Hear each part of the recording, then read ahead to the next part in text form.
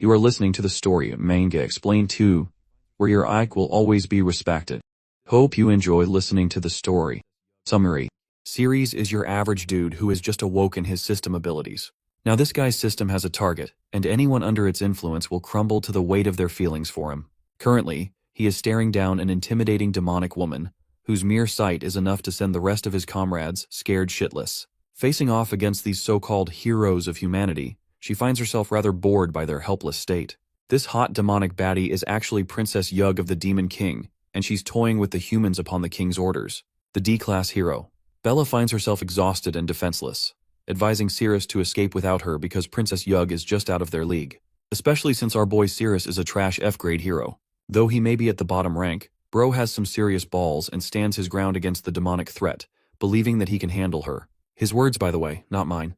The demon baddie is out here stretching her body, which I'm pretty sure made some of you guys smile like you just got free candy, but really it's because she's fed up with how weak humanity really is. Cyrus finds himself having a nosebleed against her, well, irresistible charms. Even Bella is shocked that this man is out here simping against a threat that could end their lives. She recommends they prioritize escaping from the battlefield as quickly as possible. Princess Yug is so carefree about the fight that one of her orcs had to remind her that one lowly dude was still standing. Switching from sexy to complete psycho, she stampedes along with the rest of her crew, hungry for the kill. Meanwhile, our boy is out here literally T-posing like a Chad, even though Princess Yug has plans to make a wine glass out of his head. Logging into the system, he sets the incoming Princess Yug as his target. While the monstrous demon is just about to end his life with a single swing, the system's effects fully kick in, and instead of chopping his head off, she caresses the back of his head and leans in for a long kiss. Yeah, this weird-ass system actually gives him attack points for successfully completing the kiss too.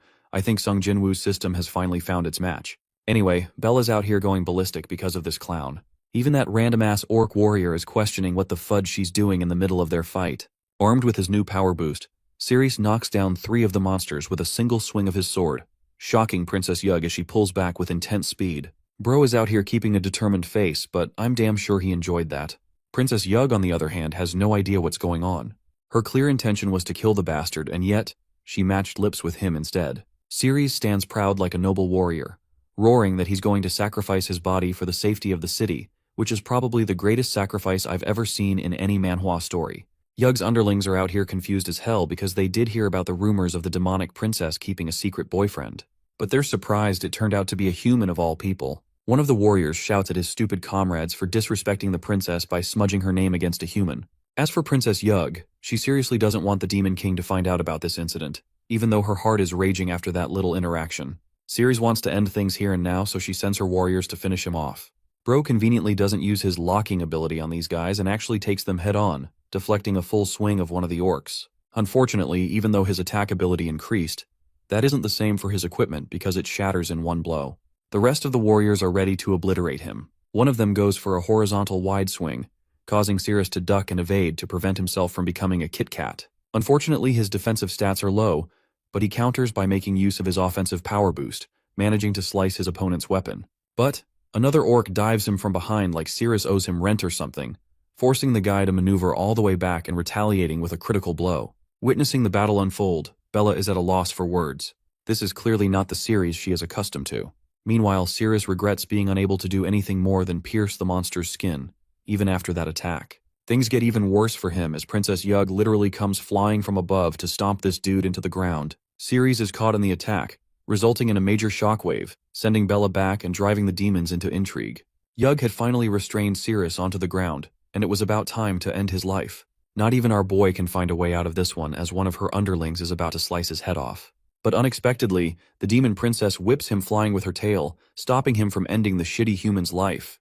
The rest of her men are confused, as Princess Yug lays down a strict order for them not to move a single inch. After all, she's in the mood to finish this human off all by herself. Once again, guys, it's her words, not mine. The orc warriors all celebrate in entertainment and glee, supporting her decision. And it genuinely looks frightening as fuck, because she's basically about to chop his damn head off with a bite. But to his surprise, Yug basically nibbles and pulls his ear, not doing anything more as her saliva drips down on his face. Our boy is genuinely annoyed that he has to endure such treatment because he believes he's a man of character. Well, that annoyance fades when he thinks it's once again a noble sacrifice for his people. As for Yug, she's acting weird, questioning why she's become fond of such interactions with a human. Girl is down bad for this man, and though he's suffering lots, the system is paying him greatly by buffing his stats in return. Even the orcs are flustered seeing this explicit scene going on before their eyes, while some of them think this is just one of her methods of torture to make the humans suffer before death. After enduring enough of whatever this is, Cyrus thinks his stat points have reached a level that should be enough to take her on. So he retaliates with his broken blade, aiming to plunge it into her upper back. But the demon princess is cautious even when she's enjoying herself, quickly grabbing his arm, preventing the attack, and then grabbing him by the neck. Yug smashes him into the nearest wall, causing her minions to believe that she's finally getting serious about her plans of killing him. Having him pinned to the wall, she finds herself in a state of contemplation, believing she should have held back a little. Yug tells Cyrus that insignificant humans are so confident in taking on the demons, and unveils her intentions of toying with him. She destroys his armor to prove the point that humans are nothing without their equipment.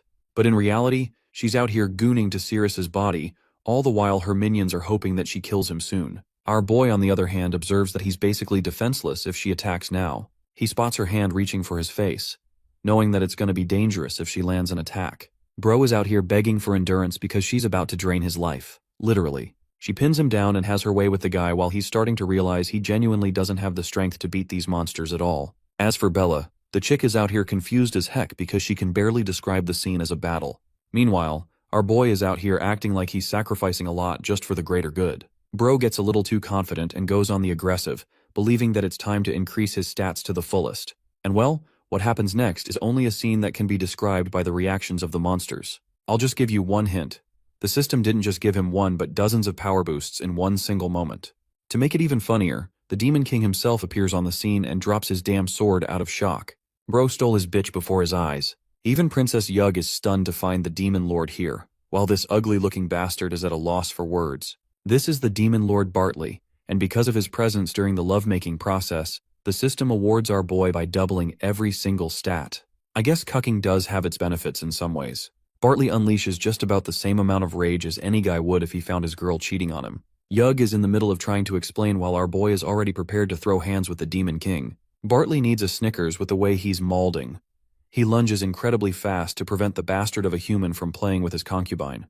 The first hit alone knocks our boy crashing into the ground next to Bella. Cyrus gets up quickly and claims that he can still fight. Assessing the situation, he analyzes that the Demon King's attack potency is way too high for him to handle. Bartley turns his attention to Princess Yug, questioning why she's having fun with other people again. The Demon Lord is pissed that she's still the same. Bro really said she's for the streets. Princess Yug erupts in outrage, pointing all of the blame onto him, questioning why he'd come so late. Even the Demon Lord and his servants are stunned by her words. Princess Yug doubles down on her speech, stating that she only went too far because Bartley arrives way too late, and that he's the one responsible for letting matters escalate to this extent. She's pissed that he took so long to find her. The funniest part is that even though she was the one cheating on him, Bartley is the one feeling guilty and begins apologizing for taking his time slaughtering the humans on the way. The rest of the warriors are shocked by the Demon Lord's generosity towards his lover. It's a display of affection never seen before. Anyway, while they're out here having their lovers quarrel, Cyrus thinks this is a good chance for them to skedaddle the fuck away from the situation. So he takes Bella and assists her on the way. Her leg's already out of commission, so she needs care and attention. Meanwhile, Yug activates her victim card and starts crying that their beloved relationship has been tainted because of one man's interference. Realizing that the scumbag human caused all of this, Bartley gets serious and declares that he will end his life. However, Yug stops him right there, tugging his leg and declaring that he's the only one she truly loves. Bartley shouts at his idiotic servants who are out here watching the drama unfold instead of actively catching the humans. One of the warriors shares that Yug strictly ordered them not to interfere, which causes the Demon Lord to get so annoyed that he uses his godly speed to head right towards Cyrus and Bella. The ceiling shatters open as the Demon Lord descends to kill the imbecile of a human who dared to seduce his concubine. Bartley sends our boy flying with another powerful swing, launching him into the ground in pain while Yug is watching the fight. Currently, even Cyrus thinks he's outclassed, not to mention that his body is out of commission against Bartley's overpowered attacks. Without a doubt, he's no match for this guy. The worst part?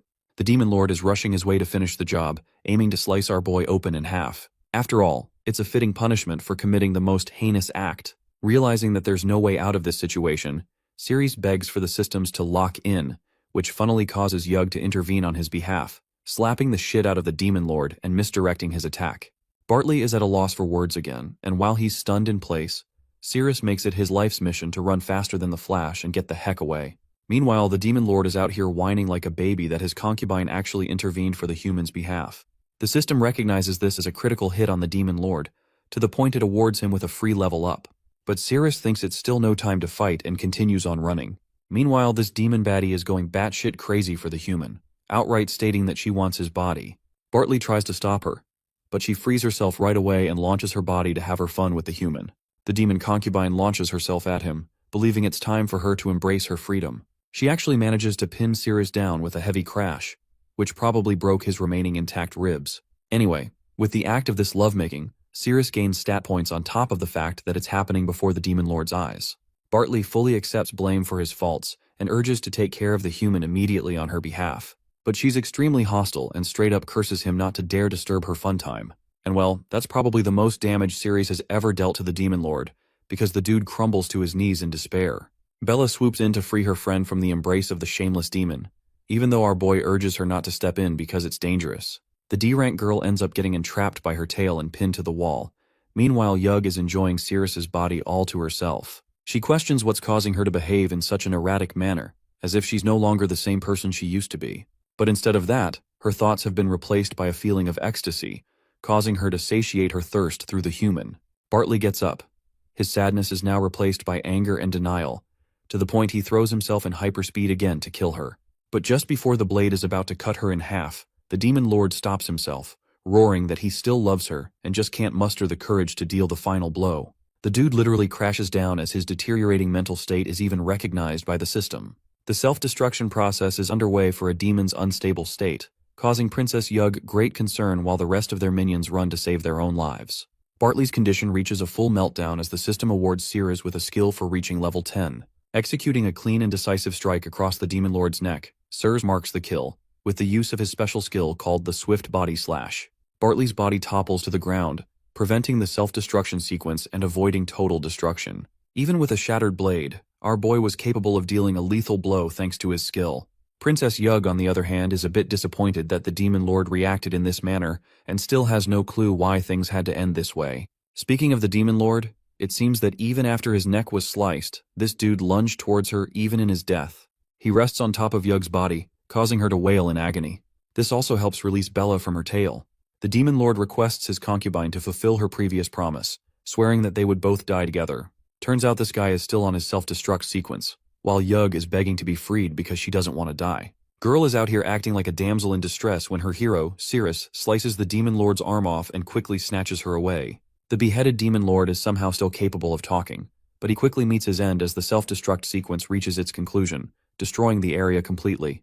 It's only thanks to Cyrus grabbing both Bella and Yug at the final moment that they manage to survive and reach a lower level of the dungeon. Resting at the bottom, Cyrus collects his breath, questioning if he's just landed at the dead bottom. What's surprising is that the gigantic Yug has been replaced by a tiny little salamander. Her magic value has been reduced to nothing, and the chick doesn't even have 10 HP on her. Bro is baffled as the salamander Yug quickly hides in his pockets. Meanwhile, Bella is getting up with a questionable pose and asks about Cyrus's condition. The system fully confirms the defeat of the demon lord, allowing our boy to gain access to the Naya dungeon map as his reward. Bro is out here questioning if he should inspect it or not, all at the same time having a nosebleed because Bella is giving him a good view over here. She hops off of him and sulks in embarrassment, while Cyrus commands the map window and learns a bunch of things from it. The map allows marked features to show where one can collect resources and even target bosses. With this, Cyrus won't ever have the trouble of getting lost in dungeons anymore. Even Bella is surprised by what he's saying because she can't see the system window. Anyway, he helps her get up and they're about to leave, when suddenly the dude experiences a sudden ache inside of his body, causing him to cough out a gush of purple liquid. His body appears to be affected by some sort of demonic magic, and his hand is trembling in agonizing pain. Cyrus does his best to contain the pain, and it's so bad that even a guy like him is rolling on the floor like a helpless, weeping child. Sudden cuts begin appearing all over his body, causing Bella to embrace him, realizing that she's got to help him endure this pain. She senses that his body is literally on fire, and it results in his pinky finger extinguishing from the pain. That's the end of the painful sequence for Cyrus, who has gone numb and takes a moment to collect himself. He finally concludes that he's okay now, while Bella is shocked by what's happening to his body, or why his pinky finger just melted out of nowhere. The warrior reveals that it's actually due to the effects of poisoning. Let's go back 6 months and see what went down during a monster raid in a city. He watched a bunch of monsters taking on a hero in battle, and the fight seemed to be happening because of some kind of special box. Incidentally, the box was slashed by the monster, releasing violent and thunderous shockwaves. Unfortunately, Cyrus was near the area when that happened, and was knocked away into the ruins. The sliced box leaked out the special liquid from inside it, when suddenly, the sky turned into a crimson red, and a rain of blood began to hit the ground. The vile smell alone was enough to make Cyrus vomit, not to mention the hero who was affected by the rain to the point his body melted. The same goes for the monsters. All of them experienced an unending amount of pain. Cyrus had been the lucky one who didn't come in contact with the rain, and despite waking up later without any contact from it, he received a condition of lethal poisoning. The doctors concluded he'd only had 1 year left to live, until the system window popped out of the blue, revealing that only the blood of the demon god was capable of healing his condition. The system requested his permission on a full binding from then on, and well, Cyrus accepted, while also learning that the demon god was in the Nay dungeon. Presently, he also discovered that there's an antidote for the poison somewhere in this dungeon. But for now, he just wants to go to a room and get some clothes changed and recover before taking on another fight. The scene cuts to a perspective of some randoms who are approaching a dungeon room, when suddenly, the tank of the party feels something as a laser beam pops out, and somehow they all manage to avoid being shish kebabbed by that. Well, except for the tank, that is. The vice captain of the squad urges his men to stay right where they are to prevent any other mechanisms or booby traps from popping out of the blue. So they're all standing there like someone just asked the English or Spanish question. Their best defender and the tank of the party was demolished with one trap, so they have to be careful. Unfortunately, they can't even use anyone as bait to test out any traps. Still, that doesn't mean the group should retreat all of a sudden. The captain of the crusade, Cyrus, believes they should follow the traditional rules and use the weakest soldier among them as bait. Poor guy is flung ahead and ordered to pay with his life by finding the correct route. You can't even do anything in this situation as Cyrus is ready to kill the guy anyway if he disobeys orders. As he's despairing, luckily Claude comes out to suggest a different solution. He has a special arrow that can allow for exploration and increase the chances of survival. But to his shock, Cyrus literally slices the equipment into half, which is just plain stupid as the D-rank warrior sinks into further despair. Cyrus is pissed off by these little toys of the vice captain and states that he's going to kill the vice captain if he fools around any longer. The scumbag orders the D-rank of the party to get up and start exploring. Poor guy shaking in his boots and begins taking a step. Luckily he hasn't set off any traps yet, but the next step is the trickiest one, because he doesn't know where to go. As he's debating his options, the team leader doesn't even give him a chance to think and tells him to get moving. Quivering as he lifts his leg, the decoy takes another successful step. I don't know about you guys, but this feeling is probably similar to playing a game of Russian roulette. Each instance is basically the deciding factor between life or death. This guy even knows that he's definitely going to get killed with the rate he's going. The fear of death overwhelms him, preventing him from walking anymore. The weight of the fear alone makes him turn tail as he flings back, begging for a chance to return him. Unfortunately, because of his carelessness, he steps on a point that activates the trap, shooting a clean beam through his head. The members of the group are terrified because according to the trajectory of the beam, they could be hit from just about any angle. With his body flopping to the ground, the leader Cyrus commands the next lowest ranked among them to come out. But to their surprise, the door opens up on its own, stealing their attention. From the door emerges our boy, who certainly wasn't expecting to see these guys around. Also, you guys remember the decoy team they talked about earlier? Yeah, well, turns out Bella and Cirrus were originally supposed to be the decoys of the group. The shocking part to the team leader is how both of them managed to survive and escaped the dangerous levels. It makes his blood boil to discover the survival of Cyrus. Man can't even live in peace. Let's talk about the events that unfolded prior to their departure to the dungeon. Cyrus was apprehended for apparently knowing special information about Cyrus's wife's underwear. Now that's just hilarious. It seems that this main character's solution to every problem is, I'm gonna sleep with your girlfriend and you'll regret it. Anyway, Cyrus tried his best to give a shoddy explanation, but you can only guess Cyrus's reaction, who was at the verge of killing the guy for having a supposed affair with his woman. Being the man of character, Cyrus valiantly declared that he would never do such a thing and was only training his eyes for perception. To their astonishment, Bro begins naming down all of their underwear colors. The funniest part is how quickly the underlings of the captain went from, "No sir, please don't kill him," to, "Kill him now sir, he's a national level threat." All because he revealed some interesting information. But Cyrus had the suggestion of placing him in the decoy group instead, believing it to be a fitting punishment. And well, that's how our boy ended up here of all places. And his luck is so rotten he encountered the same dude again. Cyrus demands that he come over immediately to his side. But of course, even our boy understands that it's a trick to make him trigger the mechanisms. The vice captain swoops in with a suggestion, believing it would be wise to follow the trail of the decoy group instead of taking reckless risk. But this thick-headed captain probably has a boulder for a brain with the way he rejects another sensible recommendation. He even guilt-trips Claude, pointing out that his actions are only for the sake of the team. Cyrus returns his attention to the annoying pest and orders him to execute his job. But our boy is smart and decides to pop open the map function as he begins to walk. Afraid that he'll get blasted out of God knows where, Bella tries to stop him. But this dude knows what he's doing, and thanks to the map, he knows he's safe. The rest of the assault squad is shocked at Cyrus's bravery and devotion, with the way he's walking with confidence. They can't believe he's relying on pure guesswork to get out of this puzzle. Cyrus takes each step according to system's precise instructions, walking his way over. The rest of the team is beginning to think this guy has some god-tier luck on his side, while our boy casually continues moving, turning around and taking more steps ahead. Not a single moment of hesitation in his stride, making him wonder if he already knows the route. But then again, his shitty F rank nullifies that theory for them too, even though it's the correct one. Bro literally starts hopping over the place and he's still fine. Cyrus finds himself wavering for a moment because he almost lost balance and triggered the mechanism. Meanwhile, the brain-dead team captain is questioning why the hell he's not blown up yet. Cyrus is nearly there, and with a few more steps, he walks past the corpse of the bait and arrives in front of the captain. His valiant accomplishment of crossing over without triggering a single trap is held in high regard by the group. Cyrus chalks it off as a result of his training and declares that they're innocent. But Cyrus isn't quite done yet and nearly takes his neck off, questioning how the hell could someone pull off such crazy luck in a situation like this. At the same time, he makes our boy the trailblazer for the mission, because of his performance just now. The sudden appearance of the kale mushroom surprises our protagonist. These mushrooms are known to induce sickness in humans upon consumption, but for monsters they're okay. Cyrus realizes that the tiny salamander inside of his armor must be hungry, so he carefully plucks a couple of them, enchanted by the smell. Cyrus immediately notices his act and questions what the hell he's doing. He snatches the mushroom away from his hand and chucks it in his mouth, revealing that they've been operating on an empty stomach for a while. As he's munching it down, the arrogant leader reminds him that he can't go on doing as he pleases. Cyrus simply informs him that there aren't any problematic traps through the door, so they can easily progress. But the leader wants him to do the dirty work of opening the door as well, believing that it's going to be a huge risk if his team simply walks in and something bad happens. In the end, our boy had to be the one to open the dungeon door, causing Cyrus to alert his party members to stay sharp for anything incoming. But as he's wielding his sword, an uncomfortable gurgling sensation starts growing inside his stomach. Yeah, this guy's cooked. Cyrus opens the door fully and surely there's nothing so far. But the party members are prepared for everything, while Cyrus is out here having a shit face releasing a deadly mustard gas from his you-know-where part. Anyway, our boy marches forth and hasn't been killed yet, so Cyrus questions what he's seeing so far.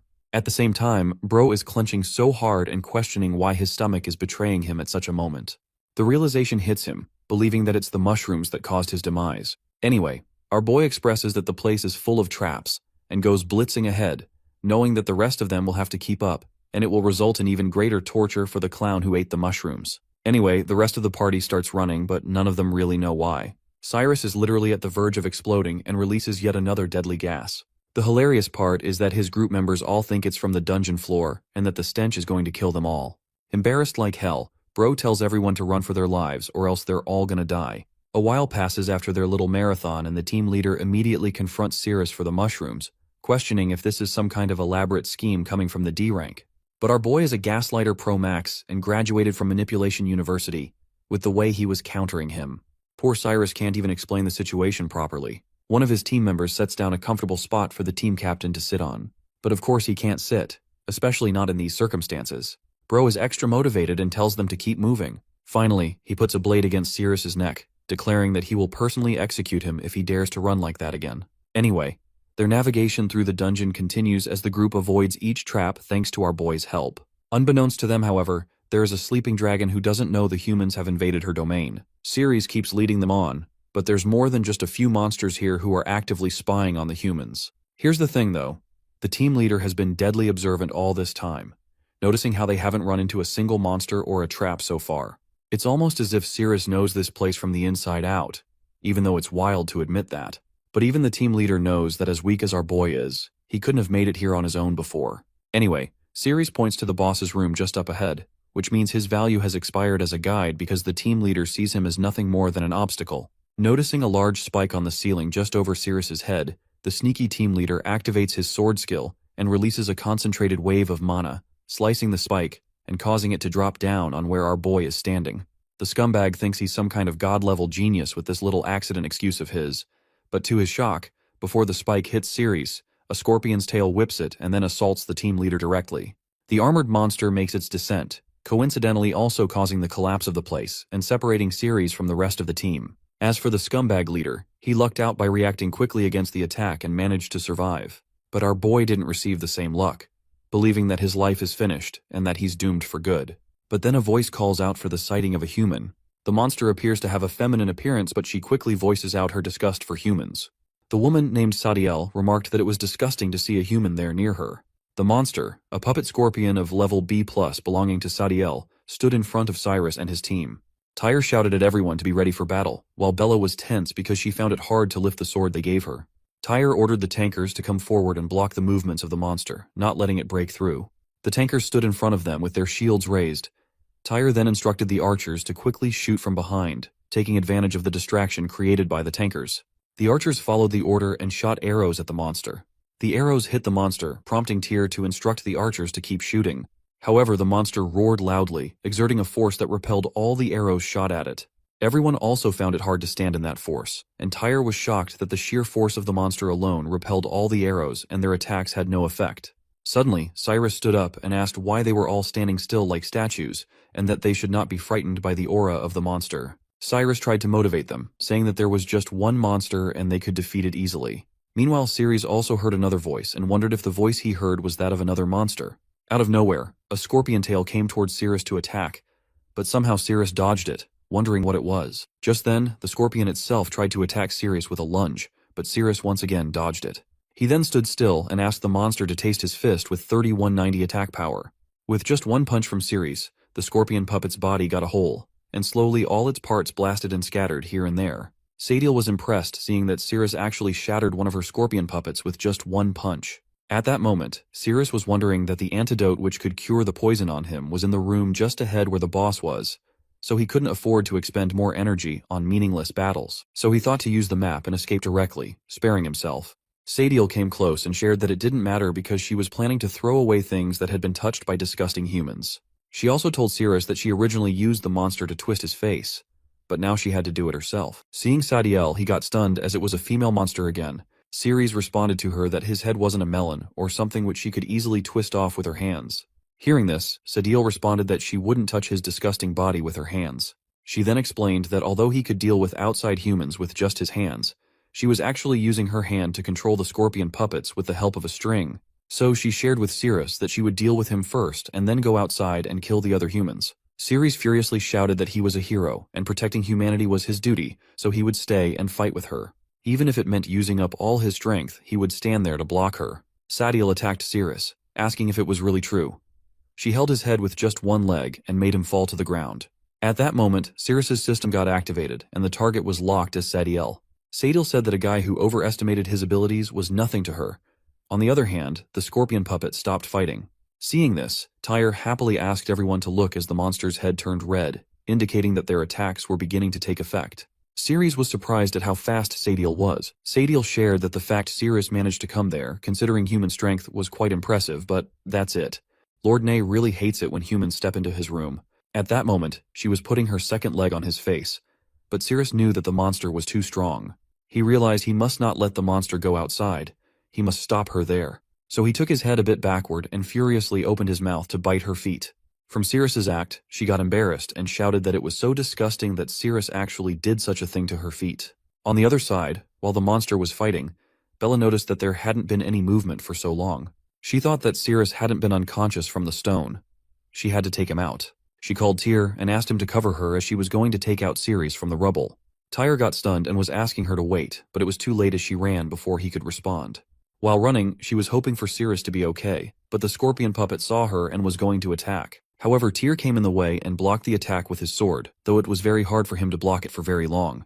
Meanwhile, Bella was still wondering about Cyrus, as he was a hero after all, and it's just a pile of rocks, so he should be okay.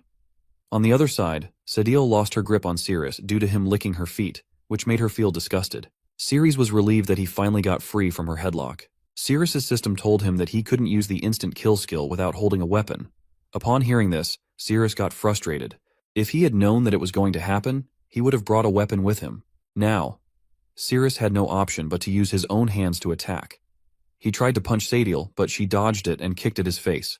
While kicking, she felt that his face was so pulpy. Due to that kick, Cyrus flew through the air and bumped into the stone. Sadiel shared that she felt very comfortable kicking him. Hearing this, Cyrus had no response to give, and Sadiel also got tensed, wondering what was happening to her. So she decided to quickly defeat Cyrus, as it would be troublesome if outside humans ran into Lord Ney's room. She then took the tail of the puppet monster Cyrus had wiped and tried to attack with it.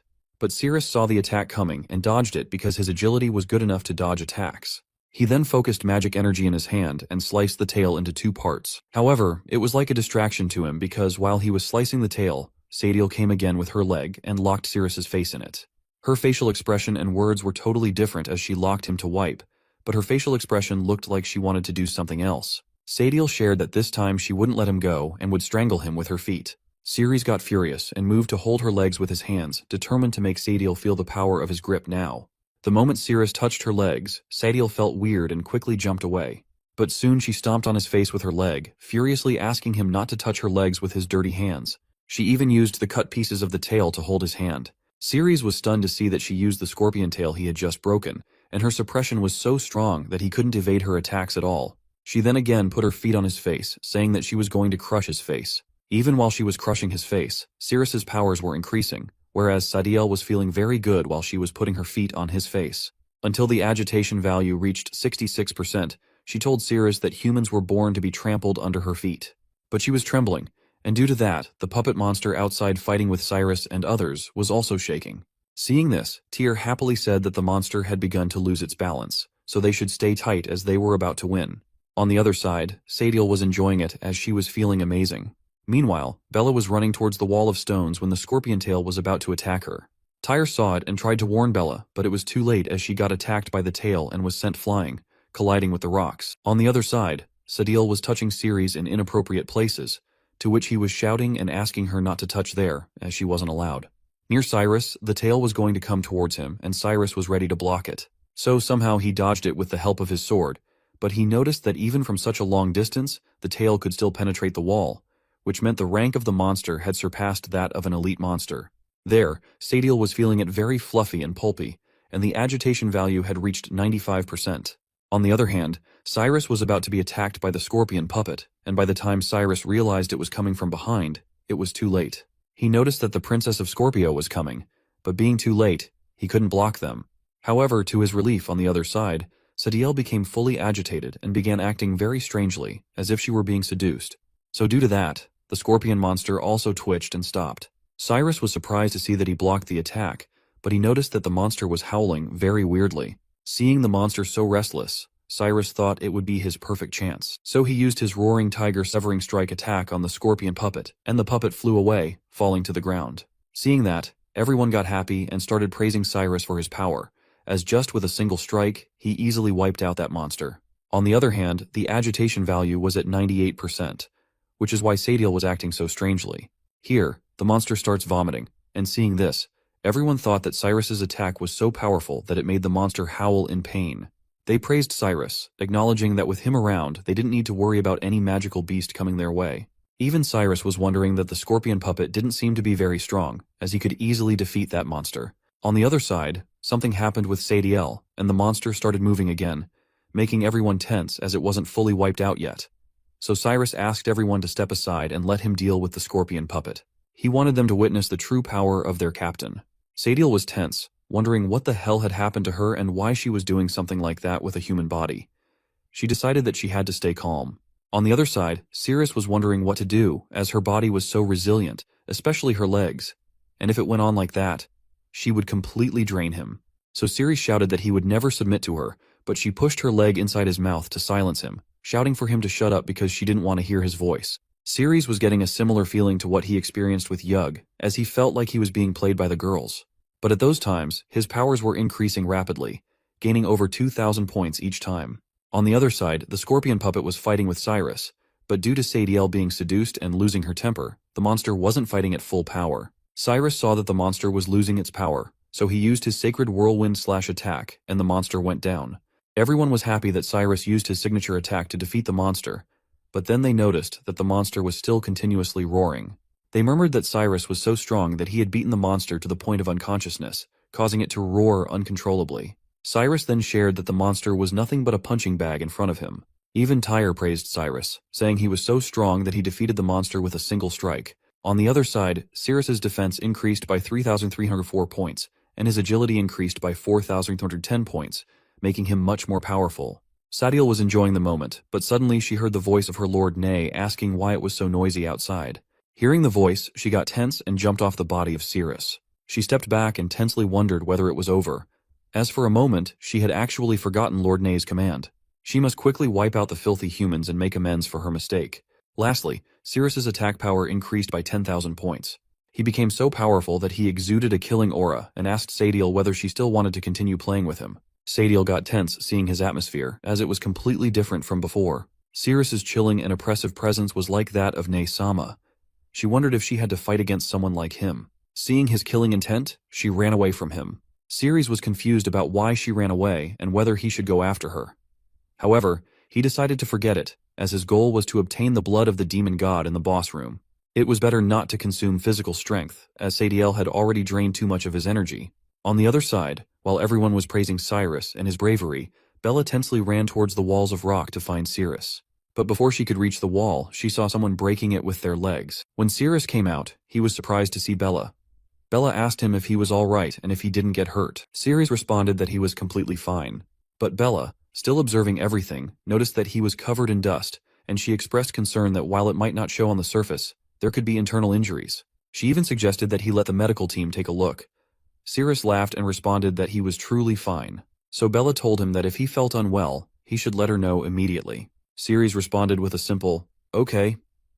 Meanwhile, Tyr was trembling with fury, seemingly harboring something in his heart for Bella. Cyrus asked everyone to listen, stating that from that moment on, they were going to follow behind him as he wanted them to witness his true strength, as he was going to defeat the boss alone. Hearing this, everyone was amazed and started praising their captain's mightiness. Cyrus was elated, thinking that the dungeon's danger level was certainly not at C rank, it was probably pushing at D rank at best. So, when he would return to the guild and share his achievements, it would surely lead to a promotion, which was a significant gain for him. The scene then shifted to Lord Nay's room, where Sadiel shared with Nay that there was a very powerful human outside. She didn't know what method he used, but his initially feeble strength skyrocketed to an unimaginable extent in an instant. She asked Nay to be more careful when facing that human. In a weird voice, Nay asked Sadiel what she commanded her.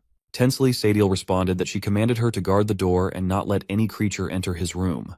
Upon hearing this, Naye furiously asked if she knew that, then what the hell was she doing out there with that human? Sadiel got tense and was about to respond, but before she could, Nay attacked her. A great blast occurred behind her, but the ray of light passed through her, instantly defeating her.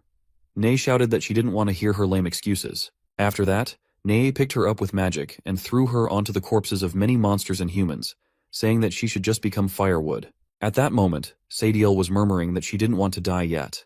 When Sadiel got thrown onto the corpses, a pond emerged with a green liquid substance inside. Nai shared that after waiting so long, she had almost finished using thousands of humans and monsters as firewood, and the blood of the demon god had finally begun to boil. Suddenly, someone barged into Nay's room by breaking the door. Hearing the sound of the door getting broken, Nay turned back and asked who was so brave and dared to set foot in her room. Cyrus responded that it's him, her daddy, who came to beat the hell out of her. Ciri saw the blood of the demon god, and his system told him that the blood of the demon god could eliminate toxins in his body after consuming it. Nai asks if Cyrus was the powerful human that Sadiel mentioned. Ceres also wonders if the green blood was the one that could detoxify him. Cyrus then asks everyone to listen to him, stating that no one was allowed to take action without his command, as he wanted to take on the boss of the C-rank dungeon by himself. Everyone starts cheering for Cyrus to go and defeat the boss, showing the power of humans and what they could do. Ceres was amazed to see that the thing placed on that platform was actually the blood of the demon god. Meanwhile, Cyrus was running towards Nay to defeat him, and everyone else was cheering for Cyrus. Upon reaching close, Cyrus jumped in the air and told Nay to feel his terror. However, Nay just used her thumb to counterattack, and in that attack, a fierce yellow light ray emerged, burning all the armor Cyrus was wearing. Cyrus also got thrown into the air and crashed into the wall. Seeing this, everyone got shocked and ran towards Cyrus to ask if he was okay. Nay asked if they only had Cyrus as the most powerful human being, and concluded that Sadiel was really useless. On the other side, Cyrus was shocked and wondered that the monster's attack didn't make any sense, as it shattered his A-rank armor with just one strike. Fortunately, he was wearing the S-level soft dragon scale armor that his brother gave him underneath. Otherwise he would certainly have bid life goodbye. His teammates asked if he was alright, but Cyrus was still lost in thought, wondering what was going on with the underground dungeon and why there were so many differences in strength between monsters. He thought that it wasn't a good idea to fight those monsters head-on, so it would be better to use his team members to exhaust the monster's strength first. Then he would take action when the monster didn't have much strength left. In this way, his chances of winning would be a bit greater. Cyrus stood up and asked everyone to follow his order, charging forward and showcasing their own expertise. However, Tyr interrupted him, suggesting that a full charge assault without formation could result in many unnecessary casualties. He recommended sticking to their previous formation, with tankers using their large shields in front. Cyrus furiously asked Tyr whether he was questioning his judgment or trying to defy his commands. Tyr tensely responded that he wasn't daring to do so. Cyrus then told Tyr to stop talking and do whatever he was ordering. Cyrus then ordered everyone to pick up their weapons and charge forward, assuring them that he was their solid support and there was no need to be afraid. Everyone agreed and moved angrily towards the dungeon boss, Nay. Nay was also ready to attack back and said, "Here comes a bunch of humans who don't know whether to live or die, as their flesh and blood don't even qualify to become sacrificial altar firewood." Nay then shouted that she wanted to show them the difference between humans and monsters, and unleashed her despair-inducing disparity attack on a large scale. Most of them were burned down in that attack. Ceres held Bella and Mark, getting them out of the range of the attack. Most of them were burned, and some were injured. Even Cyrus somehow managed to escape the attack, but his sword was burnt to ashes. Cyrus was shocked to see his own sword destroyed. Nay then flew off into the air and asked Cyrus if he didn't say he would make her feel the sense of terror. Cyrus realized he couldn't win in this situation, so he quickly thought of running away from there. Tyr was stunned to see the burned bodies of his teammates, but to his surprise, he saw Cyrus trying to run, shouting at everyone to retreat. Those who were still alive listened to his command and left the boss room. Tyr got furious hearing that from Cyrus's mouth. But to Cyrus's shock, his hand was grabbed by someone. When Cyrus looked back, it was none other than Cyrus. Ceres held his hand, saying that Cyrus had just said he was the solid support for the team members, and his battle against the boss wasn't over yet, so Cyrus couldn't leave. Cyrus tried to shake his hand to free himself from Cyrus's grip, but it didn't work as he couldn't loosen Cyrus's grip. Cyrus told Cyrus that he was the team captain and his words were law. If Cyrus wanted to stay and die, he was happy to do so, but he didn't want to drag Cyrus into it. Even Nay furiously asked how Cyrus dared to trespass in her domain and wreak havoc in her room, yet still wanted to escape now. Nay then went for another attack. Seeing this, Cyrus got scared and tensely started shouting at Ceres, calling him a fool for not looking back, as the dungeon boss was about to unleash the same light beam again. He even tried to run by pulling his hand, but he was shocked to see that he wasn't able to pull his hand away, and wondered why Cyrus had such a strong grip. Cyrus again asked Cyrus to let go as the boss was aiming at them, but Cyrus wasn't moving, so Cyrus got furious, thinking that he could defeat the boss on his own and also couldn't pull his hand away from Cyrus. In his fury, he tried to lunge at Cyrus, but Cyrus grabbed his hand and twisted it. Due to the pain, Cyrus howled in agony. Cyrus then pulled Cyrus towards himself and picked him up, preparing to throw him towards Nay. He shouted that as the captain, Cyrus must stick to his words. The moment Nay unleashed her attack, Cyrus threw Cyrus towards the beam, saying that he should be a solid support for the team members. He instructed Cyrus to block the boss's attack with his body and cover his teammates for the retreat. Cyrus directly barged into the beam of light, allowing everyone else time to retreat. They ran outside while Cyrus got injured by the beam. One teammate got stunned upon seeing this. After that, Cyrus furiously looked at Nay, shouting that it's his turn now. Bella shares that she wants to stay. Tyr also agrees with Bella, saying that he too wants to stay and deal with the monster. Bella responds that he doesn't need to stay, as she is staying because of Cyrus. Tyr shared that he knows, but he was the first-ranked B-class hero, and he came to eliminate monsters, so he would never run away. He also expressed that he didn't want to take command from that idiot Cyrus again. On the other side, Naya asks Cyrus why he didn't run away even after witnessing her power, insinuating that Cyrus was looking down on her. Nay then goes to unleash the beam again, but Cyrus counters with the swift body slash, causing Nay to tense up and move her hand back. Nai became furious as Cyrus was so fast, but to her surprise, Cyrus started running towards the altar of the demon god's blood. Nay began to wonder why the human was running towards the altar. Soon, she wondered if it could be possible that the guy's goal wasn't to kill her, but rather to obtain the blood of the demon god. Ceres was continuously running towards the altar as he was just a few meters away from it. Nai tried to shout, asking Ceres to stay away from her altar, but at that moment, Bella and Tyr attacked Nay from behind, saying that it was the best opportunity for them. Surprisingly, Nai easily holds both of their swords and then aims towards Ceres, saying that Cyrus was really a bastard who had speed like a cockroach. Bella shouts at Neye and asks her not to dare attack Cyrus. Both Tyr and Bella try to push Neye back, and just as Neye unleashes her attack, her foot slips a bit, causing her aim to go off. Cyrus is also able to dodge the attack due to the wrong aim. Cyrus then happily jumps towards the altar, thinking that he almost got what he wanted. But the moment he got close to the altar, he saw a magic array. He got tense seeing it, and just as he touched the array, a blast occurred, and he was deflected from the altar. Neye shares that the magic array was personally created by her, and as long as she was alive, no living creature could cross it. Cyrus also agrees with her, realizing that charging straight ahead and forcibly drinking the demon's god blood to detoxify wasn't feasible. They must defeat the boss to proceed. Suddenly, Cyrus saw something in the gaps of the walls. On the other hand, Neye threw Bella and Mark, saying that they both were arrogant fools who underestimated their abilities. Both Bella and Tyr fell to the ground with a great impact, getting slightly injured. On the other side, Cyrus was stunned to see that it was the same female monster who had just escaped from him, and he wondered how she ended up there. At that time, Neye was trembling and asked Cyrus not to make any noise and not to let Neye know that she was there. Neye said that his ritual requires a calm and peaceful demeanor, so after wiping them out, he would quell his anger. Seeing this, Cyrus got tense, thinking that Bella was in danger. So before leaving, Cyrus placed the kale mushroom in front of Sadiel. Seeing this, Sadiel wonders about the kale mushroom and its ability to recover power. Cyrus ran towards Bella, shouting that he was coming. On the other side, Sadiel took the mushroom and started eating. Afterward, she had tears of happiness in her eyes. Cyrus's system shows that the female monster Sadiel developed feelings for the host, which caused the host to unlock the weapon unlocking requirements, thus unlocking weapon options. Suddenly, many anonymous cards with question Tyr signs appear in front of him, and the system shares that first, he has to see the detailed explanation of the weapon introduction rule. On the other hand, Tyr comes in front of Bella to protect her, saying that he will hold it back, and she has to escape quickly. Bella responds that her leg bone cracked again, so he has to escape without her. Here, Cyrus shouts at the system to skip the explanation of the rules as he was going to rescue people now, and he didn't have any time to listen to nonsense. So the system skipped that and asks Cyrus to choose a card. Cyrus randomly chooses a card, and he receives a sword with red color arising around it. The system shares that he has obtained the weapon Exploding Garment Divine Sword. Furiously, Cyrus jumps towards Neye, shouting and asking her to try his new weapon power and die. He then attacks her, but she holds his sword with one hand and starts laughing, saying that Cyrus fell for it, as both Bella and Tyr were bait, and her real target was none other than him. She then unleashes her light beam attack, asking how he would escape from such a close distance. He shouts and tells her not to underestimate him, as he never said he was going to dodge. He slashes the sword with his full power, but it only manages to give Neye a scratch on her hand.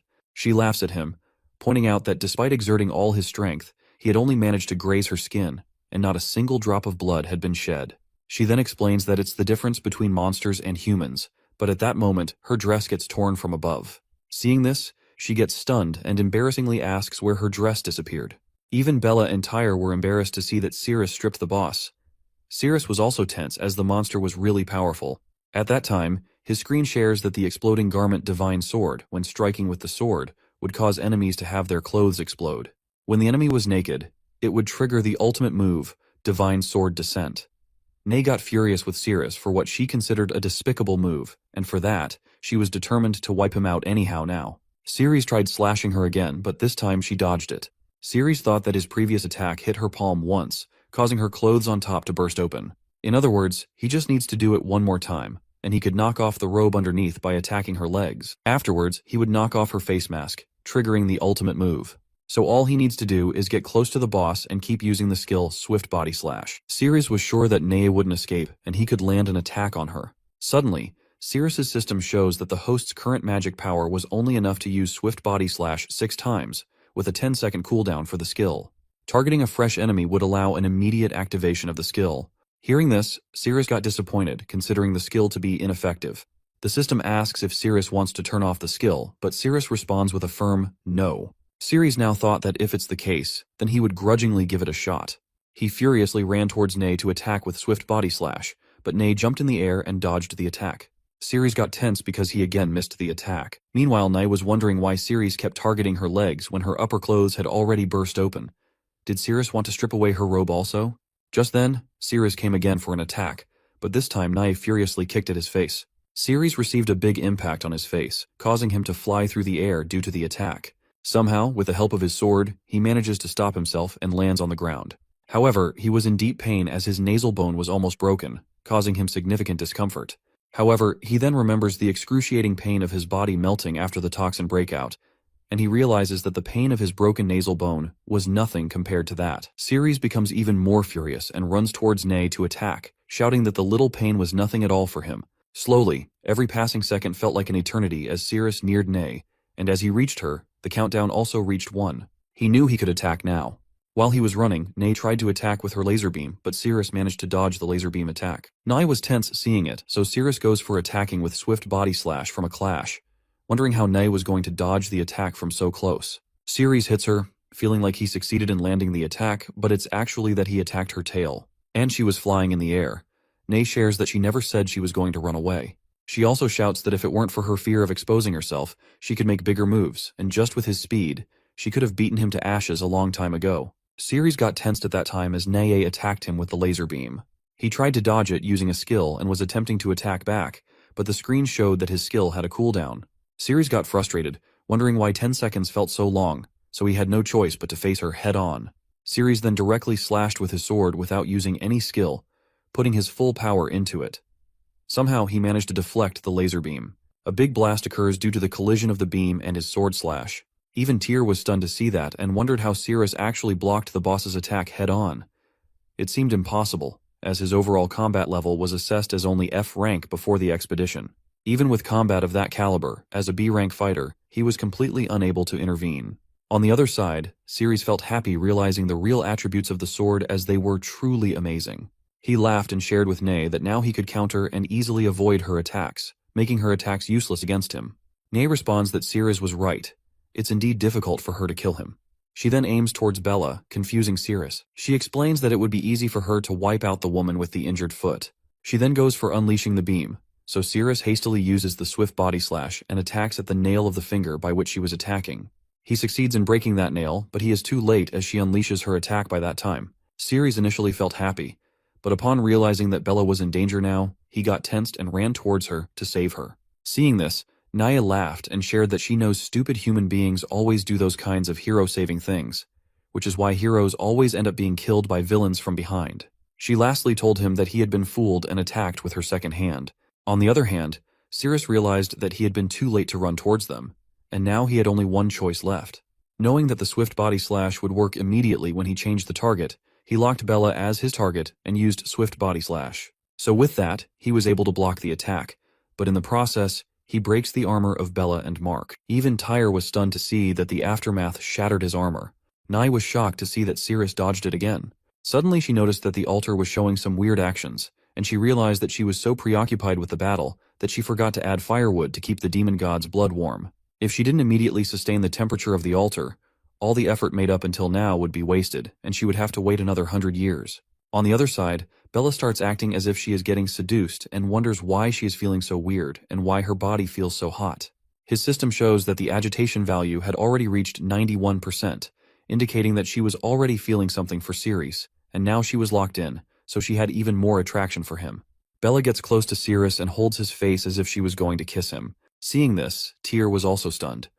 While she was so close to kissing him, Cyrus remembers a past memory when Bella was 8 years old. It shows that she looks really scary. She asks what he is looking at, if he's never seen a gorgeous woman before, or if he wants to kiss her. The scene returns to the present where Cyrus tensely moves back, saying that he didn't want to kiss her. Tyr also asks Bella what's wrong with her and whether she was going to kiss Cyrus. Bella starts wondering whether she just took the initiative to kiss Cyrus, that her body moved on its own accord, and she even stuck out her tongue, all while they were still in the midst of the battle. Bella was getting tense and feeling very embarrassed, her whole face turning red. Tyr furiously asks why her face was still so red and why she was sweating. He questions whether she was poisoned or if she was just hallucinating and her body was out of control. Right. He was so sure that she was hallucinating, otherwise she wouldn't have done such things. On the other hand, Nai was focusing on the altar, as once the demon god's blood chills, it would take another 100 years to boil it again. She then pulls the corpses of the monsters and humans, sharing that she didn't want to wait that long again. So this time she must completely burn the blood of the demon god dry. Hearing this, Cyrus got tense and asks whether Nea really wants to burn the blood of the demon god dry. He then thinks that he must stop it quickly, but the boss was tremendously fast. He could hardly strike the boss. Then there's only one thing left, to let his strength increase to the point where the boss couldn't dodge his strike anymore. On the other side, Nae was putting all the corpses into the altar as the firewood, wondering if it should be enough to raise the temperature of the altar to the maximum. Cyrus wants to instantly trigger the ultimate move of the explosive garment divine sword and wipe out Nae. So Cyrus goes towards Bella and tells her that he has figured out a way to defeat the boss, but he needs her cooperation for a bit. Bella asks what. Cyrus responds that as long as she and he do some romantic things like kissing, cuddling, and so on, he could increase his strength and defeat the boss. Hearing this, both Bella and Tyr feel embarrassed. And even Tyr wonders how Cyrus could say such vulgar things with a serious expression on his face. Cyrus holds Bella's hand and says that he knows it would be hard for her, but he begs her. Bella is so seduced that she doesn't know how to respond, but Tyr interrupts them by pulling Cyrus's hands away from holding her. Tyr furiously says that he thinks it all sounds like bullshit. He believes Cyrus clearly wants to take advantage of Bella, and they are in the middle of a battle, yet Cyrus is thinking about vulgar things. What a pervert Cyrus is. Tyr then turns towards Bella to tell her not to trust Cyrus, but to his shock, Bella shares with Cyrus that she trusts his words. Tyr is fully stunned, and here Bella puts her hands on Cyrus's shoulder, telling him that it was also embarrassing for her, so not to take it the wrong way. She only agreed because she wants the monster boss to be defeated, and she actually didn't have any desire to do all those things with him. While Bella was holding Cyrus's face, Cyrus again remembers the childhood moment when Bella was going to kiss him, and he was scared to see her face and hear her talk. At that time, he shouts that he didn't want to play the game anymore. But remembering that, in the present time, he gets tense, shouting in his mind at Bella not to do that thing with him. So, just as in childhood, he pushed her away. Cyrus pushes her in the present time and says that it's a close call. He almost got killed. In that process, his system shows that Tyr took a critical hit.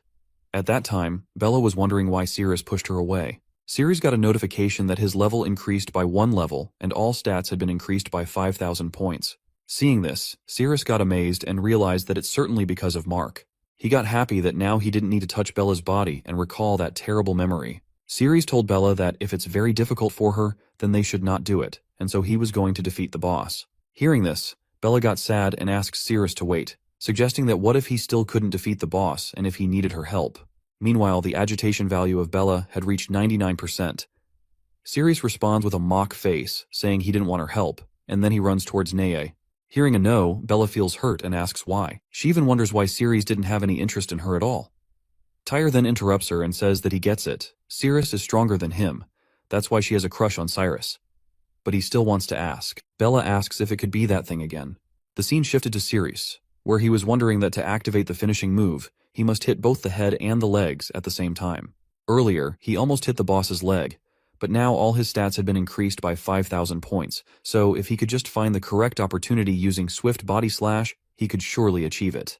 On Naea's side, she was confused as the altar was still not connected, wondering why the temperature was still so low. If she didn't fix it soon, the temperature would drop rapidly, so she thought of using the filthy humans to make up for a little bit of warmth. Nae flies towards Cyrus and tells him to be proud, as they were going to become the firewood for her sacrifice, which was the highest praise she could offer to them. She then shares that it's time for her to unleash her full power now, so she starts collecting her full power in the middle to attack all at once. Cyrus was also stunned to see it, as the ball formed with the power was very big.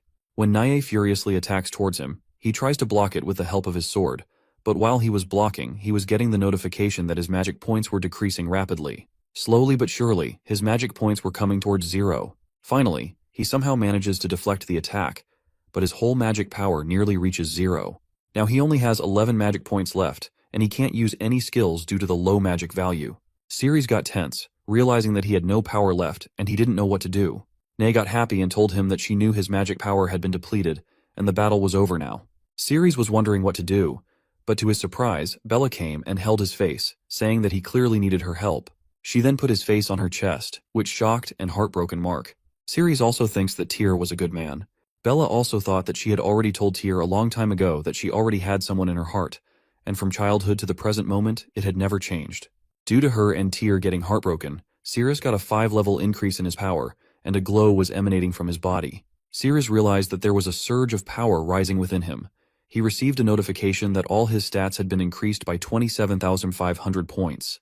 Seeing this, Nae was shocked, thinking that it was impossible. Cyrus should have no room to fight back against her now. Cyrus was now glowing intensely, as if he had gained a superior power. Nae said that no matter how much strength he increased, he was still just a mere human being, and in front of monsters, he was nothing but an ant.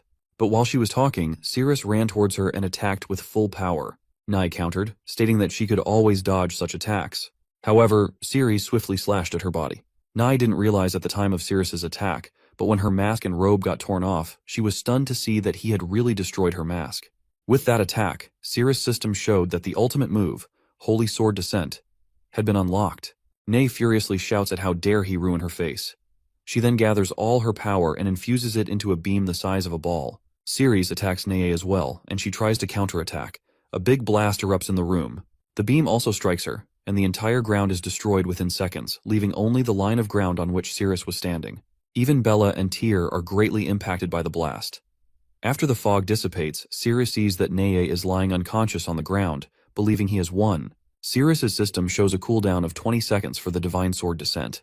He then runs towards the altar, but is shocked to see that the magic altar is still active.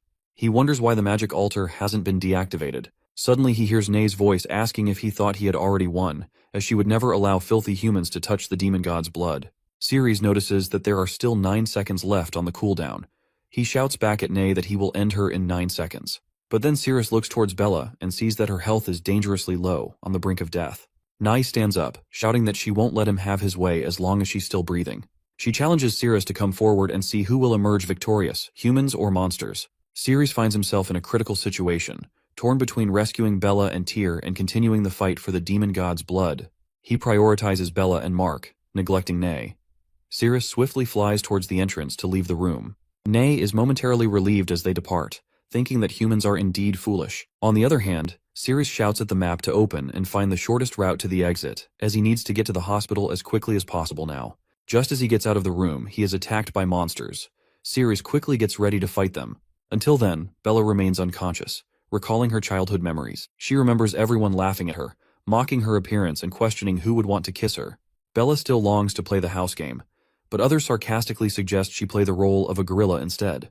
At that time, Cyrus was approaching her, and some children tried to warn him not to go near her, saying he would get infected and turn into an ugly freak. To their surprise, Cyrus slaps one of the boys. The scene shifts to the present time, where Cyrus easily defeats the monster with a swift body slash attack. Meanwhile, in Bella's dream, the child who was slapped by Cyrus is crying. Cyrus tells Bella that the game isn't over yet, explaining that because he's a boy and she's a girl, he should play the dad, and she should play the mom. He promises to take responsibility for her. In the present time, after defeating the monster, Cyrus reassures Bella that she will be fine.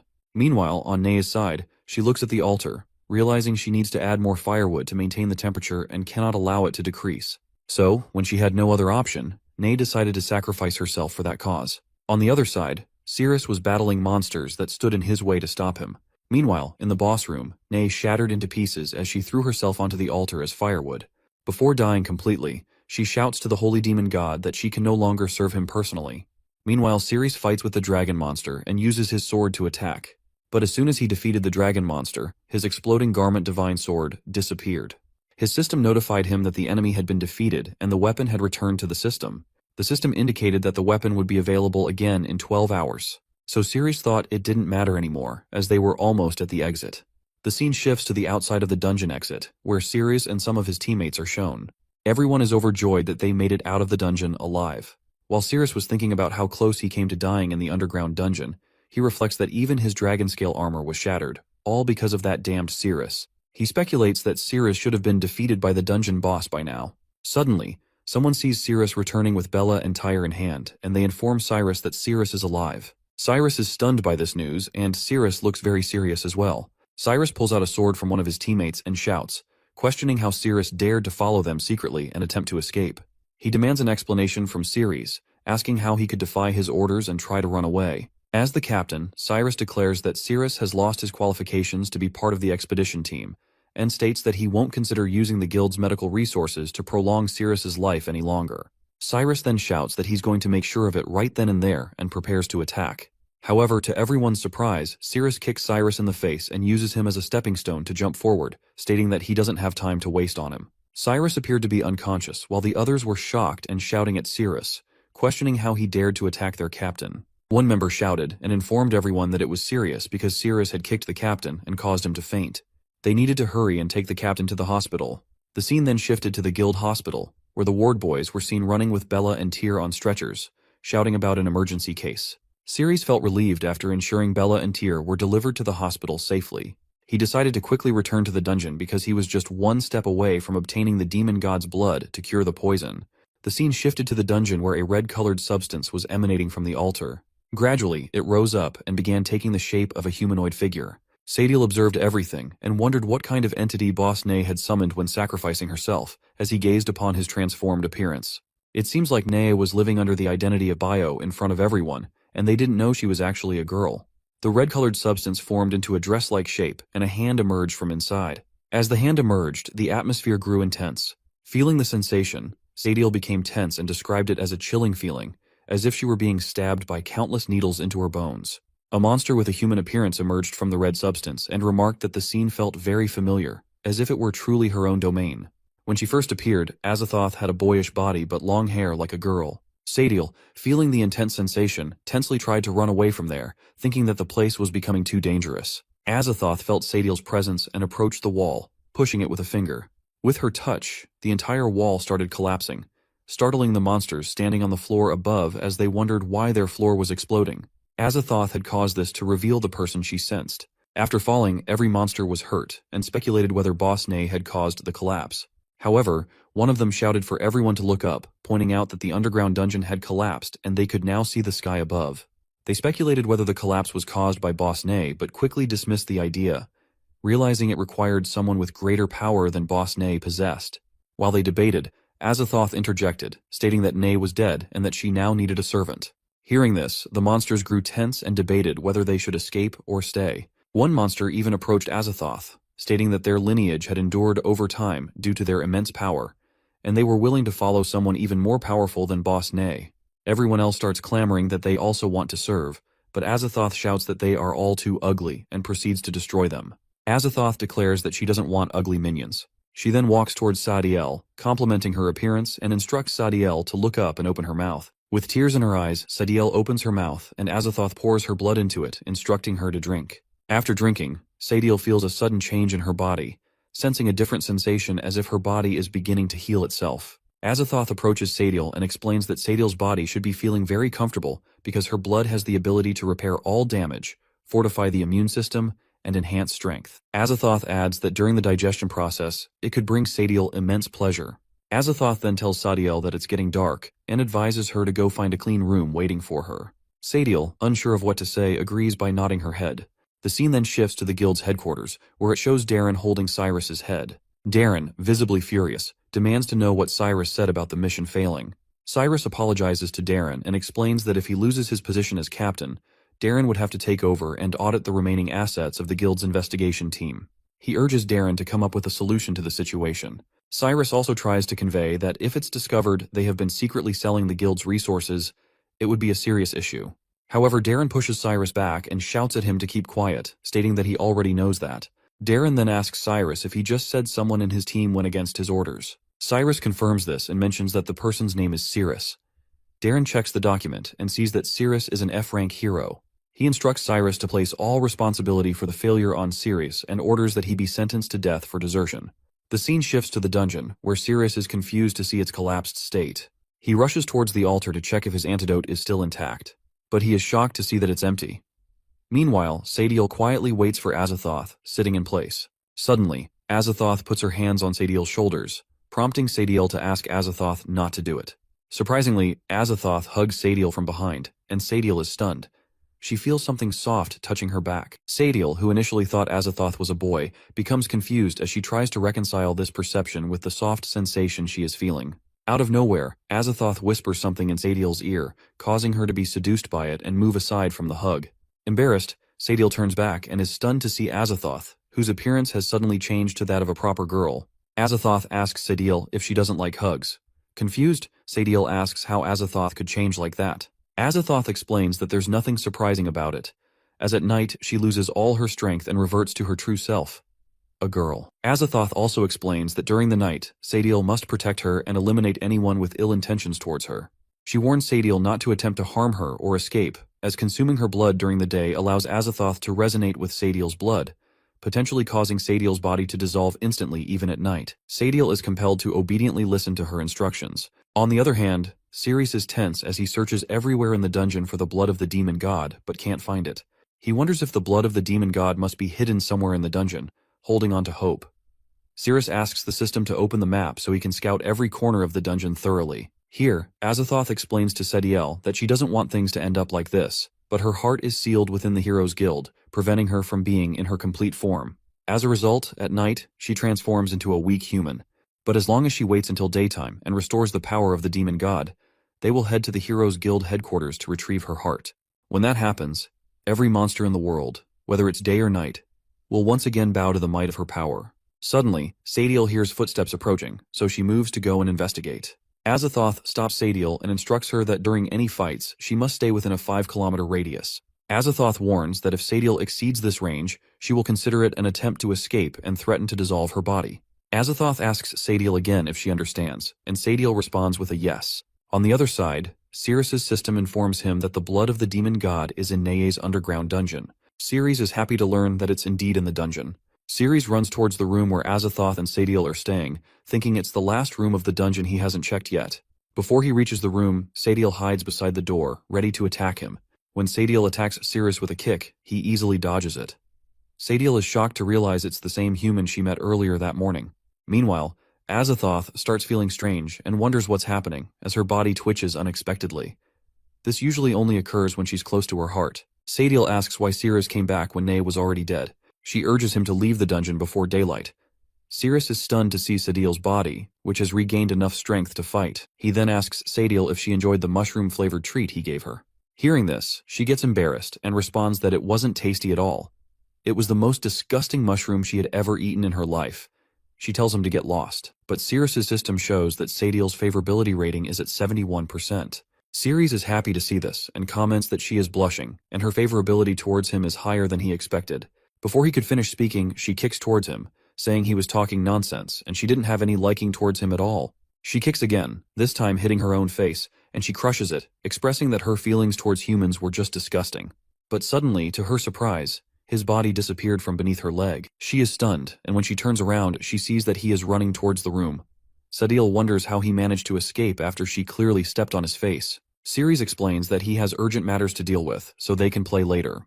As he reaches the door, he senses that the blood of the demon god is behind it. Before he can open the door, Aiththoth opens it herself, and accidentally, Cyrus puts his hand on her chest. He is shocked to see a human girl there in the dungeon. Realizing his hand is on her chest, he quickly retracts it. Sadiel asks Aiththoth why she came out. Due to Cyrus placing his hand on her chest, she furiously grabs his hand and squeezes it. Out of nowhere, a spark of light emanates from that spot, and she is stunned to see that it's her heart.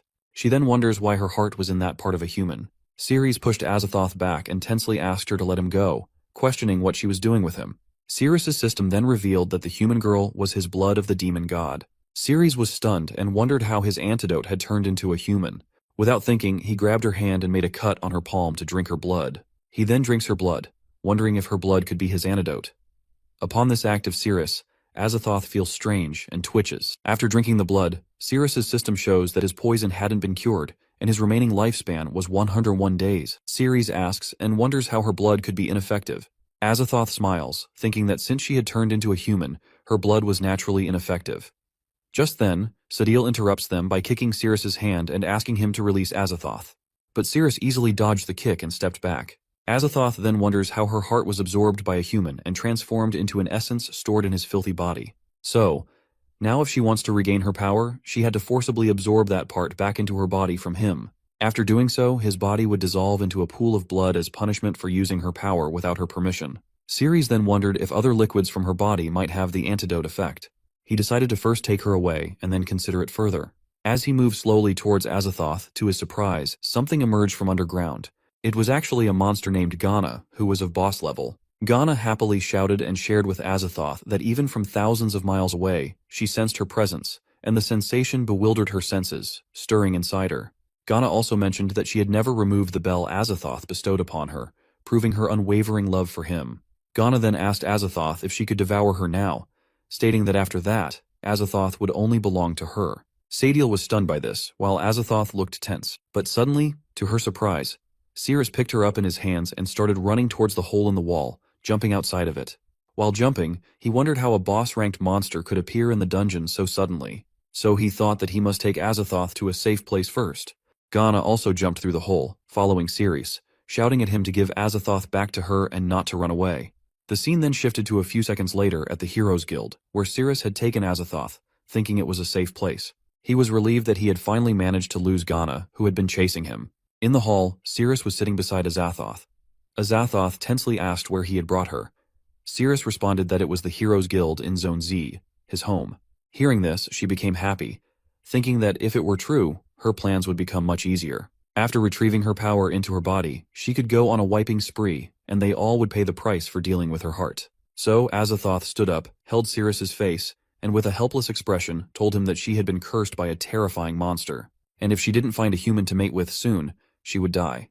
So, please, save her. Cyrus responded that he was a noble and upright hero, and he would never exploit someone's vulnerability.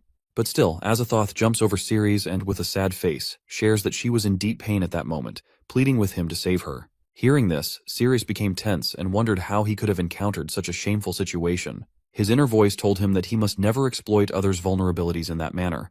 Otherwise, his righteous soul would experience unbearable anguish. But soon he thought that, as a hero, it was his responsibility to help those in pain. He couldn't just sit back and do nothing. Cyrus then reached out to Aiththoth, thinking that he was willing to sacrifice himself to save her and bear the pain from the depths of his heart alone. On the other hand, as Aiththoth leaned in for a kiss, she thought that once she extracted his essence and regained her power, she would wipe out every single one of them. But as she got very close, Cyrus saw something between her legs and, confused, asked if it was a tail and how she had one. Cyrus then remembered that a tail was supposed to be at the back, and Aiththoth's tail was in the front, meaning it was a male private part. Realizing this, Cyrus was stunned and tensely pushed Aiththoth back. He was so scared that he moved backward, and in the process, Yug fell out of his pocket. Cyrus tensely asked Aiththoth why she had a sword between her legs.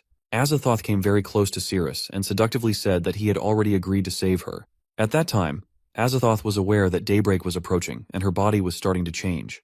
This meant that Aiththoth had a dual personality. During the day, her body would become that of a boy, while at night, she would be a pure girl in human form. So she again put her hand on his leg and was about to kiss him, saying that Cyrus couldn't go back on his words. Cyrus was tense and didn't know what to do, but to his relief, an unexpected scene occurred as Yug started transforming. Aiththoth even asked in confusion what was happening with his pet. Within seconds, Yug completely reverted to her monster form and started saying that she was so hungry. She was starving. Yug again asked for help from Cyrus, addressing him as her master. Cyrus saw an opportunity and told Aiththoth that he believed Yug needed his help more urgently, so he would assist Yug first, and then it would be Aiththoth's turn. Aiththoth was now at a loss for words, unsure of how to respond. Here, Yug was wondering that Cyrus's pocket was so small that she couldn't even stretch fully. Meanwhile, Cyrus was running towards the kitchen, saying that if Yug was hungry, he would make something for her to eat. In the kitchen, he started cooking, all the while wondering that somehow he had found some time under the guise of cooking. However, he pondered what he should do next. If he didn't save Aiththoth, she would truly die, and he had no means to defend himself either. So he questioned himself if he really had to mate with Aiththoth. He soon started getting frustrated as he couldn't decide. While he was cooking, Aiththoth also approached from behind, thinking that she could wait until morning to regain her powers. Cyrus noticed her but pretended he hadn't seen her. Seeing this, Aiththoth realized that he didn't want to do what she had in mind. She thought that if Cyrus didn't want to cooperate, she would have to resort to forcing him into doing strange things. Out of nowhere, Aiththoth got close to Cyrus and was about to place her hand on that part, but Cyrus quickly took the food off the plate and started running outside towards Yug. He said he had finished preparing the food and needed to go outside to help Yug first. Aiththoth became furious because her human body was too weak to overpower Cyrus. When Cyrus exited the kitchen, he noticed Yug's tail emerging from the bathroom, prompting him to investigate. When he looked inside, he was surprised to see Yug drinking toilet cleaner. He wondered if she would be okay after consuming it. To his surprise, Yug was actually happy and smiling, saying that it was delicious. In the next scene, Yug was eating the food, so Aiththoth came to Cyrus and insisted that he had already prepared food for Yug, and now it was her turn. Cyrus asked Aiththoth to calm down and listen to him first. To his surprise, Aiththoth became wild and shouted that she didn't want to hear any excuses. She wanted to do it now. Just then, his system showed that the time limit for returning weapons had arrived. While Aiththoth was still wild, she forcefully tore off Cyrus's clothes into pieces, leaving him stunned and with only a scrap of cloth remaining. As Aiththoth, blushing, approached Cyrus slowly. Meanwhile, Cyrus's system alerted him that he had to complete the mission, which involved running through the streets and waving to 33 people. Seeing this, he became furious and shouted that he would never do such things. Suddenly, his system warned him that if the host couldn't complete the mission, he would be pulled back into the advanced paradise in reverse. A door appeared behind Cyrus and slowly began to open. Cyrus waited anxiously to see what was behind the door. When it finally opened, he was shocked to see many boy dummies asking him to come and play with them. Cyrus shouted that it seemed even more terrifying than running through the streets without clothes. Cyrus started to think about how such a small piece of cloth could provide him cover.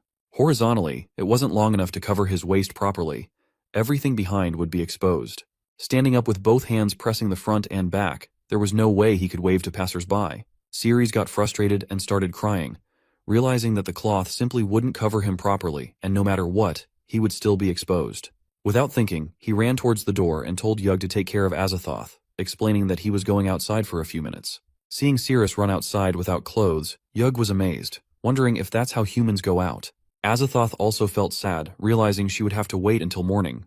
Yug then asked Aiththoth if she wanted to drink the toilet cleaner since it tasted good, but Aiththoth declined with a firm no.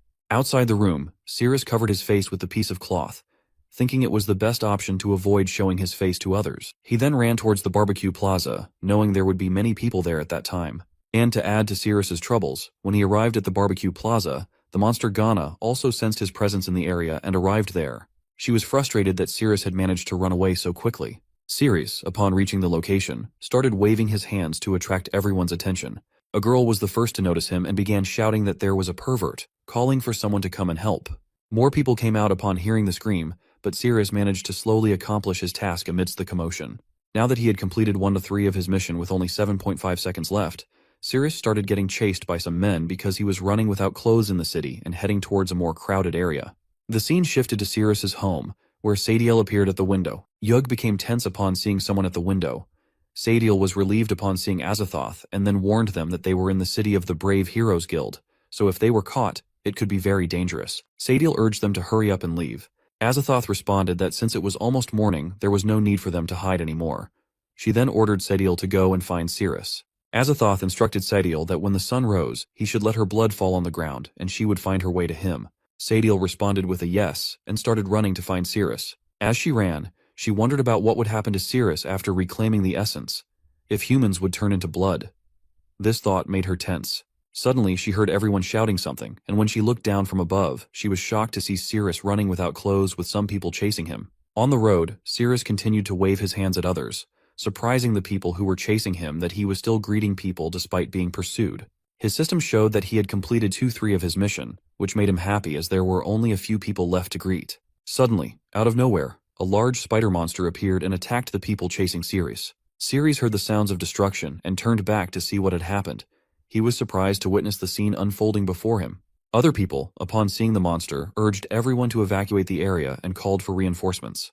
On the other hand, Cyrus was confused about how a monster could appear at such a critical moment.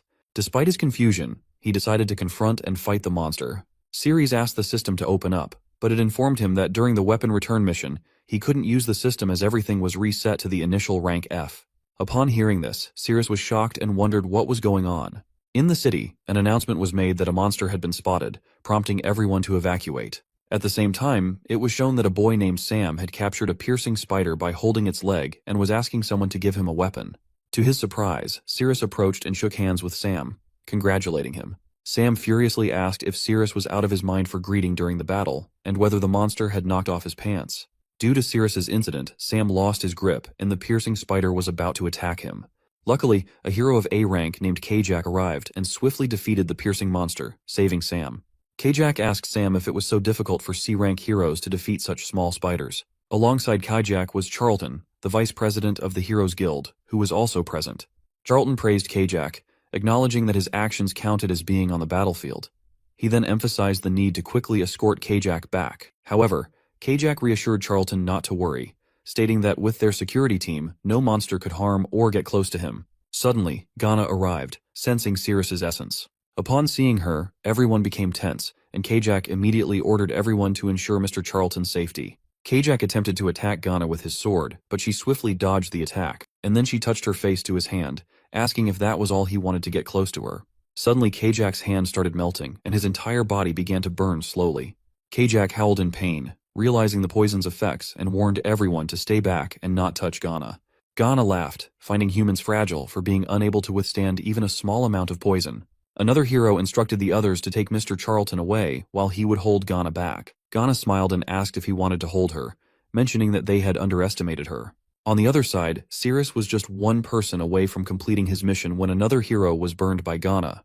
Poisoning him, she remarked that the noises humans made when poisoned were truly pleasurable for her. As the hero died and his screams stopped, Ghana remarked that she hadn't heard enough screaming yet. She slowly moved towards Charlton, who began shouting for help. Cyrus arrived and demanded that Ghana leave Charlton alone. He urged Charlton to look at him, and as Charlton did, Cyrus's mission was completed and his clothes returned to him. Cyrus then asked the system to open up, and it presented him with the option to choose a card. Upon selecting a card, the system revealed that Cyrus had acquired a weapon called the Silent Divine Finger. The weapon appears to have a special ability where when Cyrus touches surrounding objects, they transform into the enemy's body and he can feel their sensations. When the enemy screams from the bottom of their heart, it triggers the activation of the silent force associated with the weapon. This ability suggests a powerful and potentially transformative aspect of the weapon in combat or strategic situations. Upon seeing Cyrus, Ghana became pleased, identifying him as the human associated with her lord, Aiththoth. She ran towards him, demanding to know where he had hidden Aiththoth. Cyrus responded that he would hand Aiththoth over to her. Ghana replied that if that was the case, she would eliminate Cyrus first, and then locate Aiththoth on her own. Cyrus locked Ghana as his target, and when Ghana attacked him, he dodged and moved away, touching the ground in the process. The moment Cyrus touched the ground, Ghana felt a strange sensation, feeling as though someone was touching her body. This sensation embarrassed her, causing her to wonder why she felt that way. She screamed in response to the touch, and her scream value reached 12%, triggering the silent force. The force inflicted significant pain on Ghana, stunning her momentarily. She covered her chest and wondered if Cyrus had indeed touched her chest just moments ago. She interpreted the sudden impact after her scream as an invisible force, likely Cyrus's ability. Though not fatal, it caused her pain, confirming her suspicion of Cyrus's capability. Ghana declared that her body and mind belonged solely to Lord Aiththoth. She stated that anyone else who touched her besides Lord Aiththoth would face death, and she vowed never to make such a betraying sound again. Ghana expelled all her toxins from her body and gathered them in her hand. She then informed Cyrus that she would present his charred corpse as an apology to Lord Aiththoth. Cyrus became tense as Ghana launched her attack, declaring Cyrus to die in pain as the price for touching her body.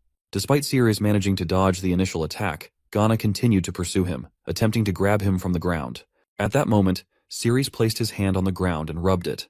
Ghana screamed again from the intense sensation she felt in her armpit, and this time her scream value reached 43%. As a result, she was struck by a powerful force, causing her significant distress. Cyrus also wondered if the sensation was like he had just brushed against her armpit. Meanwhile, Ghana was in pain and realized that the sensation really hurt, noting that it was several times stronger than the previous one. She wondered how she ended up making a sound again when she had decided to hold back. But this time, it was her armpit that got touched. It felt so itchy, and for a moment, it brought her joy, realizing that even Cyrus was capable of triggering such sensations, much like Lord Aiththoth. Ghana held the bell that Aiththoth had bestowed upon her and sadly apologized, wondering what was happening to her. She questioned how Cyrus, a mere human, could dare to have thoughts similar to Aiththoth. She found it disgusting because lowly humans could never compare to the nobility of Aiththoth. Ghana hid herself to snap back to her senses, and once composed, she smiled and asked if now Aiththoth would forgive her. On the other side, Cyrus was shocked to see Ghana hitting herself and interpreted it as a sign that she might have some mental issues. Ghana remarked to Cyrus that his attack moves were strange, and she declared that she would get serious now. She then took out her sword and prepared to attack. Seeing Ghana take out her sword, Cyrus wondered if the location where she concealed her weapon was even more peculiar. He interpreted the situation, noting that the first time it was her chest, the second time her armpit against the wall, so logically, if he calculated based on the distance ratio, her next move would likely be aimed at his back. For some reason, Cyrus started running away, prompting Ghana to chase after him, shouting why he was running now when it was too late. She jumped at Cyrus to attack, but he managed to dodge the attack. Cyrus shouted that his agility was higher than hers, and he wouldn't let her catch him off guard. Ghana responded by acknowledging she knew, then threw a spider web towards Cyrus. He became ensnared in the web and struggled to escape by moving around. Ghana stated that he wouldn't be able to break free, and now he had to die. She went in for the attack, but just then, Cyrus managed to free his hand from the spider web and touched the ground. After touching it, he wondered if he was correct, noting that the sensation he was feeling was akin to touching the inner part of her thigh. Ghana once again felt intrigued and tense due to Cyrus's strange skill. This time, she put her hand over her mouth, determined not to scream. Cyrus attempted to tickle her more, but she remained resolute in not making a sound under any circumstances.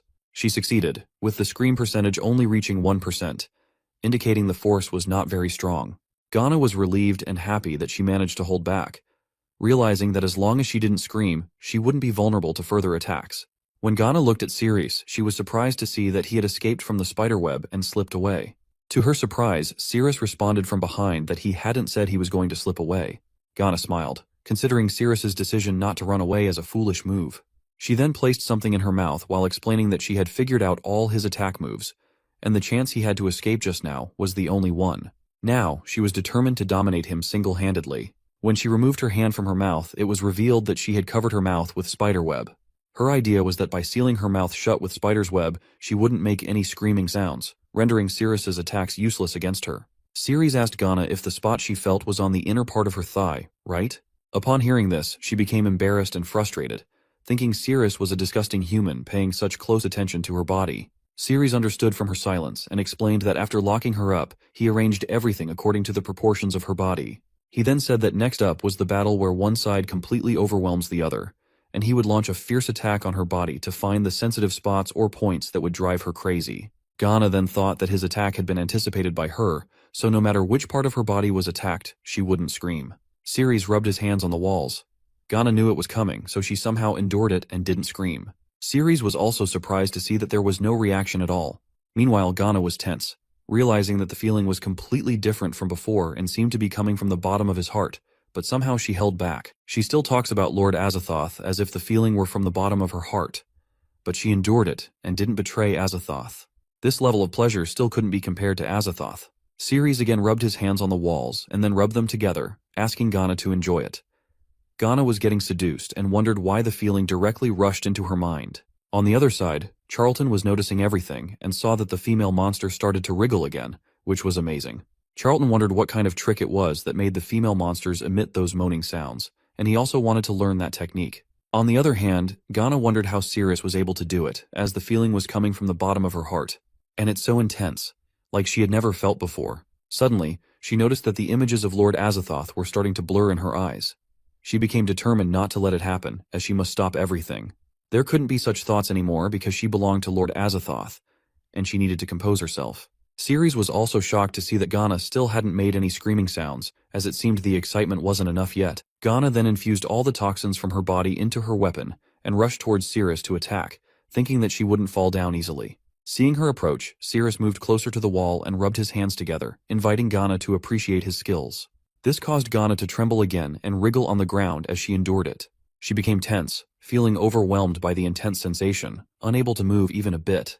So she thought that she had to eliminate Cyrus quickly. Otherwise, Lord Aiththoth would disappear from her heart. With determination, she threw her sword towards Cyrus to strike him down. But Cyrus somehow dodged the attack. Ghana already anticipated that Cyrus would dodge it, so she released the toxins from her sword when it was close to Cyrus. She thought Cyrus wouldn't be able to dodge the toxin in such a cramped space. And when the toxins cleared from the space, Ghana realized that at such a close distance, Cyrus wouldn't have had a chance to escape. Now that his entire body was surely tainted with her toxins, there was no doubt he would perish. Suddenly, to her shock, she heard Cyrus's voice saying that just like the spiderweb trick she used on him earlier, deceive and strike, he wouldn't fall for the same trick again. Looking up, Ghana was amazed to see that even in that situation, Cyrus had managed to jump onto the rooftop. Cyrus then shouted that now it's his turn, and he jumped off from the rooftop into the cramped space, rubbing both his hands on the walls from above to the ground. As Cyrus descended, Ghana felt a much stronger sensation, intensifying with each passing moment. Ghana tried to hold on as the sensation was supposed to end in a few seconds, but due to the height of the walls, the sensation persisted longer than expected. She became tense, realizing it hadn't ended yet. She was thinking that everything had happened in a flash last time, so why wasn't it ending this time? She hoped for it to end soon. But now her limit was reaching its end, and finally, before screaming, she apologized to Lord Aiththoth as she couldn't hold on anymore. She screamed with all her power, and Cyrus's system showed that the scream value was 100% this time. Even the locket that Aiththoth had bestowed upon her got broken, causing a powerful blast in the surrounding area of Ghana. In the blast, the force depleted Ghana's magic energy slowly until her magic value reached 0. She transformed into a mini spider. Cyrus's system returned the weapon, indicating that the enemy had been defeated, so it was retrieved. Cyrus walked towards Ghana and picked her up in his hand. His system showed that Ghana's favorability towards him was 100%. Cyrus's system indicated that a passive conquest had been unlocked, and after defeating the boss, he would obtain the boss's exclusive skill. So the skill Cyrus acquired was Toxic Fusion, which allowed him to attach potent poisons to weapons. Cyrus wondered if he could also attach poisons from within his own body onto weapons. The scene shifted to Sadiel, where she used her blood to summon Aiththoth. As her blood dropped on the ground, Aiththoth disappeared from the room, stunning Yug as he witnessed it. Upon being summoned, Aiththoth appeared in his human form. From now on in the story, we will refer to him as a man. Aiththoth asked Sadiel where Cyrus was. Tensely, Sadiel responded with an apology, admitting that she had lost track of Cyrus. Hearing this, Aiththoth was stunned. He explained that the human body he inhabited was originally her heart, and if he didn't retrieve it, he would become a powerless human again at night. Despite this revelation, Sadiel confirmed that she had indeed lost track of Cyrus. Suddenly, Aiththoth heard distant sounds from the city and sensed that it was the power of the system. Without hesitation, he flew towards that area. Sadiel watched tensely as he departed. The scene returns to Cyrus, where his system shows that he unlocked a new skill called Placement, allowing him to teleport conquered monsters back to their home. As Cyrus uttered Placement, Ghana disappeared from his hand and teleported to Yug's room. Yug was confused when something hit her head, and upon seeing it was a spider, she reacted with surprise. On Cyrus's side, Aiththoth suddenly grabbed him, and before Cyrus could react, Aiththoth captured him by locking his head. Aiththoth then stared at Cyrus, expressing disappointment that Cyrus had promised to save him but fled midway, which greatly angered him. Seeing Aiththoth in his human form, Cyrus became certain that Aiththoth was indeed a man and the entity who had deceived him about the curse. Aiththoth responded affirmatively. Cyrus then asked Aiththoth what he wanted now. Aiththoth asked Cyrus to continue fulfilling his unfulfilled promise. Cyrus responded that he had no interest in men. Aiththoth then changed his appearance and asked Cyrus how about now. Cyrus tensely turned his face back and was shocked to see Aiththoth had transformed into a character resembling a girl wearing a cat-themed dress. Aiththoth even said, "Meow," asking if now Cyrus would be interested. Cyrus vehemently denied and shouted that no matter what form Aiththoth took, he still wouldn't be interested because he didn't like men. Cyrus attempted to punch Aiththoth, but Aiththoth blocked it by grabbing his fist and twisted it slightly, causing Cyrus pain. Aiththoth persisted, mentioning how humans were often interested in things like cat ears and black stockings, suggesting they could have fun together. However, despite his efforts, he was rejected, which saddened him deeply. He hinted that he might have to resort to more drastic measures. Aiththoth licked Cyrus's finger, which stunned him. Tensely, Cyrus asked Aiththoth if he was serious, instructing him not to lick. Aiththoth expressed happiness at the taste of Cyrus's finger licking. Cyrus attempted to run away, but Aiththoth stopped him with his power, asserting that Cyrus couldn't escape no matter what he tried. Aiththoth then flew into the air, mentioning that he had already surpassed the system's level long ago. So, if Cyrus wanted to run away, Aiththoth encouraged him to do so as much as he wanted, because in the end it would lead to the same outcome. Aiththoth then asked Cyrus if he would try to lock him down and boost his own speed. Cyrus responded that he didn't want to use the system to target men, as that would cross a moral boundary for him as a human being. Soon after, Aiththoth lifted Cyrus's body upwards and jumped over him, stating that the blood in Cyrus's veins was his antidote, and implying that Cyrus had always desired him. Aiththoth also told Cyrus that if he behaved and followed his lead, he would cure him. Furious, Cyrus responded to Aiththoth that if the only way to obtain the blood of the demon god for the antidote was to do it with him, then he would rather let his body melt and decay, as he would never engage in such acts with a man. Aiththoth became furious when Cyrus resisted him, and he prepared to attack, stating that Cyrus was not obedient and needed to be disciplined. He threatened to force himself into Cyrus's body, claiming that Cyrus would beg for it. Aiththoth then touched Cyrus's back, intending to return Cyrus's power, system, and heart to their original master's body. To his surprise, his magic didn't work and disappeared instead. Confused, Aiththoth wondered what had happened and why his magic had failed. Cyrus's system indicated that it refused to return, rendering all of Aiththoth's attacks against Cyrus useless. Following this, Cyrus's system asked him if he wanted to sacrifice 50% of his life for a chance to defeat Aiththoth. Cyrus furiously responded, questioning if the system was truly dumb because in the current situation, the answer was definitely yes. The system explained that when Cyrus locked onto Aiththoth as a target, it would trigger Aiththoth's Spear of Oblivion. Afterward, Aiththoth would be fully absorbed by Cyrus, and the poison could be completely detoxified. Cyrus's life countdown reduced to only 50 days. On the other hand, Aiththoth was stunned to see that the system had actually refused to return to his body, which was unbelievable for him. Cyrus also realized that as long as he could see Aiththoth within 10 meters, he could lock onto him. But before Cyrus could lock on, Aiththoth used her power and red smoke enveloped the surroundings of Cyrus. Cyrus was stunned to see it and wondered if the red smoke was Aiththoth's doing. The thickness of the smoke was so dense that Cyrus couldn't open his eyes. At that moment, Aiththoth cut a slice in his hand, causing an automatic cut to appear on Sadiel's hand. Seeing this, she became tense and wondered what was happening. Within seconds, Aiththoth teleported to her location. Upon reaching there, Aiththoth was sweating and tense, realizing he had narrowly escaped and was now safe. He was furious that the system had rejected to return to him, feeling betrayed. Seeing Aiththoth in this state, Sadiel was confused and wondered what had happened. Aiththoth also realized that his location was likely locked by the system. On the other side, Cyrus was surprised to see that the system had locked Aiththoth's location, but he was also stunned to see that Aiththoth had managed to move so far in an instant. Sadiel asked Aiththoth tensely if he was sweating because he had been injured. Aiththoth responded that no one else in the city could harm him, and since she had drunk his blood, their bodies were resonating with each other. He explained that if he were to be injured, the harm would transfer to her first. Hearing this, Sadiel became tense. However, she first asked about Cyrus, inquiring if Aiththoth had been able to take care of him. Aiththoth responded with a no, indicating that now all his attacks would be useless against Cyrus. Sadiel reacted differently and asked Aiththoth if what he was saying was true. Aiththoth, in turn, asked her if she was happy that Cyrus was still alive. Sadiel responded with a no, expressing her dislike for Cyrus, and suggested that if Aiththoth couldn't harm Cyrus, they should return to the dungeon. Aiththoth responded with enthusiasm, saying no, as he had been with the system for thousands of years and knew it well. He acknowledged that his attacks were rendered useless against Cyrus, but he noted that pleasure didn't fall under the category of attacks. Therefore, he believed he could still bring Cyrus pleasure until it led to his demise. Aiththoth explained that the system had difficulty selecting a host with a compatible symbiotic body, so once Cyrus died, the system would only be able to choose him. He added that once he turned back into a human, the system wouldn't be able to locate his location. Aiththoth then ordered Sadiel to go and find Cyrus again during the nighttime. Aiththoth asks Sadiel whether she has learned the transformation magic yet. Sadiel responds with a yes, so Aiththoth asks her to try it on him. While Sadiel was performing her transformation magic on him, he shared that at night he would lose all his magic, so he had to rely on her to maintain his transformation. After the transformation, Aiththoth turned into a girl character again.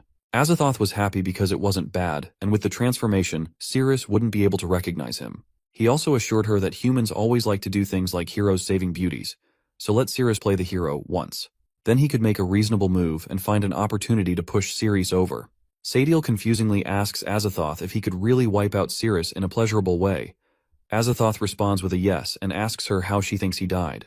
This implies that Aiththoth also died due to a girl giving him pleasure. And whenever Aiththoth remembered that he was abandoned by the system, he would become very furious, shouting and asking why the system rejected him. He couldn't understand what was so good about Cyrus. On the other side, Cyrus was wondering that he only had 50 days left to live. As long as he found Aiththoth within that time period, he could cure himself and survive. Since time was of the essence, he needed to hurry. Suddenly, his heart started acting abnormally again, and Cyrus realized that the poison in his body was acting up. This time, it affected his feet, as he felt a burning sensation in his little toe. He fell to the ground, howling in pain, and slowly fainted. Seeing this, Charlton ran towards Cyrus, wondering what had happened. The scene then shifted to some time later when Cyrus woke up and saw that he was in a hospital. Even the ward boy, seeing him awake, got happy and shouted to his underling to go and inform Mr. Charlton about this. Cyrus asked the ward boy who had brought him to the hospital. The ward boy responded that it was Mr. Charlton, the vice president of the guild, who brought him there. Hearing this, Cyrus was surprised. Just then, Charlton entered the room. Charlton then asked Cyrus if he remembered saving his life, the fat guy who was surrounded by a big piercing spider. Cyrus recalled the face and responded with a yes. Then Cyrus asked how long he had been unconscious. Charlton responded that he had been unconscious for 13 hours. Hearing this, Cyrus was shocked and asked if it was really that long, as it seemed his body had been drained from fighting for so long. Mr. Charlton apologized for his impatience and oversight, expressing hope that he hadn't disturbed Cyrus further. Seeing Charlton's sincerity, Cyrus asked if there was something the vice president needed from him. Charlton responded that he had witnessed Cyrus' battle with the female spider monster and was impressed by his exceptional magic. Cyrus then asked what the vice president wanted. Charlton shared that as men grow older, some abilities tend to decline and they lose interest in certain things. However, he saw Cyrus's battle and found it very impressive and intriguing. He expressed that if he could learn Cyrus's abilities, it would surely rejuvenate him and help him escape the suffering of the past 10 years. Cyrus still didn't understand what the vice president actually wanted to say. Charlton pleaded with Cyrus to teach him the magic and accept him as his disciple. Cyrus was shocked to hear that the vice president of the Adventurers Guild wanted to be his disciple. Cyrus thought that if he became Charlton's master, their relationship could leverage the Heroes Guild resources to locate Aiththoth, which would certainly be helpful. However, he soon realized that it was a system ability, so he wondered how he could teach Charlton this skill. Cyrus then asked Charlton if he could accept that his magic was very difficult.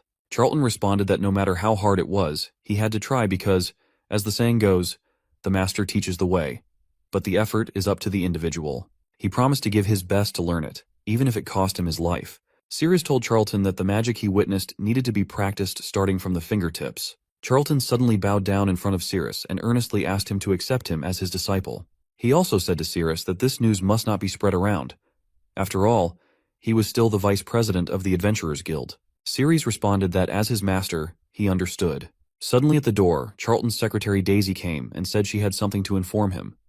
Charlton asked her to come in. She then showed him the warrant stating that Cyrus had been convicted of desertion and sentenced to death. Cyrus asked in confusion, "What?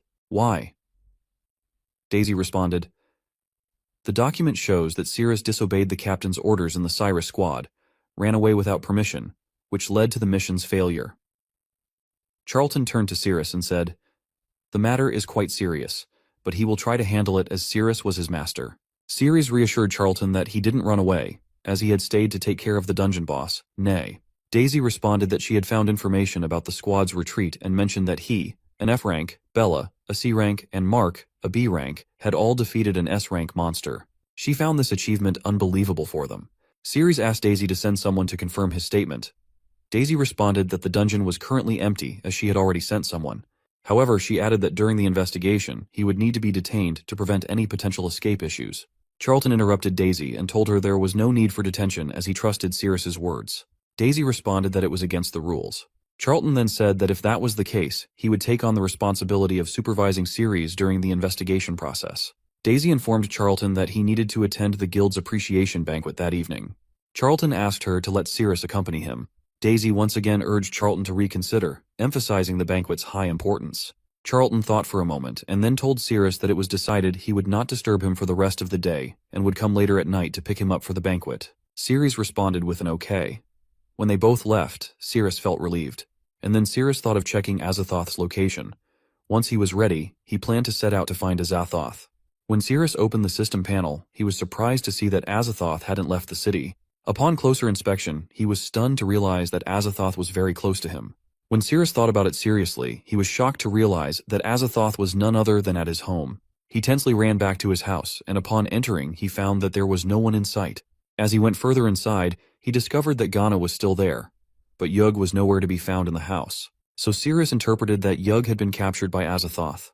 The scene shifted to Aiththoth and Yug, where Yug was confused and tensely asked where she was. Aiththoth smiled and responded that they were at the auction venue for monsters and humans. Cyrus was running towards the place where Aiththoth's signal was showing, and he noticed that it had already been half an hour since he hadn't moved, indicating that he was very close to him. Suddenly, the marker showing Aiththoth's location disappeared, and Cyrus realized that he would be unable to track Aiththoth at night.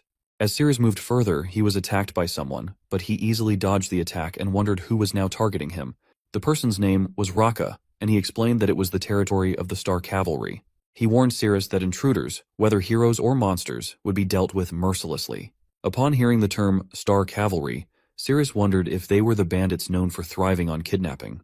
They all prepared to fight Cyrus, with Raka mentioning that the female monsters and women in the prison were likely baits released to lure them out. He also warned that there might be other heroes lurking nearby. They decided to capture Cyrus and interrogate him. Cyrus wondered if the female monsters they mentioned were Yug.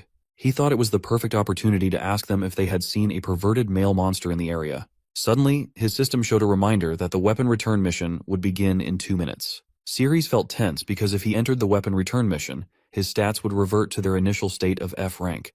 Therefore, he decided to finish off the situation quickly within the remaining 2 minutes. The scene shifted to Yug, who was trying to free herself from handcuffs, but couldn't due to a restraining magic on them. She also shared that without the nourishment of a male, her body became too weak. She wondered if she should return to where her master lived. Aiththoth asked Yug if, being a monster, she didn't want to return to the dungeon. Yug responded that as a Ling-Lang lizard, she naturally relied on the essence of males. She chose a stronger guy and preferred human dens over monster caves, adding that the wine in the bottle was extremely delicious. Suddenly, to both Yug and Aiththoth's surprise, there was a blast in the wall, and a boy was thrown into the room. Cyrus arrived there, relieved that everything had ended within the 2-minute time frame he had. Cyrus then said that if they had handed him the keys sooner, they wouldn't have ended up getting a beating.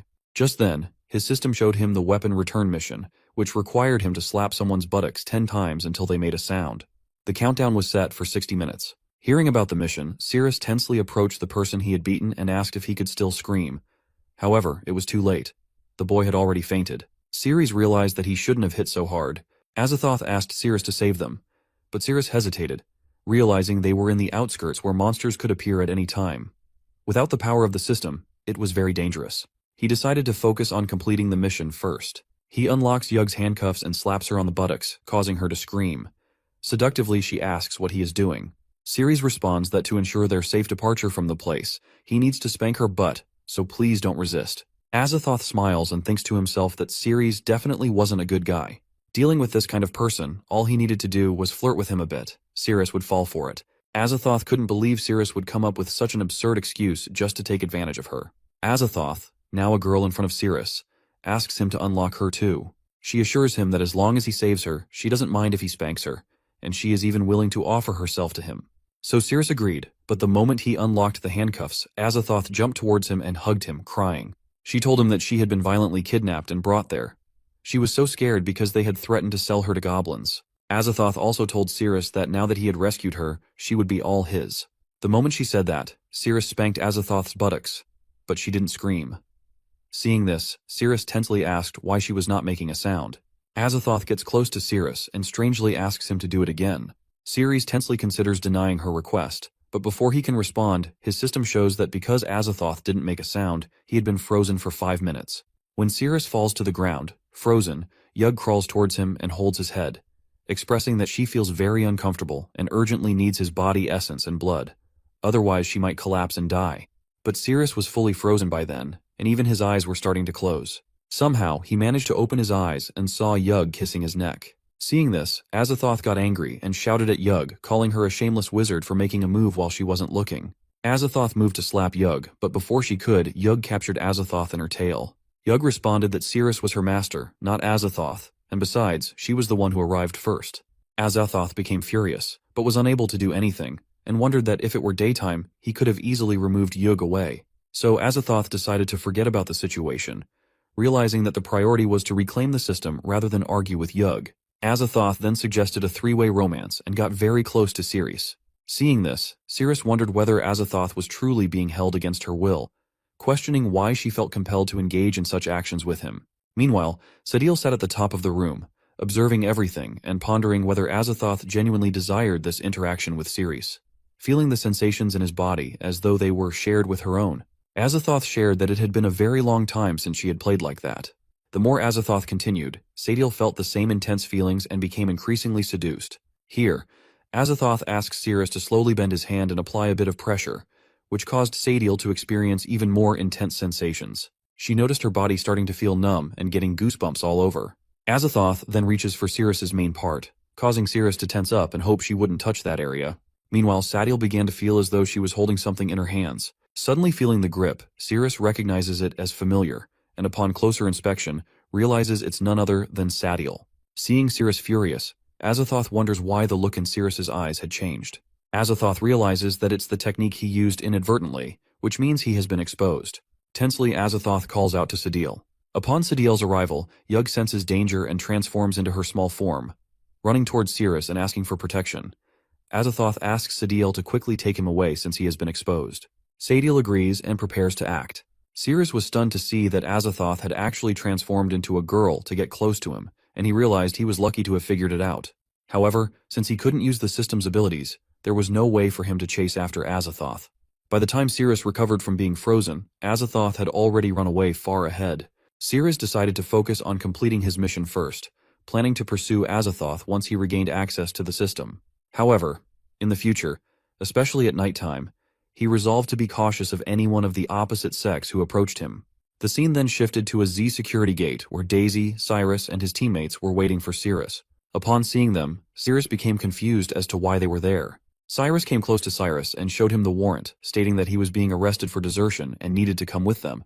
To Cyrus's surprise, Daisy intervened and explained that she was Vice President Charlton's secretary. She informed them that they had investigated the new dungeon and found it empty, contradicting the accusation against Cyrus. She also shared that the process of revocation had already begun, so they couldn't arrest Cyrus now. She explained that Cyrus was scheduled to attend the guild's appreciation banquet later. Meanwhile, Cyrus was counting the number of members Cyrus had with him. But suddenly, Cyrus furiously slapped Daisy, shouting that she was clearly lying because only captains of A rank and above were allowed to attend the appreciation banquet. He accused her of falsely claiming to be the vice president's secretary. Cyrus also yelled that he was the president himself and ordered her to get lost. Cyrus then threatened Daisy, saying if she continued causing trouble, he would throw her into the interrogation room with Cyrus. Cyrus told Daisy to go and ask the vice president for authorization and to bring the revocation notice to rescue him, as he believed Charlton would surely help. Cyrus also asked if she could do it in 20 minutes. Daisy responded that 10 minutes would be enough. Cyrus praised her for that and said he would make them apologize by punishing them severely. The scene then shifted to the interrogation room, where everyone stood surrounding Cyrus. Cyrus asked Cyrus if he remembered how his right hand got injured. Cyrus remained silent, not responding. Cyrus reiterated that he had bravely led his team into battle against the monster Nay. However, Cyrus had attacked him from behind to escape, which gave Nye an opportunity to attack, resulting in the deaths of most of his team members. Cyrus explained that he sacrificed his right hand to save the lives of the remaining team members. Cyrus then furiously asks Cyrus whether a coward like him deserves to live or die.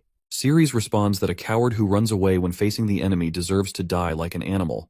Hearing this, Cyrus becomes furious because he realizes Cyrus is implying that he himself is a coward. Cyrus asks his teammate to bring the hammer to the table. At that moment, Cyrus was wondering that 10 minutes had already passed, which meant the secretary should arrive soon. However, the problem was that he still didn't have access to the system, so he had to endure the situation for the time being. Suddenly, to his surprise, Yug calls to Cyrus. Confused, Cyrus asks what she means. Yug explains that Cyrus couldn't harm him because she had absorbed some of his blood essence, which had restored a bit of her magic power. This was more than enough to endure human torture. She also makes a deal that after they get back home, he would have to repay her twofold. Suddenly, Cyrus hits the hammer on the table near Cyrus's hand, making Cyrus tense. Cyrus asks Cyrus to pick a finger they should start with, or if he prefers, Cyrus will choose one for him. Just as Cyrus is about to strike, one of his teammates interrupts, saying it's not a good time because the vice president's secretary has arrived with the revocation notice for Cyrus. Seeing the notice, everyone became tense and found it hard to believe that the girl was truly the secretary of the vice president. Even Cyrus was shocked and wondered how an F-rank hero could possibly have contact with someone at the vice president's level. So one of the boys asked if they should release Cyrus, as using torture after receiving a revocation notice was illegal. Everyone prepared to release Cyrus, but Cyrus told them to stop and asked them to bring the notice back to him after half an hour. As he hadn't received any revocation notice yet, Cyrus claimed he didn't know anything about it. Cyrus became furious at Cyrus's actions, while Cyrus, with a determined expression, shouted that Cyrus must pay the price. Outside of the interrogation room, Cyrus's teammates shared that their captain hadn't come out yet, and they didn't have permission to go in. Daisy asked them to step aside as she would go in by herself and show the revocation notice. He responded to Daisy again, stating that it was the interrogation room and she didn't have the right to come and go as she pleased. Inside the room, Cyrus hit Cyrus's hands with the hammer, but to his surprise, Cyrus sustained no injuries from the blows. So Cyrus wondered what had happened, as there were no broken bones, no bloodshed, and not even a scratch on Cyrus's skin. Outside, Daisy was arguing with the guard. Suddenly, out of nowhere, Charlton arrived and asked the guard if he had the right to enter the room. Seeing this, the guard became tense and moved away from the door. Charlton kicked the door open, and upon entering, he saw Cyrus about to hit Cyrus with a hammer. Cyrus was stunned and tensely asked why the vice president was there. Charlton showed the notice and explained that it was the revocation notice for Cyrus's arrest warrant, instructing them to release Cyrus immediately. Cyrus tensely dropped the hammer and agreed to release Cyrus. Then they released Cyrus, and Charlton explained that as a captain, Cyrus had abused his power by torturing a subordinate. Charlton warned that if the matter was investigated, Cyrus would likely be stripped of his captaincy at minimum. Cyrus, feeling scared, responded that he hadn't received the revocation notice, which was why he had taken action. Cyrus also mentioned that his teammates could testify for him, but surprisingly, none dared to do so because they didn't want to offend the vice president. Charlton furiously asked what Cyrus had to say now, leaving Cyrus speechless. Cyrus was also wondering what to do next. considering he could only go and ask his brother for help. Cyrus stood up and said he could testify that Cyrus hadn't seen the revocation notice, and he wouldn't pursue the matter of Cyrus arresting him. Cyrus then insisted that Cyrus and the others should bow and apologize to the secretary. Confused, the secretary wondered what Cyrus was doing. The scene then shifted to a few minutes later, where everyone from the Crusade squad was bowing down in front of Daisy. Cyrus stood with a stick in his hand. Everyone apologized to Daisy, while Cyrus furiously remarked that they dared to treat such a beautiful secretary rudely, and then started hitting everyone in their butt with sticks. When everyone was screaming in pain, Daisy, seeing it, was blushing and smiling, thinking about Cyrus. They all shouted that they were wrong and wouldn't dare to do it again. With that, Cyrus's mission was complete, so he informed Cyrus that the issue between Cyrus and Daisy was resolved. Hearing this, Cyrus tensely asked what Cyrus meant. Cyrus furiously grabbed Cyrus's hand and demanded that they settle their matter now. Cyrus tensely asked Cyrus if he wasn't saying that he wouldn't pursue the matter of the arrest. Cyrus angrily replied that it was about Cyrus hitting his hand with a hammer, and as he said this, he tightened his grip on Cyrus. Due to this, Cyrus starts howling in pain and was asking sorry from Cyrus if he wouldn't do it again and forgive him. Cyrus responds with an okay and breaks Cyrus's hand by hitting it on the knee. With that, Cyrus's left hand also got broken from the middle. His teammates started getting scared and tensely asked whether he was okay. Cyrus also said that now he was forgiving Cyrus. Charlton informed Cyrus that Daisy would take him to the banquet, as Charlton needed to meet with an envoy from the Holy See first. Cyrus, confused, asks what the Holy See is. Charlton explains that they had established the church with a mission to eliminate all evil thoughts from the world. They possess unparalleled purification magic capable of eliminating any toxins from the body.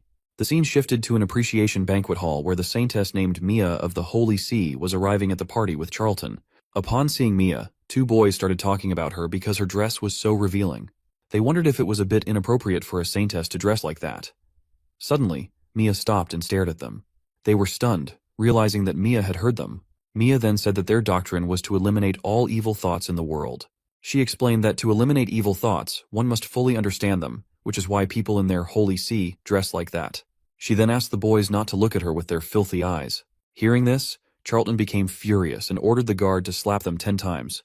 Upon hearing this, they immediately started apologizing. Mia intervened and told Charlton that there was no need for that. She explained that if they punished those two guys, then everyone in the hall would need to be punished, except for the president. Charlton was stunned and asked how he was different from the others. Mia responded to Charlton, saying that while his mind was in turmoil, his body didn't react much, unlike the others who reacted strongly and had a surge of evil thoughts. Hearing this, Charlton got embarrassed and responded that he was a person of pure heart, so he had some self-control. Everyone started murmuring and discussing that they had heard the vice president was impotent. The scene shifted to outside of that hall, where Daisy and Cyrus arrived. Daisy shared that this was the venue they needed to come to, so they should go inside.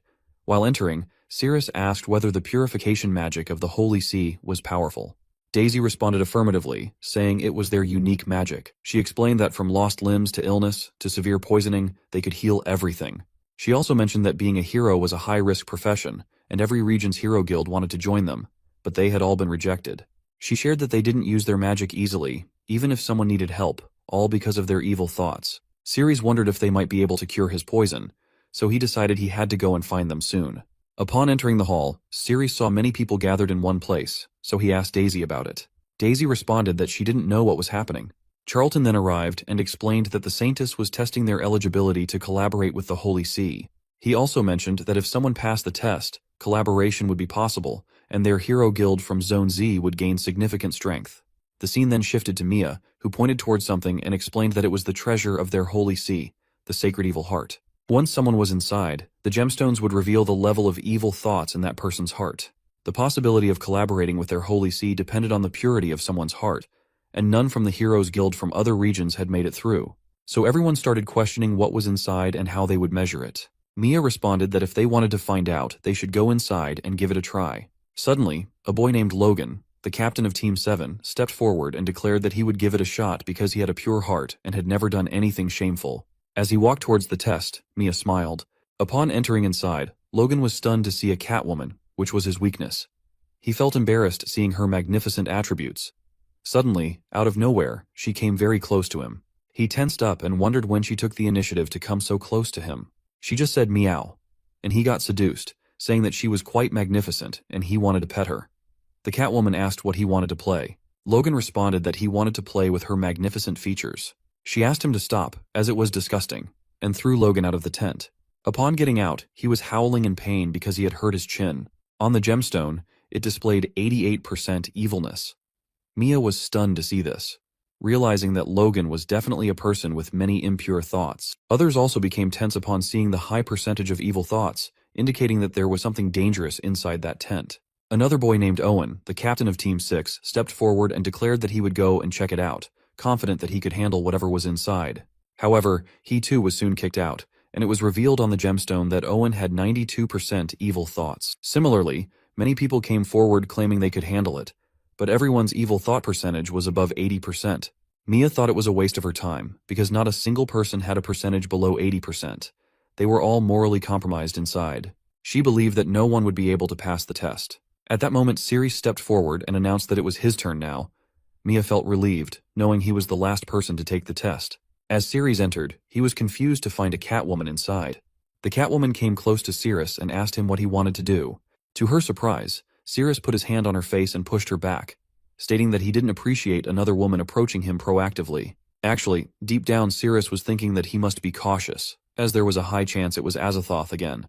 Even the Catwoman was stunned and remarked that he was the first man to reject her proactively. Outside the tent, Mia was stunned to see 0% on the gemstone, as it was the first time she had seen someone achieve such purity. The person seemed as calm as water. Inside, Cyrus was cautious, still unsure of the identity. He asked the system to get started to confirm. Cyrus's system asked him if he wanted to lock onto the enemy and use Aiththoth's Spear of Oblivion. Cyrus felt tense because he knew he only had one chance. If he messed up and faced Aiththoth again, he would be doomed. On the other hand, the Catwoman was puzzled. It was the first time she had been rejected by a man, and he had even pushed her away. She also noticed that he was staring at her intently, yet there was no trace of evil thoughts, and he seemed somewhat hostile towards her. The Catwoman started biting her finger, frustrated that Cyrus's rejection was more annoying than those who just covered her body, seeing it as a rejection of her charm. Determined, she decided to find a way to make Cyrus's heart race. On the other hand, Cyrus was thinking that he needed to find an opportunity to check if she had any malicious traits. Suddenly, she jumped towards Cyrus, shaking her chest in an attempt to seduce him, and said not to look at her with such hostility, suggesting that a warm, soft hug could help them connect. But when she moved close to hug him, Cyrus dodged her and stepped away. Seeing this, the Catwoman became frustrated as she was rejected again. Undeterred, she ran towards him again to hug him, but this time he sidestepped her. As she jumped into the air, hoping Cyrus would feel her softness, he avoided her once more. Cyrus thought the angle would be appropriate to check if there was anything underneath her clothing. He moved in the opposite direction of the Catwoman to get a clearer view. As he approached, his eyes fell on her magnificent chest, causing him to blush involuntarily. However, he remained determined to check for any hidden traits first.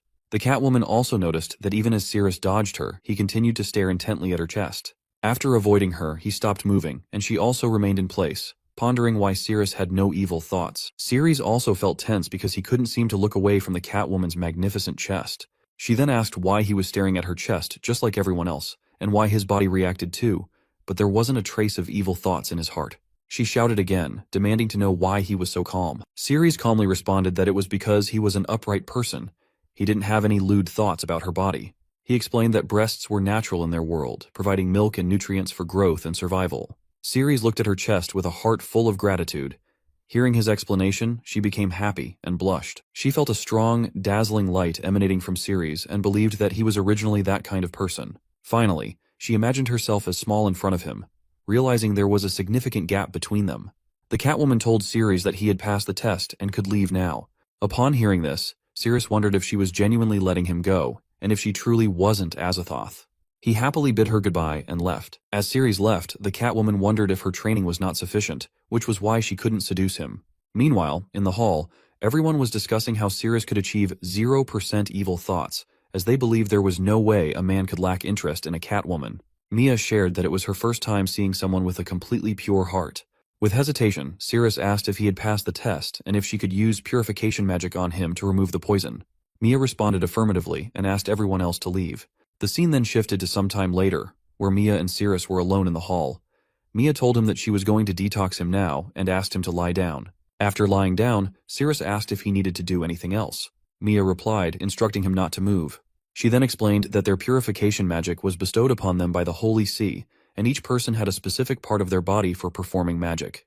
Mia took out her right foot and revealed that her purification magic was in her feet, using stepping motions to perform the magic. Mia then shared that while she was using the purification magic, Cyrus must not harbor any evil thoughts, as it would gradually diminish the effectiveness of the magic. Tensely, Cyrus asked if those evil thoughts referred only to him. Mia responded affirmatively, explaining that since she became a saintess of the Holy See, her desires were taken away. She asked Cyrus to relax completely, assuring him that she would proceed from top to bottom to assess his physical condition, as it was a necessary part of the process, so Mia could treat his body more accurately. Cyrus agreed. Mia began moving her feet around his hand, adjusting and performing her purification magic. Seeing this, Cyrus thought she might be trying to use her foot to reposition his hand, so he tried to help by moving it himself. In response, Mia shouted at him to not move and assured him she would handle it herself. Mia emphasized that any movement from Cyrus could affect her ability to cast the magic effectively. She then mentioned feeling cramped in the chair and requested to use his face for support. Placing her feet on his face, she carefully moved her left foot towards his hand. Mia then announced that she was beginning the magic, and the moment she lifted her foot, Cyrus felt pressure on his face. Suddenly, to his surprise, he found himself floating on water and wondered where he was. Out of nowhere, a foot descended from above and pressed against him. Cyrus tensed up as the weight was substantial, so he pushed the foot back with his strength. In reality, Mia's foot was pushed away in the air. She asked Cyrus to relax and not resist her foot, explaining that it was part of the healing process. Mia also explained that she was using her purification magic to project his consciousness into a specific part of his body. She assured him that she would bring him out of the water and his fingers would be healed. Cyrus responded that he understood and was ready. When she placed her foot again, Cyrus was prepared. As the foot approached him, he jumped and grabbed onto the toes, hanging in the air.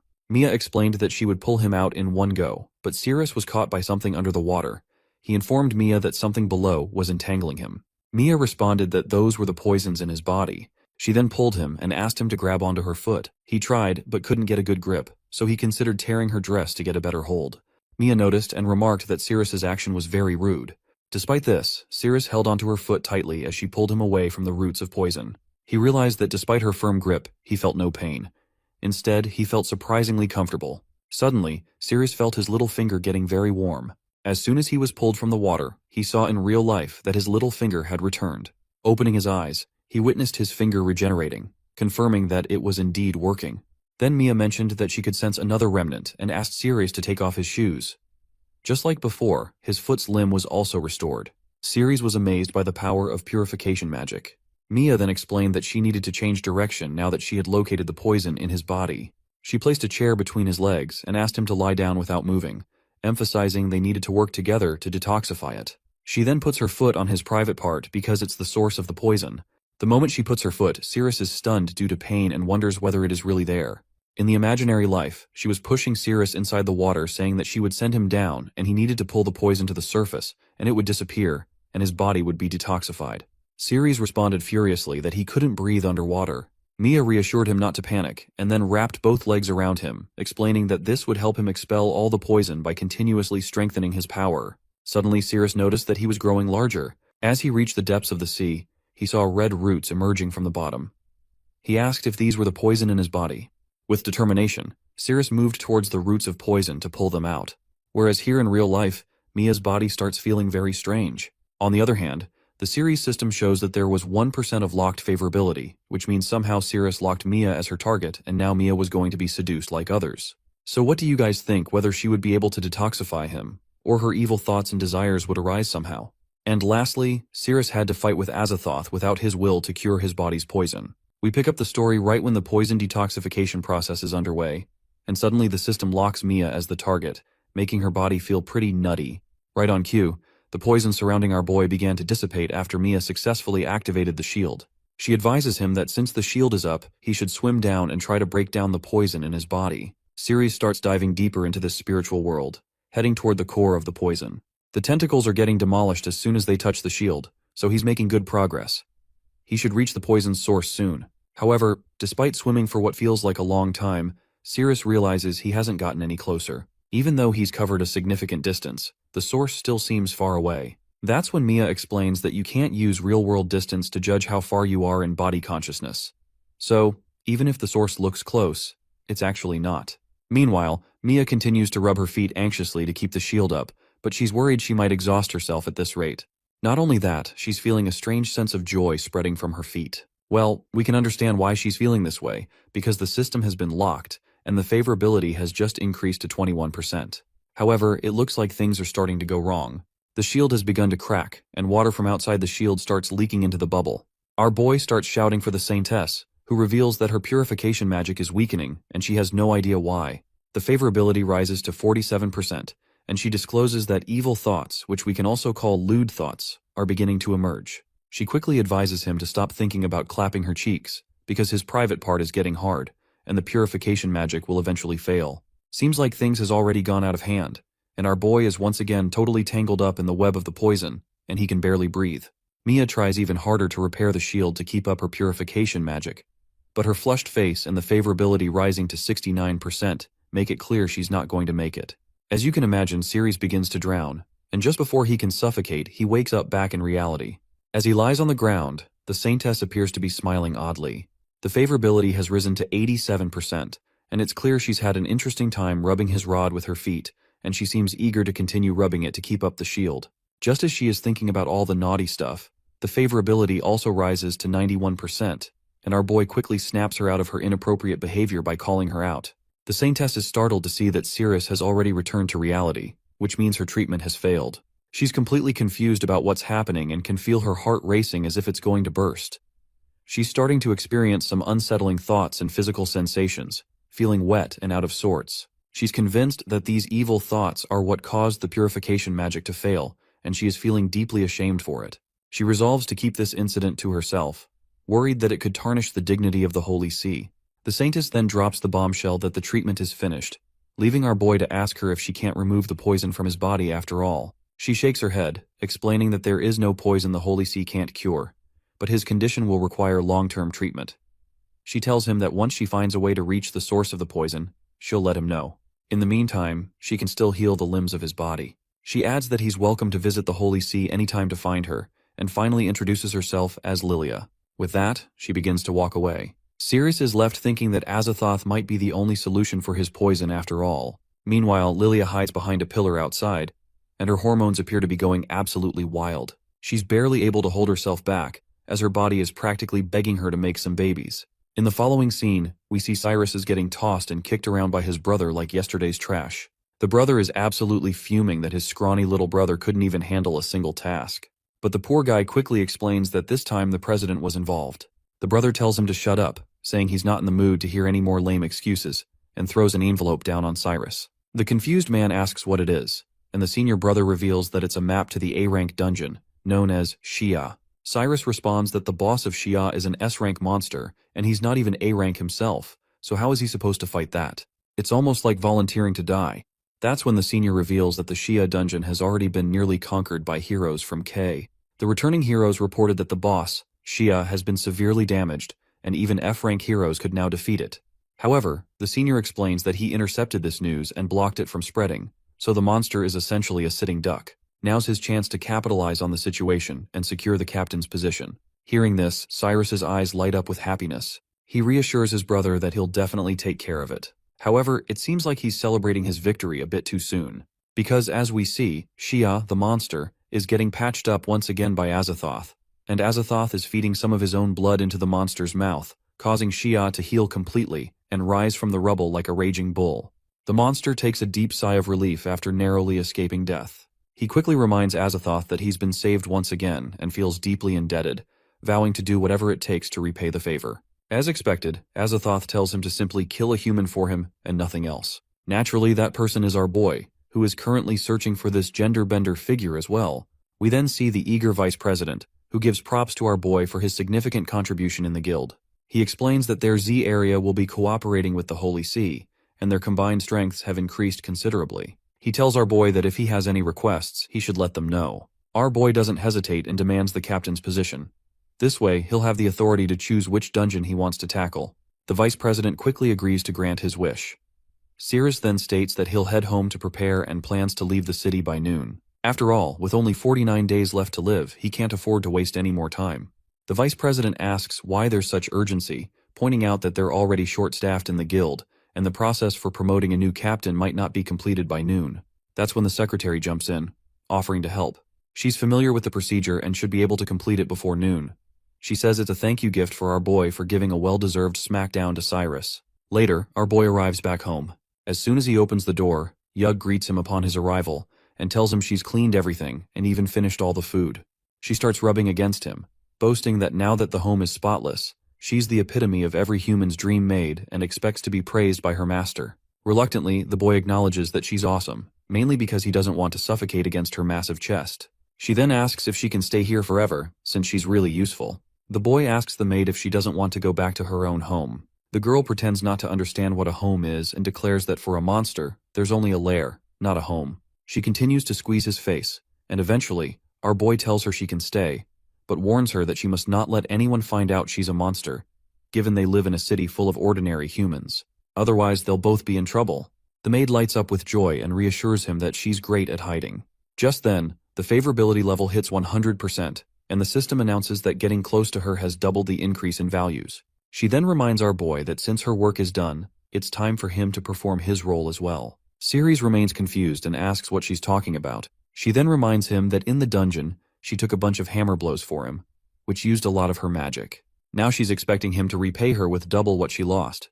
Looks like our boy is cool with that since getting laid with her will also double her strength, which will be super handy for the upcoming journey. Well, sounds like a win-win situation. The next scene shows the secretary driving her car, looking forward to arriving at Cyrus's place to deliver him the promotion notice. Meanwhile, the man in question is getting his clothes torn off by his muscular maid. As she rubs her hands against his naked body, she comments on how fantastic his physique is. She starts getting closer and closer, and as soon as she opens her mouth, she begins squeezing his meat, leaving him groaning in pain, or maybe in pleasure.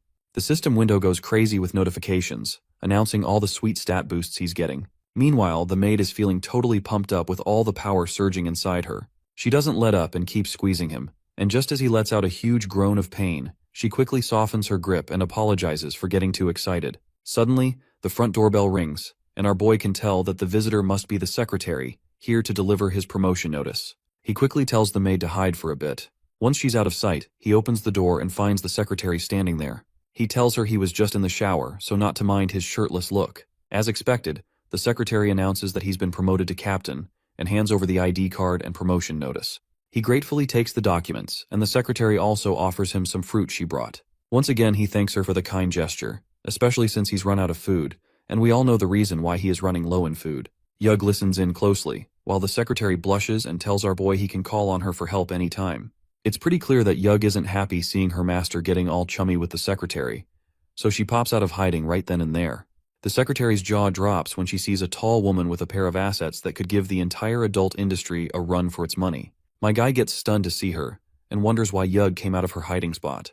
To his surprise, she's taken on a human form and immediately starts hugging him again, introducing herself as his passionate sister. As Yug gets all lovey-dovey, kissing him everywhere, the secretary gets jealous. She snatches the fruits she brought, says an annoyed goodbye, and leaves in a huff. Yug keeps up her passionate rambling, which only annoys the secretary more. In frustration, she throws all the fruit into the dustbin. Later on, our guy suits up in his armor, and as he stands at the door, he tells Yug he has an important task for her. She has to transform into a human, buy some food, and make sure not to get caught. With that, he's off, determined to find Aiththoth no matter what. As he opens the door to leave, he spots something on the floor. It turns out to be the fruit with a note that says, "Sorry for getting mad earlier." It's pretty clear that it's from the secretary. We then catch up with Cyrus and his goons, who are all fired up about hitting the jackpot after defeating the boss monster. Cyrus in particular is feeling pretty smug. With the map his brother gave him, this whole journey seems like a walk in the park. His lackeys point out that around 10 teams of A-rank heroes came to Area K and all failed to conquer it. But they weakened the boss Shia quite a lot, which gives them an easy victory. Cyrus then gets all cocky and makes it clear that according to the guild rules, the team that defeats the boss first gets all the resources. So, it's not his fault if those previous heroes left the dungeon boss alive. Just then, a giant monster drops down. And guess what? It's our boy, who just took down the A-rank monster rock giant and got the map of the area. Looks like all that squeezing and getting a bit pervy with Yug paid off after all. He then checks his system and notices that Aiththoth has already made it deep into the dungeon, reaching the boss's room. Meanwhile, Cyrus and his party are scared by the sudden rustling voices. He quickly grabs his sword and instructs his team to get ready for any threat. To their shock, our boy emerges from hiding. Cyrus literally has no clue what this guy is doing here, and suspects he might be trying to snatch their victory. So, he directly asks our boy what the hell he is doing here. Cyrus simply replies that he's here to slay some monsters, just like everyone else. Cyrus asks about the team he came with, but our boy says he's doing this solo and proceeds to walk away, clearly focused on his own mission. Cyrus begins to tremble at the thought of Cirrus taking on an A-rank dungeon all by himself. The realization that Cirrus might already know that boss Shia is weakened only adds to his anxiety. He quickly hypes up his party and tells them to move faster and follow him. He's determined not to let our boy find the weakened Shia first and steal the credit. Meanwhile, Cyrus opens his map via the system, which promptly announces that the map has been activated. A new notification pops up about this sword, known as Bunker Spectre, indicating that pulling out this sword will cause the paths ahead to swap left and right, and it can also disable or enable traps. Meanwhile, Cyrus is feeling confident with the secret info from his brother's map, thinking he's got the upper hand. According to the map, there's a fork ahead, the right path is a dead end, and the left path is the correct one. Cyrus believes he's ahead of our boy, but he doesn't realize that Cyrus's system has already clued him in on everything he needs to know. Cyrus dashes toward the right path, feeling smug about his strategy. He believes that once he takes the left path, he'll seal off our boy behind him. It quickly becomes clear that Cyrus's information was off. As he charges down the right path, he's met with a massive dragon, and there also appears to be someone else who is giving a thorough beating to this monster. This cocky guy has no clue what is happening, because his brother's map and intel didn't mention anything about this monstrous foe. The dragon roars and thrashes, its tail smashing through the surroundings. It's a chaotic scene, with debris flying everywhere and the adventurers barely managing to avoid being squished. We then see that person from before fighting the monster. She balls up his fist and lands a devastating blow that sends the massive beast crashing down. The dragon finally crumples to the ground, lifeless, right before Cyrus's feet. He just stares in shock, totally lost on how this woman managed to take down a giant creature with her bare hands. After the monster's down, she zooms over to Cyrus and his team. Seems like she's an S-rank adventurer named Daphne from Area K. As she lands, she asks which area they're from. Cyrus looks pretty nervous in his presence and admits they're from Area Z. When Daphne asks if they're here to conquer Shia's dungeon too, the anxious guy says yes. Daphne then points out that Area K didn't ask for help from Area Z, so she's wondering if he's trying to compete with her. She makes it clear that fighting her wouldn't end well. Cyrus tries to stay chill, suggesting they could work together, and that it'd be an honor to team up with her. But Daphne makes it clear she's not into teamwork because only the weak rely on others, and she's definitely not weak. Then she suddenly gets a transmission in her ear, asking if there are any heroes around because dragons have shown up and they need some backup. She quickly squats down, and before launching herself into the air, she tells these shitheads to go back home. She saw them freaking out after seeing the monster, and she definitely doesn't want weaklings like them hanging around. With that, she takes off with such force that the ground shatters beneath her. She soars into the sky, her peachy butt leaving an impression as she flies away. Meanwhile, our guy is still stunned that she can fly. On the other hand, stupid Cyrus is still fixated on taking down that boss monster before she returns, even though she clearly warned him to stay away. Even Cyrus can't help but notice how incredibly thick-headed Cyrus is. Cyrus quickly activates the mechanism and drops the giant stone gates, feeling confident that he's sealed off the place. Now he thinks no one will bother them, and they'll finally get the credit for killing that monster. Meanwhile, outside, our guy grabs that sword, and his magic power starts depleting rapidly. With a strong push, he finally pulls the sword out of its place, leaving him with just 3530 mana. The whole area starts to quake, leaving Cyrus and his lackeys bewildered. On the other hand, our guy, now holding this sword known as the Bunker Scepter, takes the right path. Cyrus is feeling pretty confident, and figures they'll reach their destination in a few minutes since all the monsters in the area have been cleared. But everyone's jaws drop when they see B-rank furious monsters known as Obsidian Claws. It's clear these monsters are not to be messed with. They growl and quickly charge at Cyrus and his party. We're back inside Boss Shia's room, where we find Aiththoth and his lackey once again. Aiththoth looks pretty bored and exhausted, especially because he had to feed a lot of his blood to Shia, so he tells his pet not to let him down. The monster responds that he can feel the power surging through him from all that blood, and he's confident he'll put a serious smackdown on our guy when he shows up. The purple head then asks Aiththoth if Shia can really kill our boy, who can actually boost his strength during battles. Aiththoth reassures her that this time is different, because all the monsters in this dungeon are male, so there's no female touch to help our boy this time. Suddenly, a pack of wolves appears, and our guy is itching to test out the sharpness of his new sword, which he pulled out after draining a lot of energy. The system announces that using the sword to slash at certain points can trigger hidden traps. Our guy spots all the trigger points in the dungeon and notices the first one right in front of him, which will unleash a storm of arrows. Without wasting any time, he thrusts his sword into the trigger, and a barrage of arrows starts raining down, taking out all the wild beasts like they're nothing more than cucumbers in a ninja fruit game. There's still one monster left alive, but Cyrus stays calm and composed. He takes his stance and swings his sword with such force that it slashes through the beast. Just as he finishes, another monster jumps at him. He tightens his grip on the sword and brings it crashing down right onto the monster's head.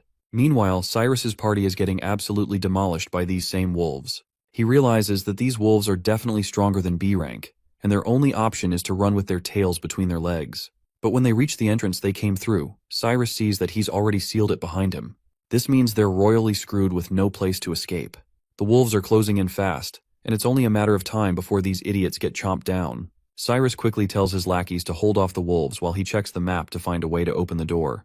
The poor guys scream for their captain to do something before they end up as a tasty dinner for these beasts. But their captain feels utterly hopeless. He has no clue what to do other than cry his eyes out because the map only shows mechanisms for sealing the gate, and there's no mechanism to open it. Meanwhile, our guy is surrounded by these same monsters. As the beasts charge at him, he simply leaps from his initial spot and lands on the other side. That's when he spots another trigger over his left shoulder. Just as the monsters rush toward him, he smashes that trigger, and a slab of stone begins to descend from above, crushing the poor wolves like tomatoes under a fast car. On the other hand, the gate for Cyrus opens up and they begin to make their escape.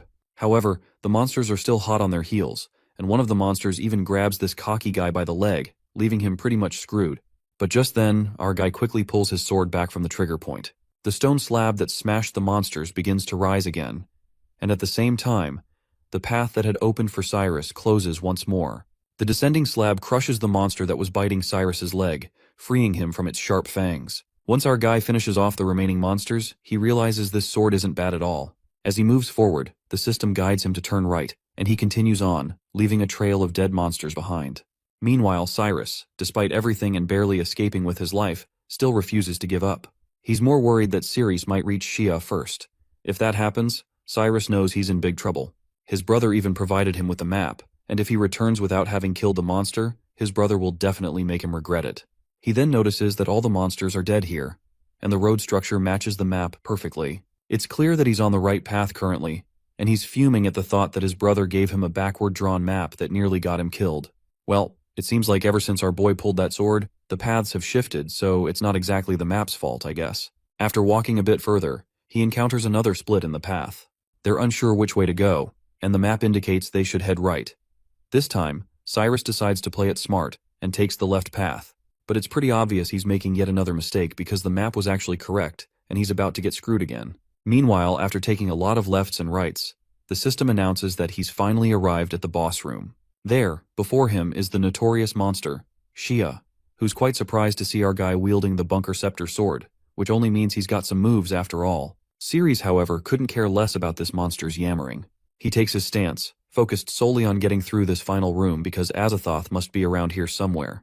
That's when Shia speaks up, saying he's going to take our boy's head to his goddess. As soon as our guy hears the word goddess, he perks up and asks the beast if he thinks Aiththoth is a female.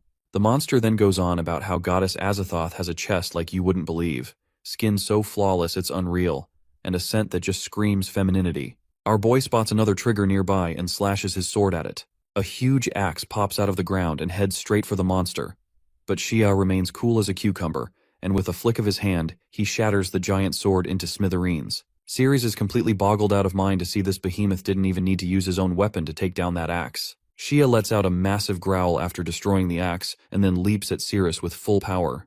He is clearly furious at our boy, and demands to know how he dares to disrespect the goddess by calling her a man. Cyrus's sword shatters into two pieces with just one swing from this mighty beast, which is a dead giveaway that this monster should not be taken lightly. But our boy doesn't even flinch, and makes it clear that it's finally his turn to strike back. He pulls out his swift body slash technique and moves so fast that he vanishes from his spot, reappearing behind the behemoth to deliver a sneaky blow from behind. But guess what? This monster isn't a slouch either. He's so quick that, in the blink of an eye, he twirls around with some godly speed and blocks the surprise attack like it's no big deal. Actually, the monster did not turn around, but a clone of him just popped up right in front of our guy, who blocked the sneaky attack with that giant blade of his. The clone then doesn't waste any time and chucks that massive sword at him with so much force that the ground beneath Cyrus's feet starts to crack. The monster cockily brags that goddess Aiththoth has cranked up his power so much that taking out our boy is going to be as easy as squashing a bug. Well, it's true that our boy is struggling under the crushing weight of that blade. Just as he's locked in a deadlock with the monster, the other clone decides to take a swing at him. Before that sword can slice him in two, he quickly pushes off the ground and breaks free from the deadlock, but the blade still clips his foot, sending him crashing into the wall behind him with such force that it shatters on impact. The two monsters just laugh like they've landed a funniest mom joke ever. On the other hand, our boy is still alive thankfully, but he's seriously doubting if he can handle this monster, especially with that annoying clone hanging around. Meanwhile, Cyrus and his party are getting absolutely wrecked by this giant stone knight. Just as whiny Cyrus is about to get crushed under the monster's massive leg, something whams the giant rock right on the head, shattering it into smithereens like it's nothing. And guess what? It's the same peachy-ass lady from before. The woman asks this whiny guy if he's the one who was calling for help. Cyrus still does not have a clue what is going on and remains silent. But then the lady asks him for one last time if he's the one who was calling for help. The poor terrified Cyrus quickly says he was indeed calling for help because he was just about to die. Hearing this, Daphne doesn't hesitate and lands a solid kick right on his face. Honestly, even if you were the one getting kicked by someone like her, I'd say it's a kick worth taking. Anyway, that kick sends the bastard flying like a rag doll, and the woman starts berating everyone, calling them a bunch of useless trash from Area Z. She claims they all think they're brave heroes, but they're just shaking with fear in front of these monsters, which is ridiculously pathetic. As she continues her rant, it looks like Cyrus is finally down for the count. The lady orders his lackeys to take their trash leader and get the hell out of there. They quickly start dragging their captain away and leave the place. Suddenly, she notices something on the other side. She squats down and, before leaping again, recalls that according to the intel, room 3055 should be at the southernmost point at 37. To get there faster, she jumps up and starts busting through 10-foot thick walls like they're nothing more than paper sheets. Meanwhile, our guy looks utterly exhausted, like he's on the brink of collapse. As exhausted as he might be, he has no choice but to fight these monsters, and nothing seems to be working against them, and he is getting tossed around like a rag doll, and it's like he's barely making a dent. Cyrus needs a power boost, but the only way to get one is if there are females around. Luckily, he might not need to worry about that anymore because Daphne has crashed right into the middle of the fight. Once she sees our boy standing behind, she gets pretty curious about what someone from the Z area is doing here. Daphne tells him to just get out of there since he's clearly no match for the boss. But our guy doesn't back down. He insists that this boss is tougher than he expected and asks her to help him out. Well, the woman just gets absolutely annoyed to hear this, because she's an arrogant type who doesn't like teaming up with weaklings, and it's clear she's not thrilled about being asked for help. But Cyrus just utters those magical words, "Lock the target." Meanwhile, Daphne is still being her cocky self and trying to boss him around. But those words start messing with her mind. Even though she wants to tear him apart, she finds herself inching closer to him. Eventually, they end up in an intense lip lock, giving Cyrus a much-needed power boost and raising the favorability level to 77%. As soon as Daphne realizes what she's done, she pulls back her lips in shock, completely baffled by her own actions. She starts berating him again, accusing him of stealing her first kiss and telling him she's not forgiving him for it.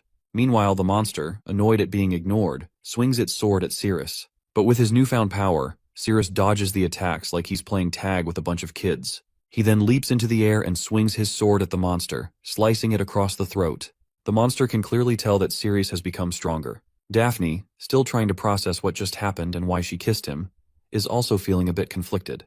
Despite her shock, she enjoyed the kiss, and the warm, soft feeling lingers on her lips, bumping the favorability bar up to 85%. Suddenly, the monster tries to swing its sword at Daphne. Cyrus quickly warns her to stop spacing out, and before the monster's swing can land, he pushes her out of the way. The swing shatters the wall above them, and Daphne's armor also takes the brunt of that swing.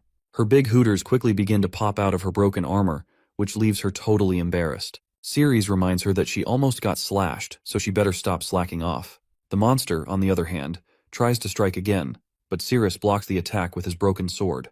As Cyrus keeps helping her out, the favorability level rises to 88%.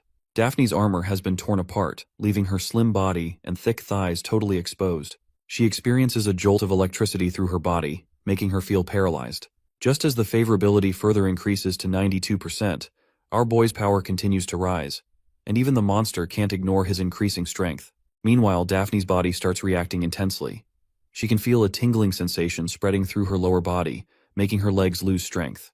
She's feeling something she's never experienced before, and if it continues, she fears her whole body might go limp. The favorability level hits a whopping 97%, which is further making Daphne to fight off her overwhelming urges. She does not want to be a burden, and can't let Cyrus help her any more than he already has, because her pride won't allow it. Cyrus is pushed back once again and asks her for help, admitting that he can't win this fight alone. Daphne, however, remains stubbornly arrogant. She insists that teaming up is against her principles and that she's always defeated monsters on her own. But at the end, she does suggest a compromise. Since there are two monsters, they can each handle one separately. This way she can stick to her no cooperation rule while still fighting alongside Cyrus. With this newfound understanding, Cyrus stands beside her and, in a weird display of sincerity, pulls her close. He reassures her that with her by his side, he is sure that he can win against anyone. Daphne's breathing is heavy, and the tingling sensation from before is back. Her favorability level has shot up to 99%, and she's fighting hard to stay focused. She's got this strong urge to work with Cyrus, which she's not used to feeling. Meanwhile, we catch Aiththoth in a miserable state, puking his guts out and complaining about how his heartless body is running out of steam. His lackey freaks out to see him in such a condition, and asks if Shia hasn't dealt with the human yet. Back with Daphne, she's having a hard time wrapping her head around why she's so eager to team up with Cyrus. She used to be all about doing things solo, but now she feels this powerful pull to join forces with him, and maybe even embrace him. Meanwhile, we see Aiththoth handing Sadiel a red pill, and he explains to her that he doesn't have much time left to wait for Shia to take out Cyrus. The pill is infused with his blood spirit, and he tells her to give it to Shia so he can consume it. This way, Aiththoth plans to take on Shia's physical body and abilities. He further states that by using Shia's physical duplication ability, he can deceive the system's mark, but Shia's body will only be able to handle his power for a few seconds. During that brief window, he plans to forcibly reclaim his heart, even if it means taking a huge risk.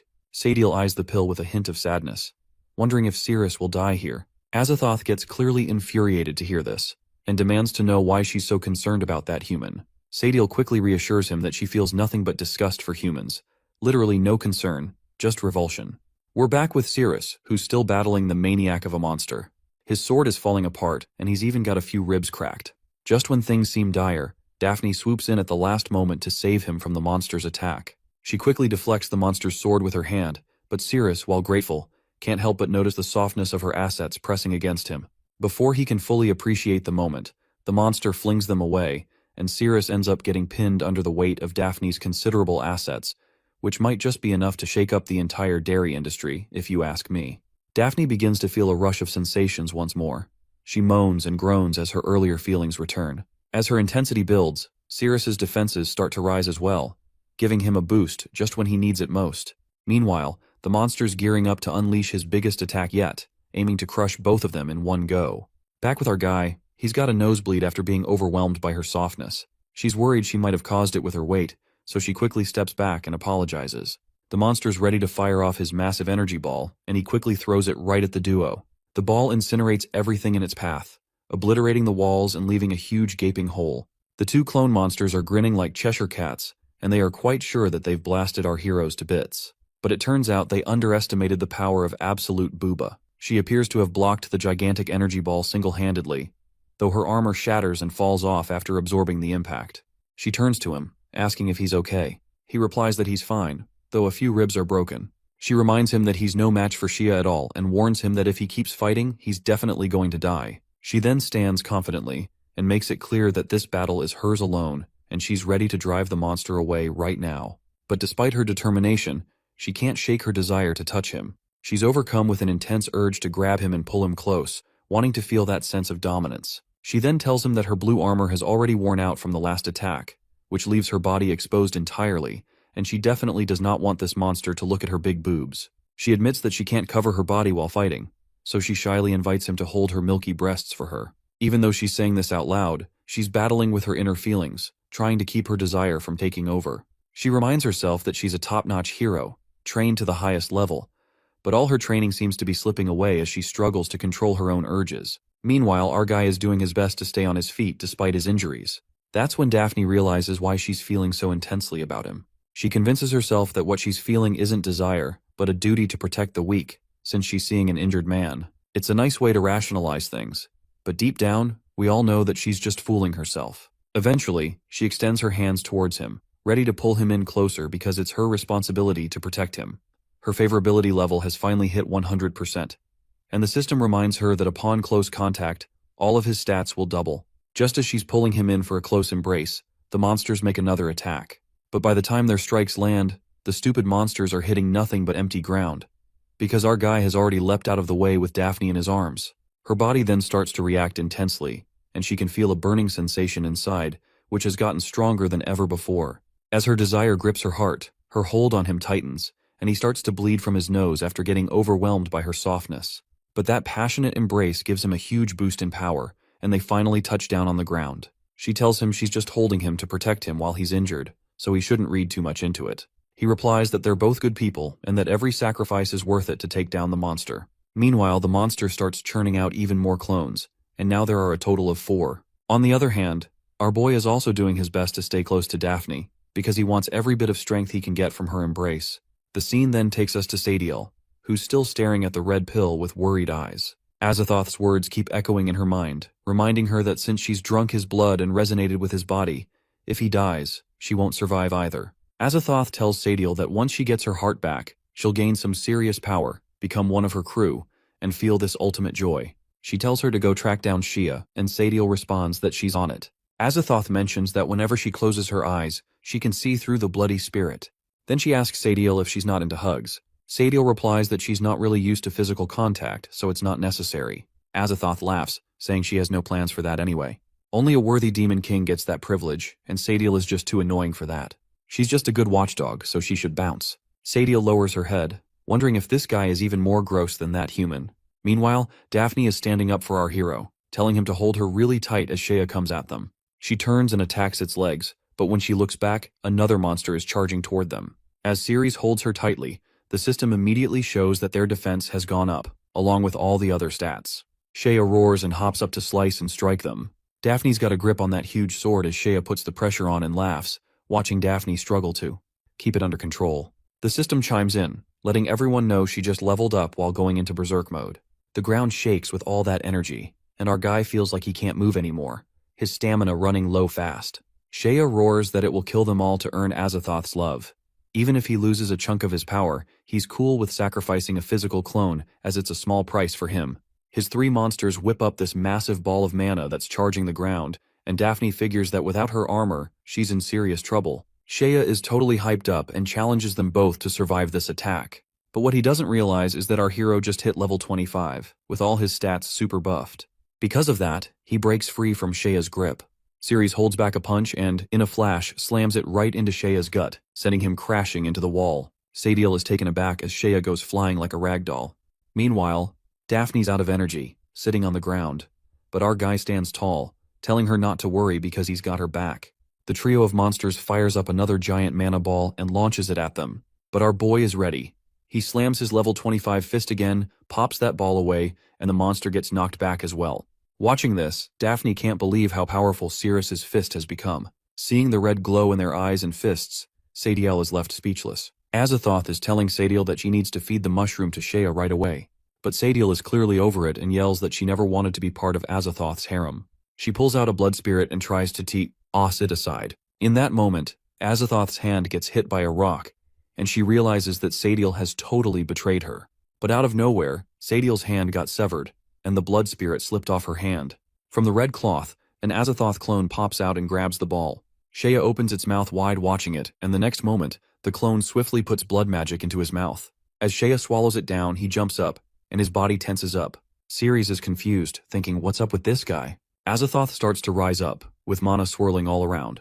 In no time, her body clones itself, and before long she's multiplied and surrounds them completely. Cyrus can't believe it because the system is showing Aiththoth's real form.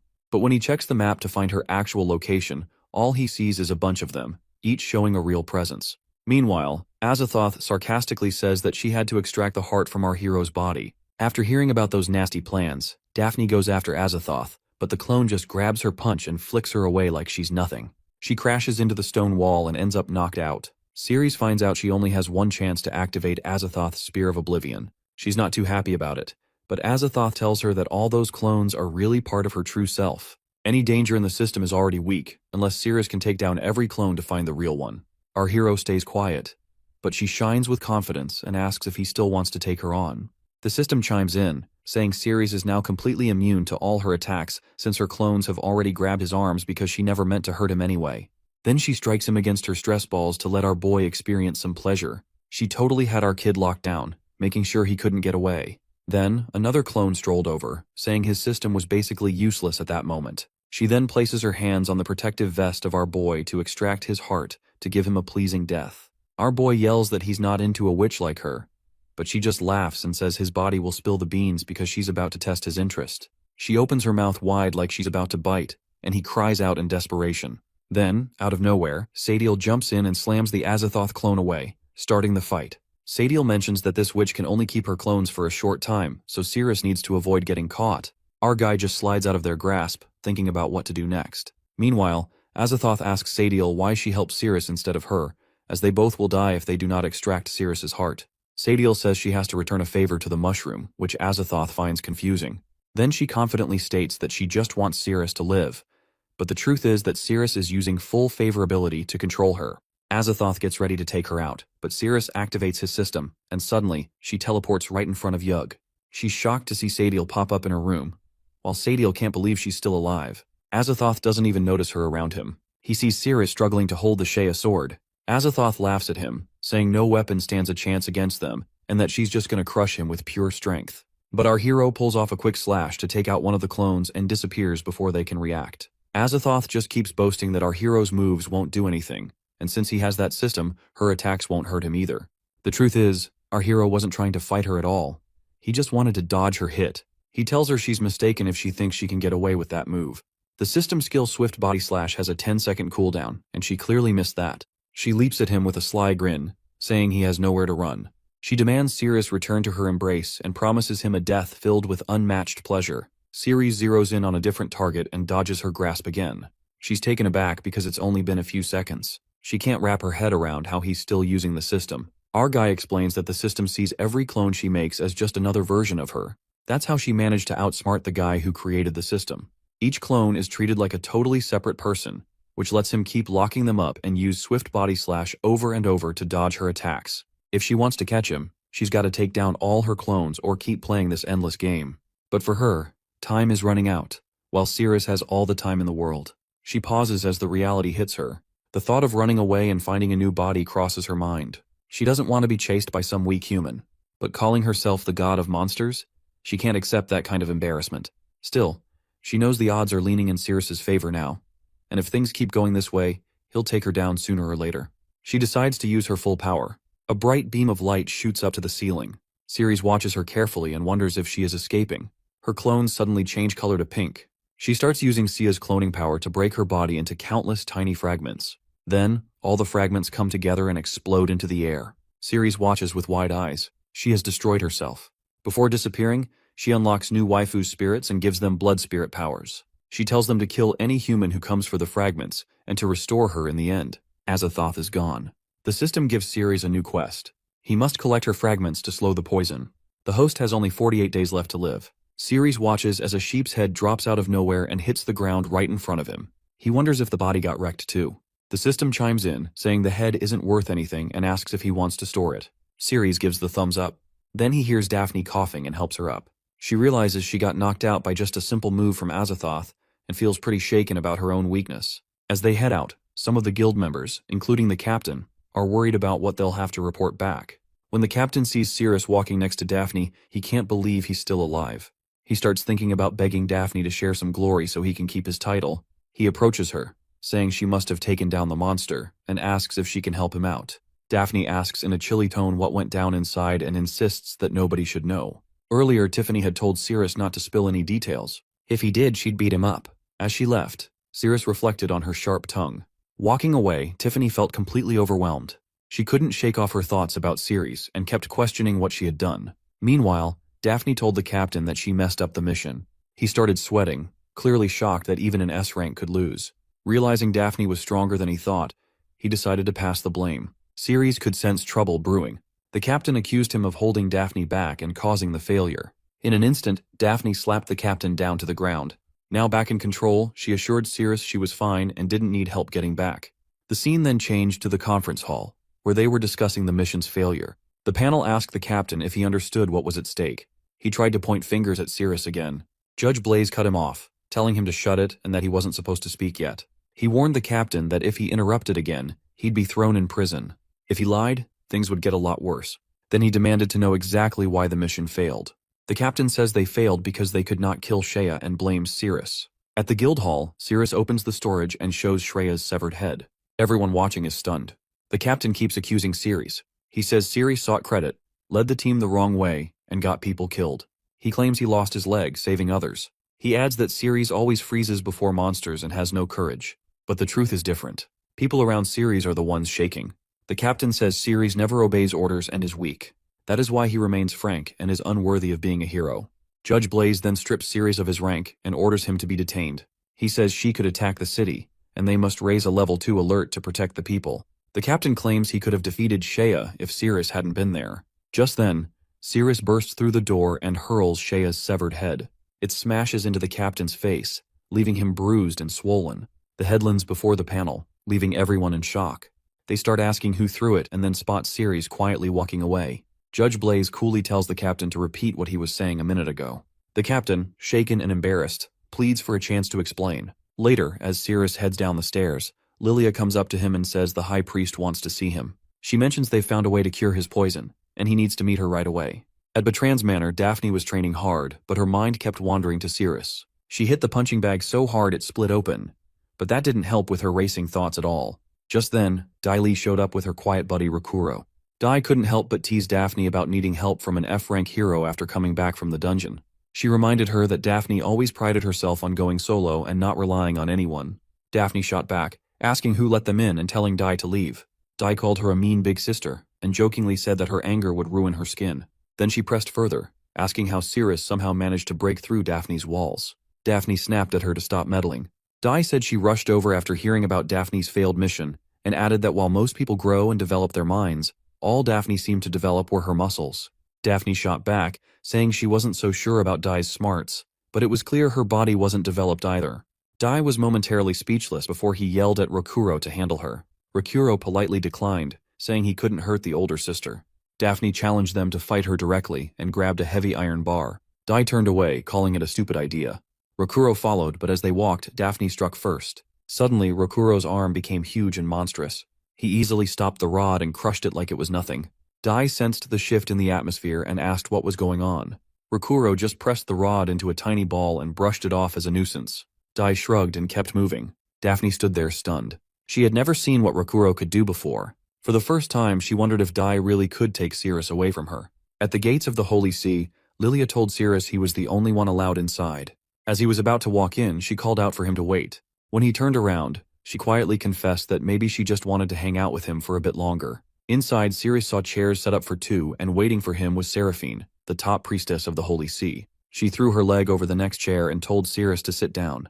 She wanted to chat face to face. He hesitates but agrees. She calmly reveals that she already knows the poison in his body comes from Aiththoth's blood, leaving him stunned. She explains that Aiththoth's blood greatly enhances monsters but melts human flesh instantly. Somehow, his body has fused with it, though it is slowly killing him. Ceres acknowledges her deep understanding of the poison, but before he can respond, she places her foot on his mouth and warns him not to interrupt. He is shocked again. She states that if monsters were to consume his blood, it could trigger a catastrophe. To prevent that, she has decided to consume him herself. Ceres leaps back in disbelief, thinking she wants to eat him despite both being human. Then his eyes widen as he sees her rise off the ground, monstrous tentacles unfurling from her body. She declares that though she may be a monster, she still stands with humanity, and for its future, she must consume him. Determined to survive, Cyrus locks her as a target. The system flashes multiple cards before him. He selects one. It is the Angel of Bliss gloves. He puts them on. A shockwave pulses out, and he knows that striking the right point will unleash his ultimate move. Cyrus stands there looking totally confused. A little question mark floats above his head as he stares at Seraphina. She holds a glowing pink piece of Aiththoth and tells him this power is the only thing that can keep someone alive in this world. Without hesitating, she starts to absorb the pink fragment, and energy begins to surge through her. As the power builds inside her, her veins stretch and twist until strange mouths begin to form at the ends. Ceres watches in shock as even the tips of her veins turn into mouths. Inside her mind, Seraphina revels in the new power. She imagines a future where she devours Cyrus and uses his energy to take control of every human city. In her vision, people are trapped like cattle. Everyone follows her rules, which she calls Holy See. Anyone who has bad thoughts or refuses to obey will be eaten and purified. She wants to create a world free of evil and corruption. Ceres starts to get mad. This doesn't feel like protecting people. It feels more like trying to control them. He refuses to be her meal. He raises his golden glove and the light from it shines brighter as his determination grows. Seraphina gives him a mocking smile. It's like she finds it funny that he thinks he can escape while standing right in front of her. Before he can move, her veins lash out at him like whips and the fight begins. Cyrus dodges quickly, trusting his instincts. As they clash, he realizes the vein-like attacks are actually part of her. He brushes one lightly to test how sensitive they are, but the result disappoints him. Only 1%, like barely anything. He tightens his grip on the golden glove and wants to test its power. More vein attacks come at him, but he uses the glove's abilities to dodge them. Even then, he only manages to leave a small scratch. 1% charge isn't enough. He needs to find a more sensitive spot. At the same time, Seraphina's anti-veins curl inward, pulling his body toward her and lifting him until they are face to face. She looks at him with a cold stare, thinking about where to start eating him. She notices the blood running from his shoulder and seems interested. She leans in and starts to drink it. Cyrus feels sick from the sensation, and his face shows his disgust. She smiles and thinks to herself that his blood tastes powerful, anti-toxic, and similar to Aiththoth's. No monster could resist it. The energy in his blood makes her veins swell even more. Cyrus is furious that she has taken his blood and is getting stronger. He needs to escape fast. While she is focused on drinking, he carefully reaches forward. He brushes against her chest and notices the sensitivity is at 15%. It's better, but still not enough. Seraphina glances down with narrowed eyes and asks what he's doing. She warns that she might eat him, and still he's thinking about touching her. Disgust is clear in her voice. But Cyrus has already made his move. He's figured it out that if she has a weak spot, it's gotta be the most sensitive place she can't protect. There's really no other option. With a serious look, he lifts his hand, powered up by the Angel of Bliss gloves. This is his last shot, and if he can hit that spot, he will unload everything he's got. Cyrus touches her private area and finds the weak point. She threatens to break his hand, but he doesn't back off. He checks the sensitivity, which is 11%, and tries again, which then shows 14%. Seraphina, totally pissed, kicks him hard and sends him flying. She lets out a sharp breath. Cyrus is shaken because every charged hit sends out a shockwave and drains him. If he wants to do real damage, he has to stay close and keep making contact. She growls that he's seriously annoying. Seraphina shakes off the pain in her leg, still buzzing from the last strike. She demands respect on her turf and thinks his actions are beyond forgiveness. Her energy lashes out at him, but Cyrus sees that 14% isn't enough to break through. He decides to move in closer and stop avoiding the fight. Seraphina attacks with a vine that shoots out yellow energy, slamming into him hard. Cyrus knows he needs to push forward and stay in touch for humanity's sake. Caught off guard and in pain, he stumbles back. Seraphina can't believe it as he goes flying, taken aback by his own counterattack. He landed awkwardly and quickly activated his Angel of Bliss glove to touch her again. Her skin felt off all stiff, and he could tell the sensitivity was only at 6%. Seraphina, furious, yells at him to let go and calls him a complete idiot before kicking him so hard he falls back even more. Cyrus knows he has to get out fast or she is going to swallow him whole. He figures the 6% charge is just enough to push himself away. Wide-eyed, he spots the mouth on one of her vines, and yep, they really do have mouths. Just then, Seraphina's veins wrap all the way around him. She mocks him for not going after her vines anymore and asks if he is already giving up. She tells him that no matter what he tries, she is going to consume him in the end. She grins wickedly, enjoying every second, and says it has been a long time since she has tasted anything like this. Trapped in her living vines, Cyrus feels the slimy mucus all over them. Seraphina winces in pain, clearly surprised, and asks out loud what he is doing inside her veins. The sensitivity level hits 25%. Seraphina quickly tosses Cyrus out of her veins, and he lands hard on the ground. He feels grossed out as the slimy insides spill everywhere, and the smell is terribly, really strong and nasty. He checks and sees that his sensitivity level is at 25%, which is just a quarter of 100%. She has exactly 4 vines, and he starts to wonder if touching each vine would bump that up to 100%. If that's the case, touching another vine should get him to 50%. Seraphina, feeling the effects, thinks the daisy she pushed away is starting to return. If things keep going like this, she will not be able to use her purification magic anymore. She knows she cannot let Cyrus get to that special spot inside her. Furiously, she decides he must be eliminated, and she will consume him again. Her vines snap open like jaws, transforming into plants that want to eat him. They charge at Cyrus, all worked up. Clenching his teeth, Cyrus realizes one of the vines is the same one that just spit him out. He also sees that it's way faster now.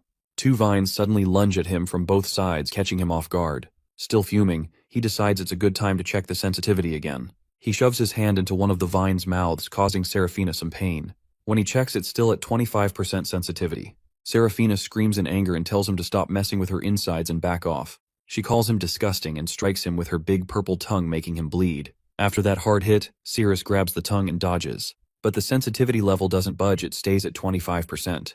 He figures the really sensitive spot must be somewhere else on her body. Out of nowhere, all 4 of her vines whip toward him. He yells that he'll crush them all. Cyrus gets ready with his bliss gloves and tries to dodge. When he touches a locked target, the gloves charge up and release a shockwave which creates a blast. This hits Seraphina hard, and she figures out that it's his right hand that triggers the powerful wave attack, and it gets stronger with every hit. Cyrus starts to think that maybe the weak spot isn't in the vine's mouth, but somewhere else on her body. He knows he needs to get closer to find out.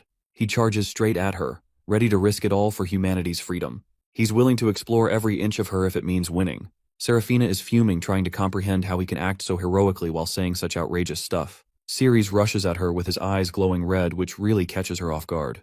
He mentions starting with her chest and reaches out towards it. Suddenly, Seraphina releases a thick cloud of purple smoke that has a super strong, terrible smell. Cyrus jumps back, shocked by the awful stench, wondering if she's trying to use the smoke to cover up something. He's freaking out because his Angel of Bliss glove isn't charged yet. Now he's got to rely on his strength, but something doesn't feel right and he's starting to get dizzy. Is the smoke messing with him? Out of the smoke, her vine tongue suddenly strikes his heart. He tries to grab it, but it yanks away fast. She pulls back into the smoke, avoiding his reach. From the shadows, Seraphina chuckles, mockingly tells him that soon he'll be paralyzed and knocked out cold. Then she'll have complete control over him. Inside the smoke, Cyrus feels a spin in his head and his body getting heavier. Then it hits him when he touches her with his right hand, and it can unleash a light wave attack. He realizes she's trying to keep his right hand away from her. That's when he suspects there might still be a vine wrapped around his hand. Suddenly, one of her vines lashes out at him again. He thinks this is just a distraction, and the real threat is coming from the left. Is she aiming for his left hand? But her attack actually gives him the perfect opportunity to reach out and touch her. After hitting his left arm, her vines slam him to the ground. Seraphina tells him that his body is surprisingly tough. She thought that bite would be enough to take out his left arm. After breathing in so much of her poisonous gas, he should be close to collapsing by now. In the strong-smelling purple smoke, Cyrus starts coughing while her vines keep attacking and biting him. With a wicked smile, Seraphina says that once she tears off his left arm, she will swallow it slowly, lick his blood, and enjoy every drop. Her vines keep chewing on his left arm, making him bleed. Then Cyrus tells her that the power to release shockwaves comes from his gloves, not his right hand. So he thinks to himself and then sticks his hand into Seraphina's vine, which really hurts her. She's feeling about 25% of the pain. After a moment, he pulls his hand back and a blast of yellow energy shoots out. As Cyrus charges up his bliss gloves, he sprints toward Seraphina, ready for another hit. He can't help but think about how bizarre her monster body is. Even though she looks mostly human on the outside, but inside she's totally different. He reaches out to her chest, searching for those hidden sensitive spots he's heard about. According to what he's learned, creatures like her usually have nerve-rich areas in the most unexpected places.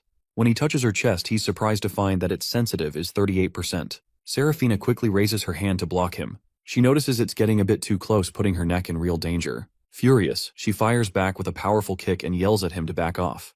The kick sends Cyrus crashing to the ground. He's surprised that the chest only reacts with 36% sensitivity. In retaliation, his body unleashes a burst of bright light energy. A huge yellow blast erupts from him. Seraphina spots the danger just in time, braces herself, and dodges the incoming attack. The explosion shakes the ground, sending debris flying everywhere, showing just how strong his hit was. While someone in California picks up on the commotion and wonders if a fight is going down inside, Cyrus is just sitting there, resting his head in his hand, feeling exhausted. The pink smoke has finally cleared and his mind is starting to clear up too. Seraphina laughs at him, saying his attack didn't do a thing to her. She goes on to explain that his blood has actually made her defenses stronger. With a sharp focus, Cyrus figures out that even at just 36% sensitivity, he hasn't been able to hit her core body. He's got to find her weak spot and fast. If she drains any more of his blood, he'll be completely powerless.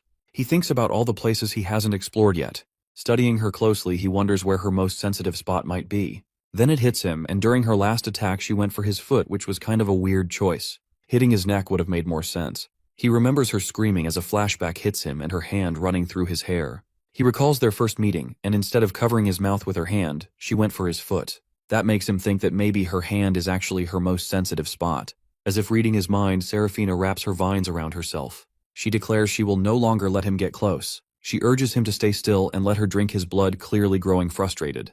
At that moment, another figure appears. A girl questions whether Seraphina truly intends to drain Cyrus's blood.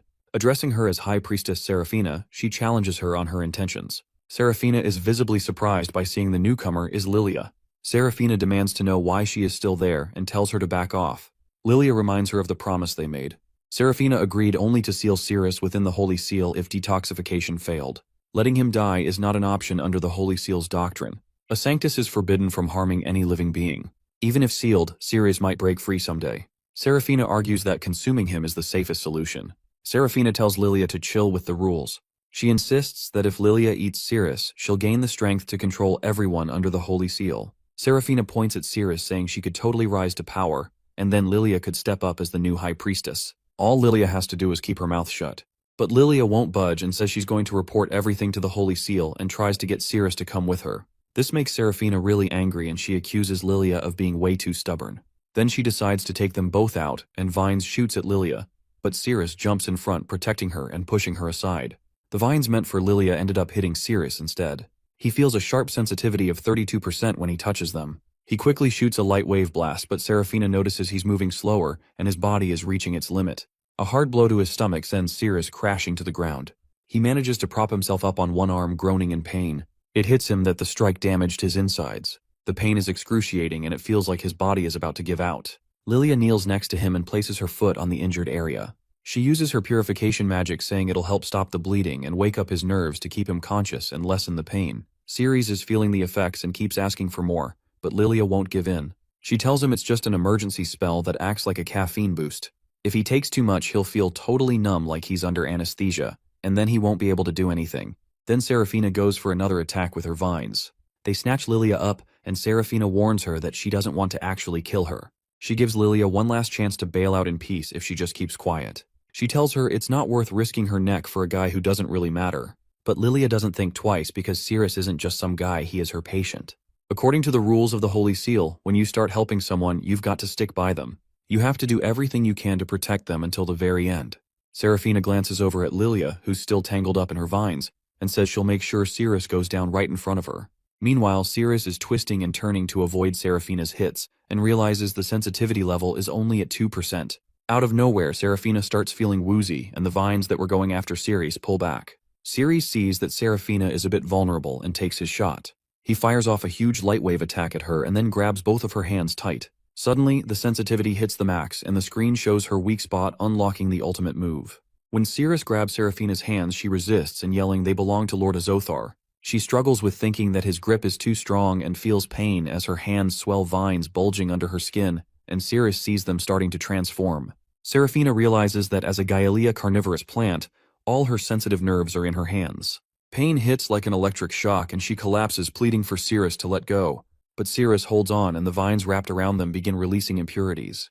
Watching closely, Lilia notices the High Priestess's body is full of toxins. She realizes that Cyrus is purifying Seraphina from the inside out. Seraphina mutates into a monster, vowing to tear out Cyrus's heart. Shaking with fear, Cyrus tries to move, but his hands are paralyzed, suspecting Lilia's magic is to blame. Seraphina, totally pissed, says that eating Cyrus is the only way to save humanity. Cyrus isn't having it and blasts out a huge shockwave. The energy from his bliss gloves is so intense it blows up the whole building and even hits Lilia, who stares in awe, wondering what kind of magic he just pulled off. Cyrus clutches his face in pain and mutters that the recoil was so strong it broke his teeth. The scene continues with Cyrus and Lilia watching as Seraphina reverts to her original form as a massive carnivorous plant. Cyrus staggers, breathing heavily, murmurs that something is wrong with him, then collapses into Lilia's lap.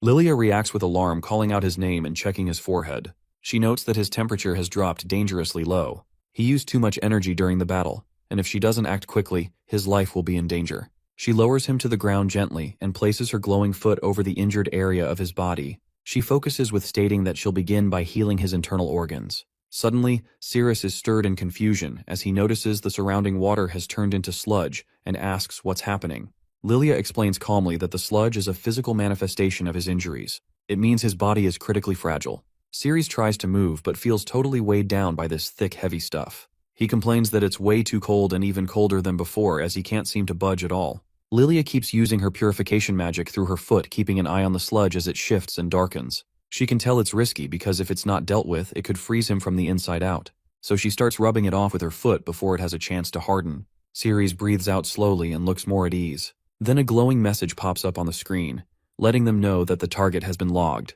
Lilia stays focused and tells him to breathe and chill out. Her magic, which comes from purification, needs her mind to be clear. If she starts to think negatively, her healing gets weaker and could totally fail. She has to wrap things up before that happens. Cyrus mentions he's feeling warm again and tries to sit up. Lilia steps back a bit and lets him know his internal injuries are all healed up. Now she just has to help him regain his strength. She lifts her foot and gently puts it on his lips, signaling that they're in the last phase of healing. With half his mind still foggy, Cyrus pictures a chocolate cake and starts to eat as if it's instinct. Lilia is super determined. She tells him to eat up every last bite because she refuses to let this magic fail. It's more than just a spell for her, it's a test of her belief. She's confident she'll heal him completely. Suddenly, a new message pops up on the screen that the favorability is at 51%. Cyrus kept licking her feet, going on about how tasty the cake was. Lilia winced, clearly uncomfortable, and told him straight up to cut it out with the tongue action. Then a message popped up on the screen showing the dust index at 60%. She was worried about how fast his muscles were soaking up energy. He was already starting to cramp, and if that kept up, he'd wake up feeling sore and super tired. She realized she needed to do something fast to lower his temperature before it got any worse. When the lust index increases, she senses that this is the most effective moment to assist him, as his body is highly receptive, and the surge of sensation can reach him completely. As she steps forward, Cyrus flinches and says no. Lilia repeatedly urges him not to resist, explaining that it's a crucial part of the treatment process, and uses the other foot. The lust index keeps building up, and she begins to feel intimidated. Realizing her purification magic is faltering, she reminds herself to stay calm and resist the dark thoughts. Cyrus suddenly tells Lilia that he is feeling a bit of pain and asks her to grab him. Lilia, blushing, urges him to hurry up and eat it as she can't hold on anymore and causing the lust index to rise. Cyrus continues licking her foot, and Lilia giggles, commenting that he is actually using his tongue, which tickles her. She quickly realizes she can't focus on what he's doing, so to distract herself, she thinks about what the Holy Church teaches. Cleanse desires, avoid lust, and keep things balanced. By sticking to these guidelines, she manages to push away any unwanted feelings and stay pure. Because of this, the lust index can decrease. When Cyrus is done, Lilia pulls her feet away, letting him know the treatment is over, and the magic is still working, bringing the lust index down to 67%. Cyrus gets up and asks if it's all finished, and Lilia confirms it is. She feels a rush of energy and realizes her purification magic has really improved, maybe even doubled what it used to be. It hits her that healing his injuries has boosted her magic even more. As Cyrus stretches, he comments how all his injuries have healed and he feels totally refreshed, giving a shout out to Lilia's magic. Lilia starts thinking about how this boost could help her become the new archbishop sooner than expected. She tells Cyrus that in the future, he should definitely come to her for treatment, even if it's just a minor injury. Cyrus agrees, saying he will. The scene then shifts to the Holy Church, where a big hole blemishes the building. Mr. Charlton shows up with a green-haired girl named Daisy who gasps in shock. Charlton wonders if it was a demonic beast attack that did it. Mr. Charlton walks over to Cyrus and Lilia, who is already there, and starts asking them what happened and if it was some kind of attack. Cyrus seems a bit unsure and mentions that they don't have all the info yet, but they're sure the archbishop is gone. Jessie points out the carnivorous plants that Cyrus has on display. Lilia tells Mr. Charlton they need to wait for the new archbishop to move forward, but suggests they chat about the collaboration in the meantime. Mr. Charlton is caught off guard by this, and Lilia explains that a lot of steps can be skipped once the archbishop is on board. He sighs and agrees it's the only way to go. Cyrus steps back and says he'll let them handle things, giving a quick goodbye to Mr. Charlton. As Cyrus is about to leave, Mr. Charlton calls him back and asks Daisy to give Cyrus a ride home. He also tells her to fill him in on what's been happening at the Warrior Guild.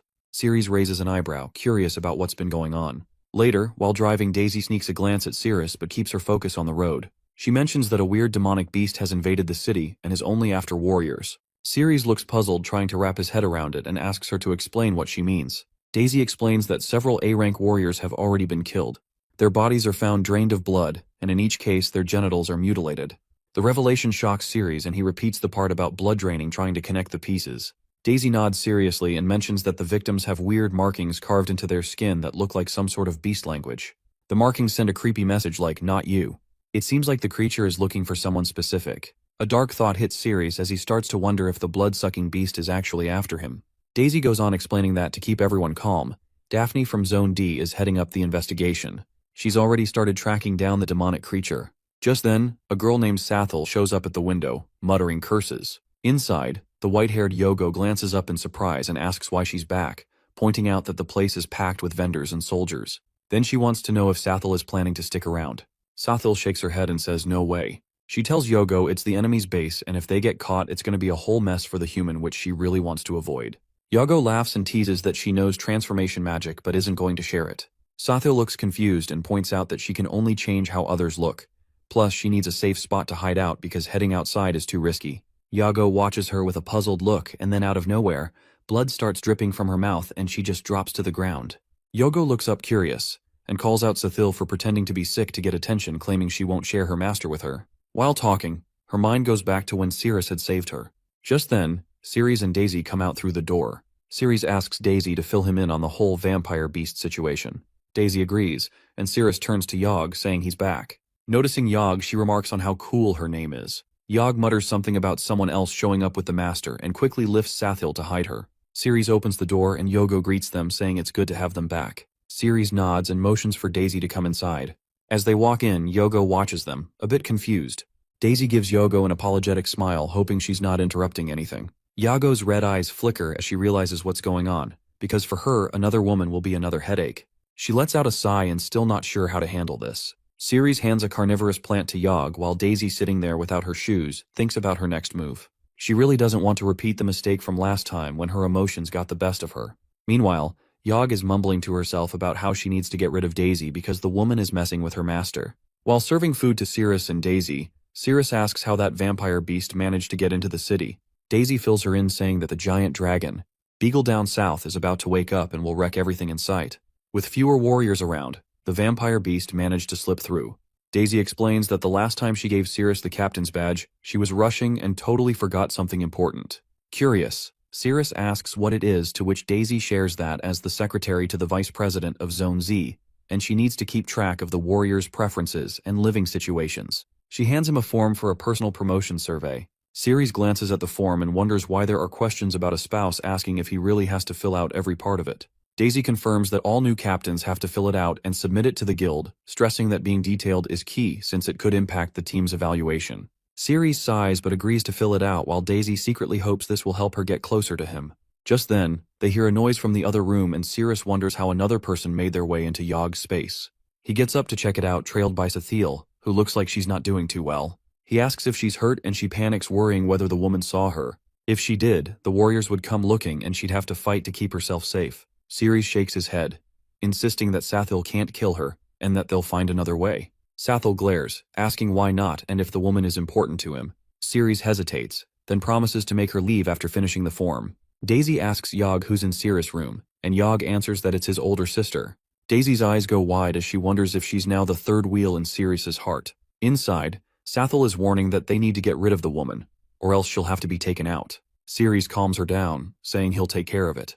Then Daisy hears a scream from inside and looks at Yog, asking if they should go help. Yog shakes her head, saying Cyrus can handle it, and that another girl might bite her if she goes in. Sadiel bursts out, accidentally bumping into Cyrus as he walks in, questioning how she can hit so hard even with her injuries. He hands Daisy the completed form and asks her to drop it off at the guild for him. She nods shyly, then suggests grabbing a bite at a great restaurant outside. Both Cyrus and Yog are surprised by the idea, and Yog gives Daisy a sharp look. Cyrus looks confused and asks if that's all right. Yog then grabs some food from the plate, reminding him it's time to eat. Cyrus, puzzled, and wonders when he planned that. Yog flushes, gently placing the food on her chest and pulling Cyrus closer, softly insisting he eat it and stick around until he's done. Daisy's eyes go wide as Cyrus just stands there, stunned. Cyrus takes a bite of one of the cookies and wonders what it's made of. She casually says it's snake liver mixed with bat wings but insists it actually tastes good. Yog pulls Cyrus in closer and encourages him to have another piece, telling him he needs to finish everything on his plate. Cyrus, however, just shakes his head and says no thanks. Daisy, watching all of this, asks if this is how Cyrus usually eats. He sighs and admits it's not really his thing. Yog, still trying to feed him, just grins and explains they do this every day because her master likes it. She tells Daisy to just leave if she doesn't want to see it. Daisy gets up, says sorry for interrupting, and heads out, thinking maybe Cyrus and Yog really are this close now. Then there's a loud knock at the door. Outside, a girl with bright pink hair asks politely for someone to open up. Inside, another girl hears her and frowns, clearly annoyed. The boy with her, Roy, looks puzzled and asks why no one is answering. He uses his magic and suddenly, the door bursts open with a loud crack. Inside, Cyrus jumps up, looks shocked and angry. He yells at them for breaking his door, swearing and saying it cost him 100 silver coins. He charges at Roy with fists tight and fury in his eyes, but Diana steps in with a relaxed smile and holds out a check, saying it is for 100 gold coins, which is plenty to cover the damage and good anywhere. Cyrus freezes, takes the check, and asks what they want from him. Diana lifts her hand and makes her pitch. She wants him to work for her and is ready to pay him 500,000 gold coins. Cyrus, standing off to the side, can't believe what he just heard, because that's a crazy offer. Yog, on the other hand, is getting more annoyed by the minute. She's sick of so many women trying to steal her master away. Before Cyrus can respond, Daisy jumps in and tells him not to take the deal. Cyrus looks at her totally confused. Daisy turns to Diana and Roy, pointing out that they're from Zone D. Diana smirks and calls Daisy an old lady, asking if it actually matters. That comment sends Daisy into a rage. She insists that Cyrus is super important to Zone Z, and that they won't let him bounce to Zone D. The scene switches to outside the building, where Daphne is with her team. One of her guys is on his knees next to a body, really checking it out. He mentions that the blood hasn't fully clotted yet, which means the person probably died only 4 to 5 hours ago. Another guy steps up and tells her that Diana went to see Cyrus. At that, Daphne's expression sharpens. In her head, she rolls her eyes and says that the little snake actually went to meet Cyrus. But she keeps her voice strict and on point. She tells her team she has bigger fish to fry right now and orders them to search the area thoroughly. If they spot the vampire beast, they should just report back and wait for her with no crazy heroics. They all respond at once, affirming loudly. Without saying anything more, Daphne activates her power and takes off into the air, the wind rushing past her as she coldly thinks that Diana won't pull that on me again. Cyrus is meant to be in Zone Z. The scene switches to a massive dragon tearing through buildings, sending debris flying in every direction. It's the dragoon Beagle, which is gigantic, furious, and roaring loud enough to shake the sky. His stomach growls louder than his voice, and his rampage seems fueled by nothing more than monstrous hunger. He smashes rooftops aside like paper, snapping tree-sized pillars in half as if they're twigs. Guild members scramble to maintain control of the situation. One of them mentions that everyone has already been evacuated from the area, so there are no civilian casualties. Still, the tension remains high. No one has retrieved the Slay Dragon Blade, the only weapon rumored to harm Beagle. That leaves them helpless. A young scout suggests that the best option is to stay away and observe from a distance. The risk of engaging the beast directly is too great. But the guildmaster has a different perspective. He points out that Beagle isn't truly attacking the city, even not out of malice at least. According to him, the dragon has chosen the ruins near the outskirts, because there's a fortune in gold hidden underneath. Beagle just happens to like gold, and the spot makes for a cozy place to nap. That hunger? Probably just a bad case of waking up grumpy. Meanwhile, elsewhere, Daisy leans over and asks Lady Diana if they can snag the elusive captain from Zone Z. Diana wants to know if they have enough funds to make the offer worthwhile. She turns to Cyrus, curious about his opinion, but he just blinks and says he doesn't even know the person. That doesn't seem to matter to Diana. She quickly explains that Cyrus's real job is to spill the tea that is to reveal how he broke Daphne's no-cooperation policy and what he knows about the Shea Dungeon incident. But there's a twist that he would have to do it live on a popular TV show, solely to make her sister feel awkward. Once Cyrus understands her angle, he declines. He sees right through it. Diana raises her voice, clearly frustrated. She insists it's his chance to earn a ton of money. Cyrus responds calmly, saying it's not worth making Daphne sad. He made a promise and intends to keep it. Diana seems to take that as a negotiation tactic. She wonders aloud if he's just angling for more cash and offers to make a better deal. That's when Daphne's voice rings out from behind her, sharp and commanding. Diana turns quickly, caught off guard. Daphne storms into the room, demanding that they leave Cyrus alone. She looks like she's ready to throw a punch, but Roy steps in just in time and reminds her that she can't hit her sister that hard. Daphne backs off slightly and tells Roy to stay out of it. Daisy, now watching quietly from the corner, whispers, if maybe Daphne from Zone D has a thing for Cyrus. Diana smirks and accuses Daphne of being insecure or not trusting Cyrus anymore, especially since she's quit all her jobs. Daphne scowls and claims she's just a natural-born troublemaker. Cyrus interjects, saying he hasn't even said anything yet. But Daphne's mind wanders to how he helped her before, and how he never let the lure of gold pull him away from his promises. Her gaze then drops to Diana, and she can't help but smirk. She notes that Diana has obviously gotten breast implants, probably trying to fix something money can't. She jokes that Diana's breasts aren't naturally big, but Diana snaps back angrily, denying it. Diana barks at Roy to leave with her, calling everyone in the room gross. As they walk out, Diana quietly fumes, thinking about how Cyrus must have more secrets like the one she plans to uncover and use for payback against Daphne. Once they're gone, Daphne mutters that next time Cyrus should kick her sister out himself. Cyrus, now alone with her, can't help but think about the tense relationship between the two sisters. He also briefly wonders if Daphne was right about the implants. Just then, a report comes in. A white-haired demonic breast has been discovered in Zone Y. Daphne doesn't hesitate. She dashes out immediately to investigate. Daisy says her goodbyes and leaves soon after. That's when Yog steps forward with worrying news. She tells Cyrus that Sadiel is seriously ill. Her body temperature has dropped dangerously low, and only an advanced recovery herb can save her. But they don't have enough time. Cyrus, growing desperate, has a sudden thought. Maybe his blood, infused with the energy of Sato's lord, can help. Without thinking, he cuts his palm and lets the blood flow into Sathel's mouth. Yog gasps, but it's working. A vibrant green mana starts to wrap around Sathel's body. Cyrus watches closely. Soon Sathel stirs. Her eyes flutter open, and she grips her head groggily. Cyrus asks gently if she's okay. The scene cuts back to Beagle, who is now gnawing lazily on giant boulders. Suddenly he pauses. His nostrils flare. He catches the scent of something. He turns, growling low and deep. His massive form begins to move. Panic spreads fast. This has never happened before. Beagle is heading towards Salem. The guildmaster yells to get everyone on alert. Reports start coming in that Beagle is stomping directly toward the city. The reason? He can smell the blood of Sato's lord, now flowing inside Cyrus. And he wants it. Yog stares at the blood, totally amazed by how good it smells. Sadiel holds Cyrus's hand and says she isn't going to waste a single drop. Cyrus is blushing and tells her she's sucking his hand way too hard, and it's starting to tickle. Then Yog calls out to him, saying she can't hold back anymore either as she needs a taste too.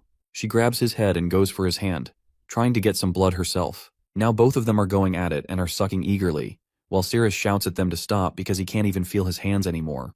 The demon girls start wondering if their bodies feel so good and energized, because the purification is working from the inside. Yog realizes it must be healing Sadiel too, since she literally can't stop sucking and keeps wanting more. Suddenly, a loud emergency alert goes off that is announcing the activation of a high-level magic barrier.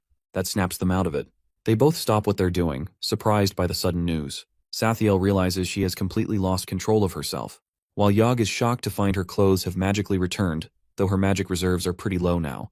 The announcement continues that a giant dragon named Beagle is heading straight for Salem City with an ETA of 10 days. All citizens must evacuate to underground shelters, and all warriors are ordered to draw their dragon-slaying blades to defend themselves. Every warrior must report to HQ within 3 hours or get demoted from the guild. Jeeps are already rushing toward HQ. Meanwhile, a secretary tells Cyrus he's on his own since there are no recruits with him, and Zone Z is out of vehicles. Cyrus groans and asks if that means he has to run 100 miles. He shouts at her to recruit someone already, but she just shrugs, saying she has paperwork to finish. If he wants a ride, he'll have to team up with another guild. That's when Irene from Squad 14 offers to let him tag along. Cyrus asks if her captain would be okay with that, and Irene says he'd probably be happy to team up with someone strong like Cyrus. But as soon as he introduces himself as an F-rank captain, she freezes and immediately backs away since no one in F-rank even has a captain. She quickly ends the conversation, saying it never happened, and it leaves Cyrus furious. Out of nowhere, Bella shows up and asks to join Squad 15. Cyrus is surprised to see her. She greets him warmly, then scolds him for not visiting her after he got out of the hospital. She asks if he's forgotten her, mentioning she's heard a lot about him. Cyrus explains that he's just been super busy with a ton of crazy stuff. Bella smiles, happy to hear he's a captain now, and says they can catch up after the mission. The secretary reminds him he still needs to complete his paperwork. Irene tells Bella not to waste her time following losers from F rank, bragging that her own captain is A rank. Then Tyler shows up and snidely claims Cyrus only became a captain because of his connections. Bella's eyes widened as she recognizes him. Tyler tries to recruit her to Kalent's society, boasting that his armor makes him way stronger than Cyrus. He offers her another chance and even promises an A-rank sword. But Bella turns him down, saying she's sticking with Cyrus. Cyrus tells her to come sign the forms and she walks over without hesitation. Tyler clenches his fists as he gets furious, wondering why Bella always chooses Cyrus over him. Irene curses Bella for having such bad taste and tells Tyler to just forget her and move on. But Tyler is steaming and declares that eventually, they'll all be begging for his help.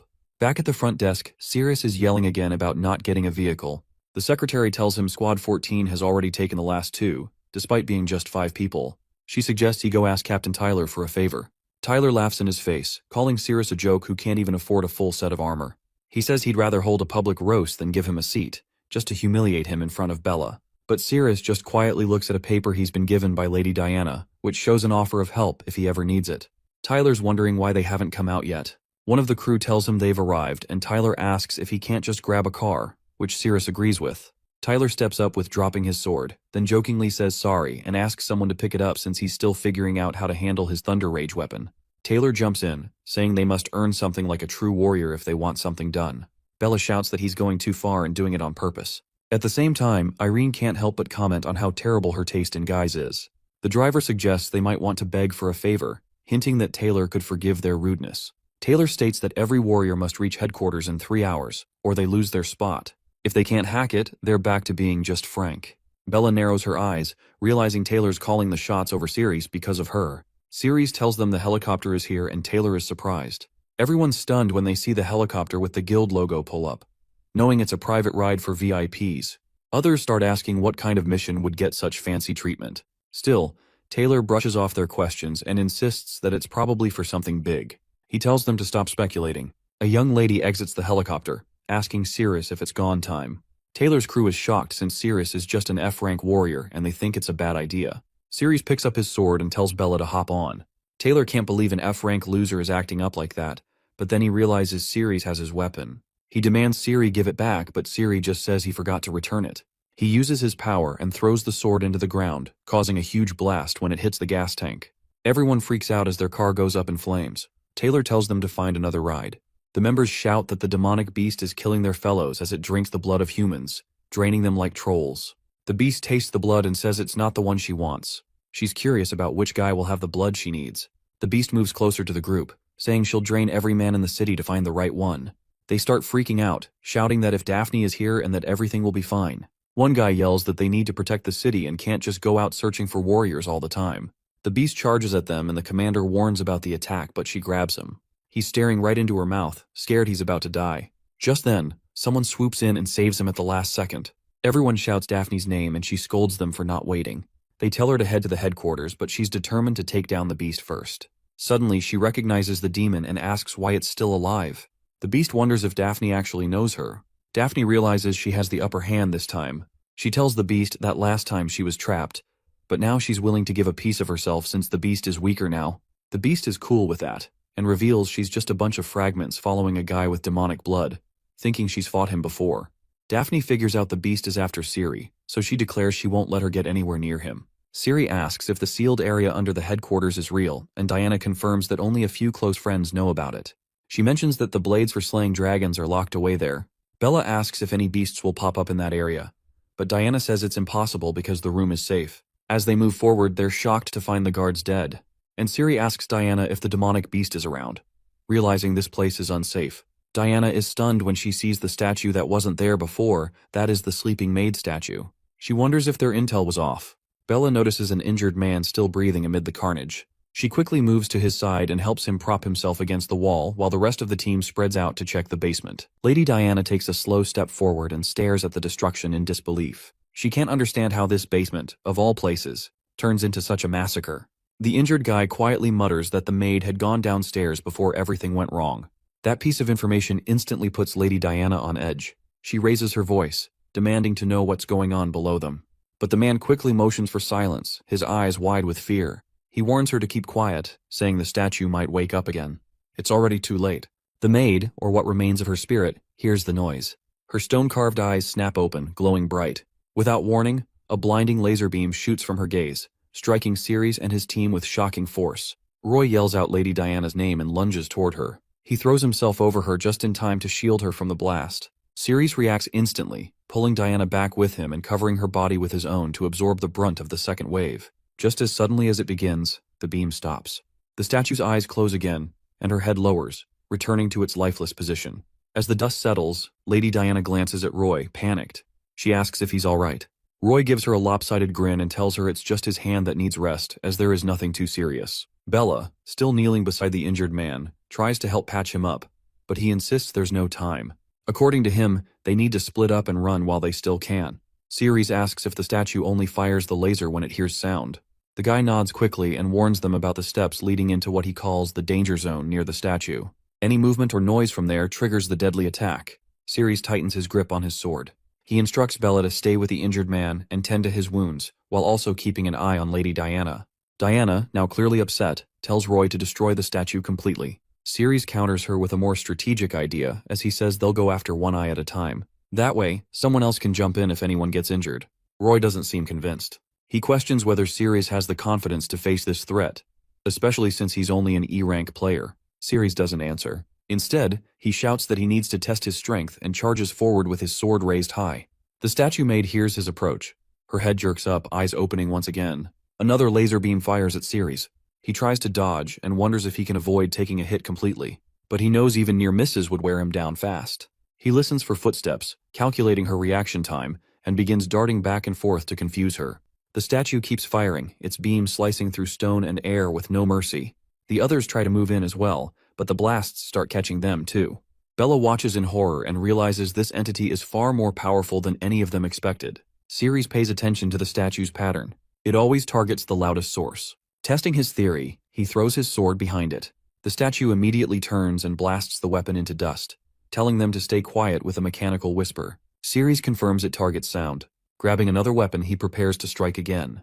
This time, he rushes in and lands a direct hit, but his sword shatters on impact.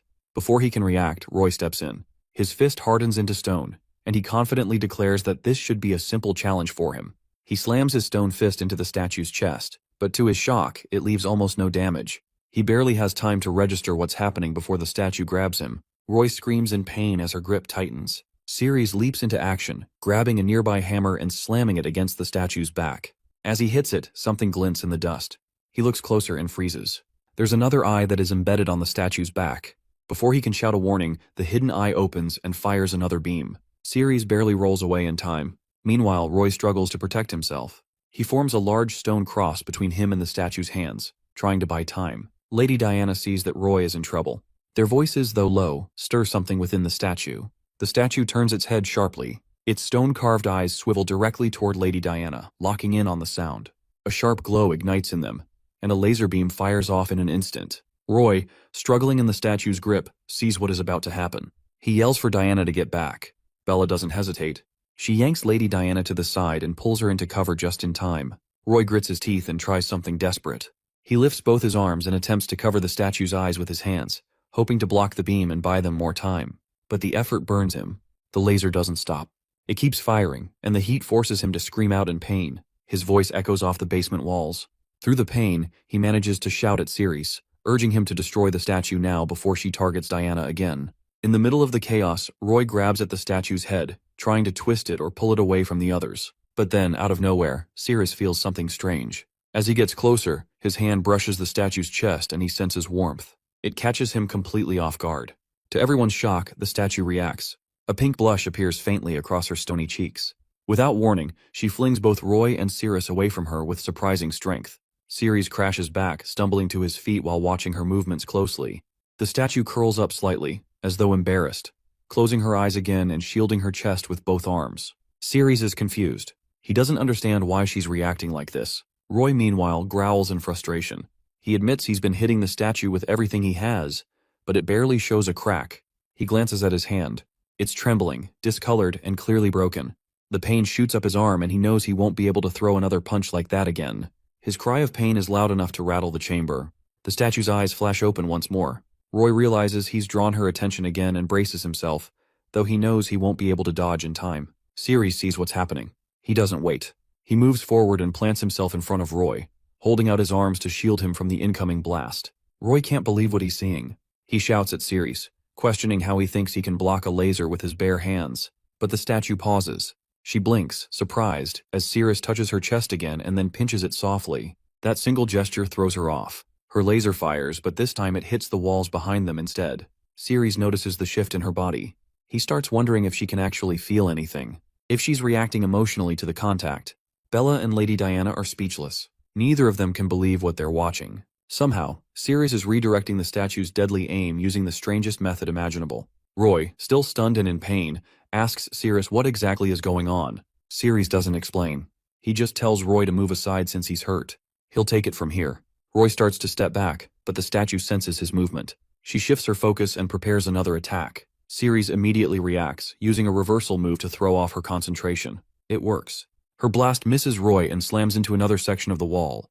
Lady Diana, still ducking behind cover, asks Bella if Cyrus always fights like this. Bella shakes her head and says that it's definitely not his usual style. But somehow it's working.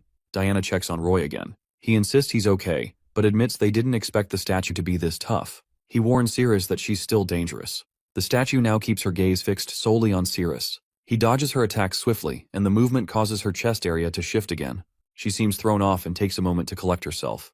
But after a short pause, she lunges again, clearly flustered but relentless. Cyrus watches her more carefully this time. Her strikes are becoming less focused. He starts to think that her combat pattern is breaking down. She's losing precision, Roy comments from the side, noting how chaotic her attacks have become. Then, unexpectedly, Cyrus slaps the statue lightly on the backside and shouts for her to focus if she's going to fight seriously. The statue falters mid-attack. Roy watches it all, wide-eyed. Despite the absurdity of the approach, he has to admit Cyrus is handling the situation in his own strange but effective way. Roy's on the ground, clutching his chest and clearly in pain. Lady Diana checks in, asking if he's okay. He tells her he has chest pain and thinks his ribs might be cracked from all the hits he took from the statue. Bella jumps in, warning that a chest fracture could be serious, as it could mess with his heart and lungs every time he breathes. She offers to help him out and asks him to show his chest but warns that it'll only give him some temporary relief. As Roy lifts his shirt, Bella's caught off guard for a second, but she quickly snaps back to reality and starts checking him out. When Roy asks if she sees anything wrong, she assures him it's his injuries. Then, she pivots the convo to the fight, asking if any player who digs Cyrus could take down the statue. Bella insists Roy really needs treatment right now. He thinks about the battle, realizing that even his strongest moves barely scratch the statue. Meanwhile, Cyrus seems to have slowed down the statue's attacks and looks like she can control it. Bella means Cyrus' skills are better than those of an S-frame player. Cyrus notices the statue's blazer is slipping and jokes that maybe it's because her eyes are almost closed and she can't control herself. The statue stays quiet, trying to cover up. Cyrus is surprised and wonders if she's actually avoiding his gaze. He points out that she has feelings too and calls her cute. Noticing she shuts her eyes when she's shy, he decides to fly close and touch her since she's shown him a weakness. As he lifts his hand, he teasingly asks if anyone's touched her belly button before. Out of nowhere, she lifts her foot and kicks Cyrus hard to fend off his touch. Bella yells that she has to jump in and help Cyrus since it's up to her now with their captain hurting. But Cyrus grabs her foot, making the statue squirm in shyness. Roy grabs Bella and warns her not to mess things up for Cyrus. She's surprised and asks what he's talking about. Roy tells her to keep her head in the game and points out that it's Cyrus holding her foot, not the statue attacking him. He urges her to feel his heartbeat through her foot and he gives her leg another rustle. It makes things even more awkward for the statue, who then opens her eyes and starts firing laser beams. Everyone's shocked as they see the lasers seem weaker than before. Cyrus tells the statue her attacks are getting weaker, even if they won't kill him. Suddenly, she grabs Cyrus by the neck and pulls him closer. Roy screams that she's trying to go for a big attack and tells Cyrus to break away. Cyrus raises a hand and points at her chin, while Roy warns him to dodge her attack instead of moving in since it could be deadly. The system locks on and Cyrus kisses her. She's totally caught off guard by it, and Roy remarks that the statue's still stunned by the kiss. They exchange some water while Cyrus catches his breath after pulling away. The statue pushes him back and Cyrus playfully asks if she stuck her tongue out on purpose. The statue is blushing and covers her face and hides her head with her arms. Lady Diana shouts that she's hiding her head. Cyrus takes a step closer, while Roy notes that she hasn't even reacted to Cyrus moving in. Curious, he pokes her and says she has a stiff tongue. Cyrus wants to ensure she'll look his way again, but the statue stays silent. He calls over his friend because the shy girl isn't lifting her head up soon. Taylor and his crew find themselves at another fork in the road, looking around all confused. One team member asks if there is supposed to be just one way to go based on the intel they got. Taylor wonders why it feels like a maze in here. Irene chimes in, saying that the intel from HQ is usually pretty accurate and that there's probably a good reason for the layout. Another member questions if the info about the single path is even right. Taylor is still baffled by the maze vibe.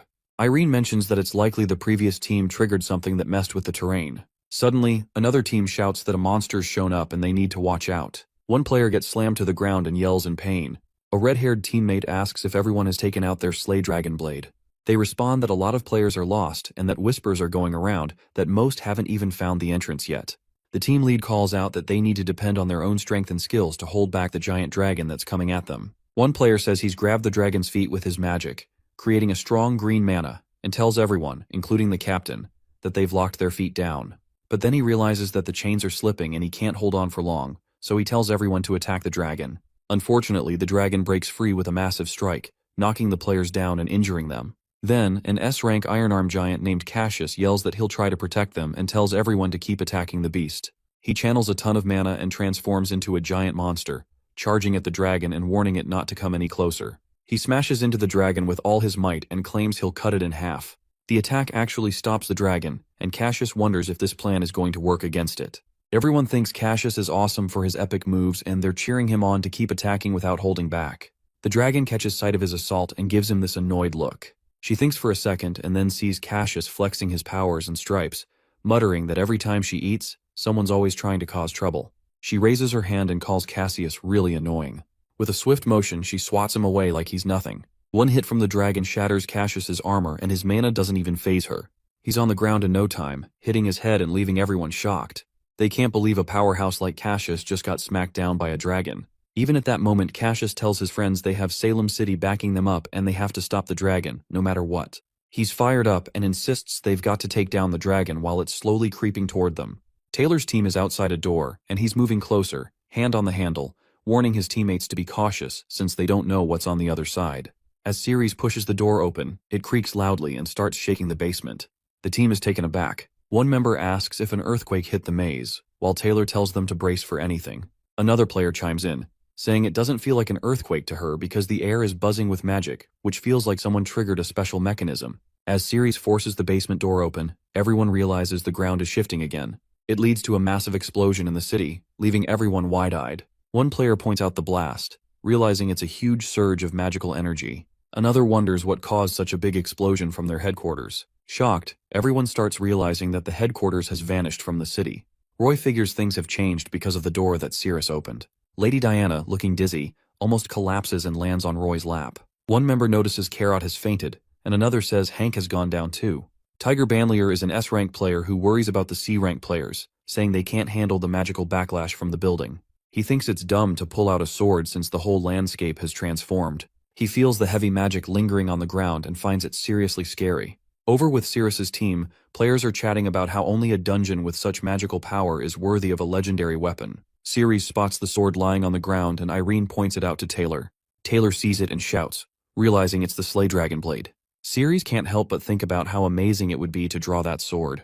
Irene mentions that Cyrus is an F-rank player, which ticks Taylor off. He frowns, feeling jealous about Cyrus's luck. Taylor wonders how the maze can just disappear and suddenly, Cyrus is right by the sword. Thinking the first person to try drawing it has the best chance to succeed, Taylor decides he can't let Cyrus get ahead. He yells to his team to follow him so he can grab the sword and they all jump to obey.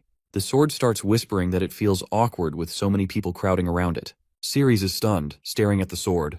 It tells him he has no business looking at it like that, feeling uncomfortable because it doesn't have a scabbard. The sword asks Cyrus to stop staring, threatening to unleash some pressure on him if he doesn't close his eyes since it doesn't like being watched. Cyrus feels that pressure and wonders how a sword can even talk, surprised that it has a personality. A massive wave of pressure blasts out from the sword, causing even the toughest armor to crack and players to drop like flies. Taylor's teammate gives him the lowdown on what's happening, and everyone can't believe the sheer power of the mana. The air around Taylor feels like hot lead, making it hard to breathe. He looks around and realizes it's awful for everyone involved. Even Cyrus is feeling the effects of the mana pressure. The spirit of the sword notes how tough Cyrus is for holding his ground against it. Banlier whispers that anyone who can handle the pressure and still move has a shot at drawing the sword. His teammate asks if he can get close to the Slay Dragon blade and wonders what the risks are. Banlier reassures him and says the sword has been dormant, so there shouldn't be any danger. But the sword itself chimes in, warning that anyone who gets too close is in the danger zone. Cyrus is taken aback by the sword's words and turns to Bella, asking if she's picking up on anything. Bella suggests that maybe Cyrus is just hearing things because of the intense mana around. Taylor leaps over to Cyrus and says the pressure must have messed with his head, claiming his stamina is way better than Cyrus's. Roy tells Cyrus that the first person to draw the sword has the best chance of succeeding, so he can't let Cyrus get ahead of him. Taylor laughs at Cyrus, saying an F-rank player like him has no business trying to wield the Slay Dragon blade. Bella runs towards Taylor, yelling that he's jumping the gun, but Cyrus stops her and tells her to steer clear of him. As soon as Taylor steps over the line and gets close to the sword, it senses him and shouts for him to back off. But Taylor ignores the warning and thinks that by grabbing the sword in front of Bella and Cyrus, he'll look like a hero while putting Cyrus in his place. The sword's spirit rolls her eyes at Taylor annoyingly and warns him not to touch her hilt. Just as Taylor reaches out, looking down on Cyrus, the sword shouts that he's giving off some pretty creepy vibes. She raises her leg to kick him away, not wanting anyone to get close. Taylor gets slammed back and sent flying, screaming in pain from the sword's powerful mana. His teammates are in shock, and one of them calls out to Taylor, their captain.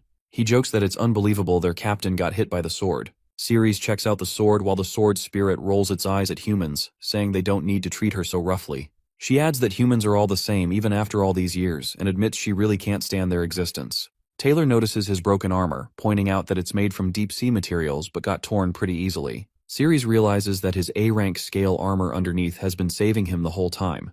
Without it, things could have turned out really bad. The other players are buzzing with surprise about the sword. One of them asks how they even found out about safely drawing it, while others think it's a failure for Taylor since the Slay Dragon blade rejected him. They're also chatting about how the blade has come to life. Taylor's teammates are saying they just don't have tough enough armor to handle the Slay Dragon Blade's attack, and are wondering who's going to step up to try and pull the sword.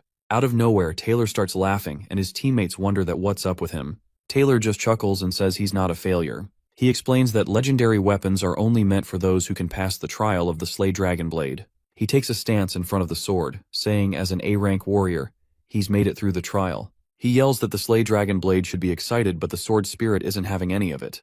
She shouts back at Taylor, saying it's not the same deal because she can't stand rude guys like him. She even hints that taking Taylor down herself would feel pretty good, clearly thinking he's not worthy of wielding the sword. Taylor suddenly turns to Cyrus and yells that he's jealous of him because the Slay Dragon Blade seems to have picked him out. Cyrus quietly suggests that maybe the blade just wants to take him out personally. The sword spirit glances at Cyrus and agrees with a whisper that he's totally right. Out of nowhere, Taylor lunges to grab the sword real quick. The sword spirit notices that Taylor has snuck up on her because she wasn't really paying attention. Taylor grabs the sword, but the spirit quickly points out that he's actually got her neck. A wave of strong mana pressure bursts from the sword, making Taylor's armor start to break apart. Everyone's stunned that Taylor can even hold the hilt and might just win over the Slay Dragon Blade. While grabbing the sword, Taylor yells that the pressure and power are so intense it feels like they're attacking his whole body. He wonders if this is the final test from the Slay Dragon Blade. The sword spirit screams that Taylor is hurting her and wants to break free. Taylor grips the sword tightly with both hands, determined to take control. The players are yelling that Taylor is going to be the first to pull the sword and become the hero who saves their city. The sword spirit totally loses it, getting mad and shouting that everyone is gross because of how they've treated her. In an instant, Taylor notices that the vibe in the air feels different. The other players are buzzing about it, claiming the sword has stopped attacking, which gives them hope they can win without putting themselves at risk to pull it out. They're urging Captain Taylor to grab the Slay Dragon Blade. Banlier is pretty bummed and starts to wonder if Taylor has really made it. He whispers that there's no reason for someone like him, an S-rank player, to jump in. Meanwhile, Taylor's getting pumped and is gripping his sword tight while thinking about Bella. He knows he's the one who's been recognized by the Slay Dragon Blade, not Cyrus. Everyone's cheering for him and calling him a hero. Bella is frowning, really annoyed because Cyrus was supposed to be the first one to draw the sword, but Taylor got to it first. The spirit of the sword is now awake and is confused about why everyone is cheering for Taylor. She says she'll tear them all to shreds. Cyrus sees what's happening and quickly pulls his teammates back. Bella asks if something's up, and Cyrus warns them that the Slay Dragon Blade is really angry. They all notice it too, and then the Slay Dragon Blade goes on the attack, unleashing crazy destruction with its intense mana pressure. The sword spirit is going after Taylor and he's feeling some serious pain from the crown. Everyone nearby can sense the crazy pressure coming off the sword. Taylor screams in agony and iron while noticing his condition is left in shock. The sword spirit, who's used to dealing with humans and seems shy, that delivers a brutal kick. Iron catches the strong mana and pressure from the sword and yells that it's heading Taylor's way. With a terrified voice, he ducks behind Taylor and begs for help. Then Banlier jumps in to shield them and uses his skills to control the attack with just one hand. He goes all out while Irene stands there, completely shocked since Taylor is still cold. He manages to dodge the attack, making the earth shake. The sword keeps cranking up the pressure with its magic, hitting everyone around. The sword spirit notices Banlier and thinks he's got an impressively tough body. She sees that his armor has healed, acting like a shield for humans and showing off his strength as an A-rank warrior. The players all notice how tough Banlier is, with his armor untouched. One of them points out that he's an A-rank warrior, which is pretty impressive. He tells everyone to take the injured players to the underground sanctuary, putting the lower-ranking members in charge while the higher-ups stick with him. Everyone jumps right into action. Taylor's team picks him up, insisting they leave because it's getting too dangerous to stick around. Banlier taps into his powers and transforms, claiming he's humanity's strongest guardian. He strides toward the sword, which he believes is the strongest in the world. Just then, the sword spirit lifts her leg and is ready to strike Banlier. He braces himself for the hit, shouting they're a perfect match. Banlier charges toward the sword, determined to grab it while dodging its magical attacks. The sword spirit sees how fast he is moving. Meanwhile, the members of the guild from Salem City are cheering him on, shouting that he's their last hope, and he needs to prove to the Slay Dragon Blade that humans are stronger. The sword spirit raises both legs, building up pressure with her magic, but Banlier skillfully dodges all her attacks while closing in on the sword. All her powers end up useless against Banlier. He grabs the sword and insists that he deserves to be the one who wields it. The sword spirit doesn't want to be owned by him, so she goes for another attack that hits Banlier right on, smashing his armor to bits. The attack hits Banlier hard, leaving a mark on his face and making him bleed. Everyone's taken aback. Banlier thinks he's hurt, even though the sword spirit hasn't touched him. He pins himself down while his teammates shout his name, worried about him. Banlier tells them to back off and pushes them away. Banlier tells them they must defeat the sword, but the players are surprised since S-rank armor can't withstand its magical power. One says the Slay Dragon Blade has fully awakened, leaving no chance for them to win. Banlier insists they must defeat it, as it's their only chance to become powerful and bring honor to the Slay Dragon Blade. The members whisper that they'll have to fight until their last breath. Banlier tells them they're warriors and must face challenges for Salem City's sake.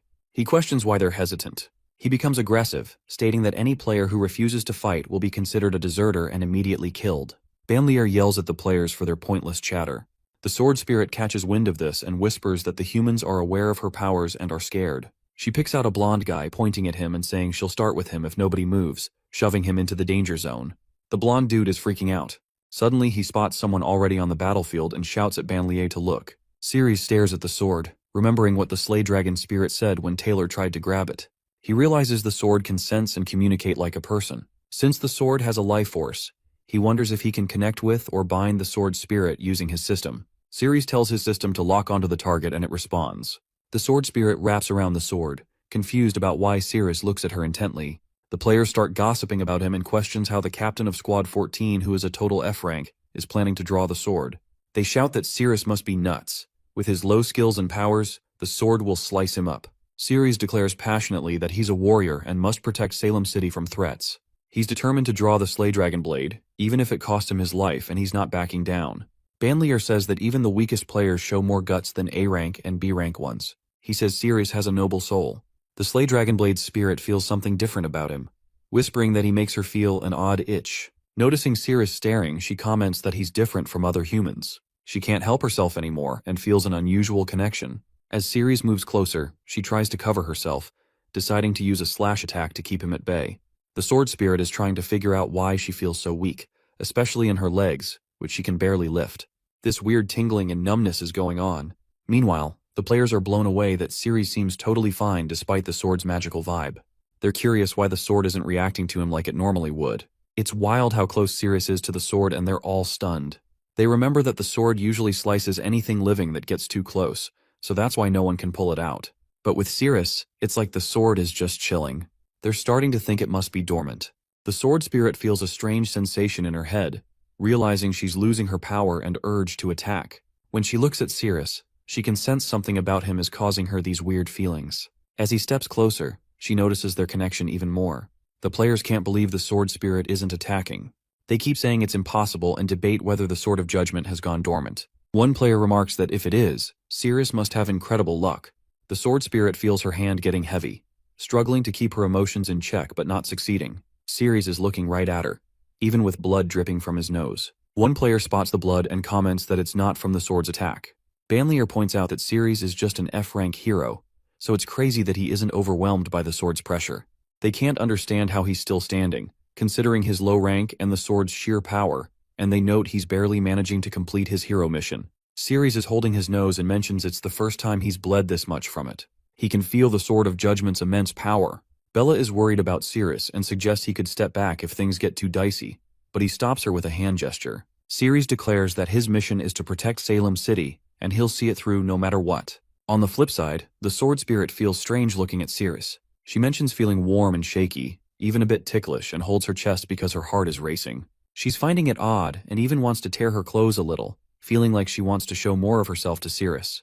While wrestling with her thoughts, she realizes she can't let her embarrassment get the better of her. She tells Cyrus to stop looking at her because if it keeps up, she'll be exposed. To protect herself, she tries to confront Cyrus. The players notice the growing tension and shout that the Slay Dragon Blade has awakened. Banlier is taken aback by the strength of the attack, comparing it to the time his armor was broken. The players shout that Cyrus is vulnerable since he's so close to the sword. Cyrus wonders if the sword spirit still has the power to strike him.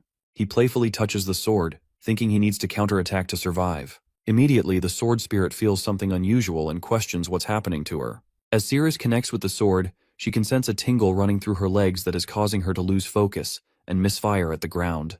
Then everyone gasps as they realize the attack from the Slay Dragon Blade is suddenly halted. Banlier is shocked and wonders how Cyrus, who is an F-rank player, can withstand the sword's attack without damaging his armor. He's amazed by Cyrus's strength and durability. Meanwhile, the sword spirit lifts herself amid the battle and reflects on all the sensations she's experienced, from being cut through armor to burning flames. But this sensation is unlike anything she has felt before. She feels a new electric charge surging through her but can't shake off the light tickling feeling taking over her body. Overwhelmed, she kneels and admits that she can't attack him anymore due to this sensation. Understanding the moment, Cyrus declares it's the perfect time for him to become the sword's owner. The sword spirit acknowledges his touch makes her feel ticklish and flushes even more. Cyrus focuses intently on pulling out the sword, and he channels all his energy into it. The sword spirit can't hold back anymore and loses her strength. In a surprising turn, Cyrus pulls out the sword, leaving everyone amazed. The players erupt with disbelief, questioning how a weak player can draw the Slay Dragon sword and claim it as his own. The sword spirit comments that at this rate, Cyrus really could become her master. He is determined to draw the sword to protect his Salem city, but soon notices another hand reaching for the sword. Other sword spirits appear before him, kneeling and stating that this cannot happen. One of them approaches Cyrus, explaining that drawing the Slay Dragon sword isn't easy. A player mentions that the Sword of Judgment has gotten its power back. It seems like being strong isn't enough to pull the sword out. The sword spirit struggles to keep it together, feeling all sorts of emotions swirling in her head. She realizes that any attempt to attack her would be useless. She's pretty annoyed about the whole situation after waiting so long to be held by a true master. It's embarrassing to be affected by someone like Cyrus. They both end up holding the sword simultaneously, and the sword spirit is not thrilled about it. She grumbles that this whole situation is a total disgrace for her. But even while saying that, she's against the pull of the sword out on purpose. She yells that if she were unleashing her full power on him, he'd be bleeding way more like from both his nose and mouth. In her mind, the sheer pressure of her spirit should be enough to make it hard for him even to breathe. Still, she insists she's a pure, flawless weapon and won't let her emotions cloud her judgment. Even though everything's chaotic, she tries to protect the sword while Cyrus gives it everything he's got and tries to pull it free. The sword spirit points out that she's just a spirit while Cyrus is a real person, and if he keeps pushing, it could lead to his downfall. She tells him to give it a rest, but Cyrus is stubborn, fueled by his courage and desire to protect his city. He's not backing down. One player comments that Cyrus isn't planning to throw in the towel. The crowd cheers him on, saying that he's fighting hard to save the city. They think that Cyrus is such a brave guy as he's bound to become a great warrior eventually. Everyone's rooting for him. Meanwhile, the sword spirit is baffled and wonders how a guy can be so committed even in a tough spot. She finally realizes that he has justice in his heart. Then she asks for a moment to collect herself, and when he rubs the sword, she loses her grip. She complains that he's tickling her armpits and finds him super annoying. Even though she's uncomfortable, she's determined not to let him win, and decides to tough it out to keep him from gaining the advantage. The sword spirit feels something off and digs up memories of all the times she's been burned, beaten, polished, and even broken.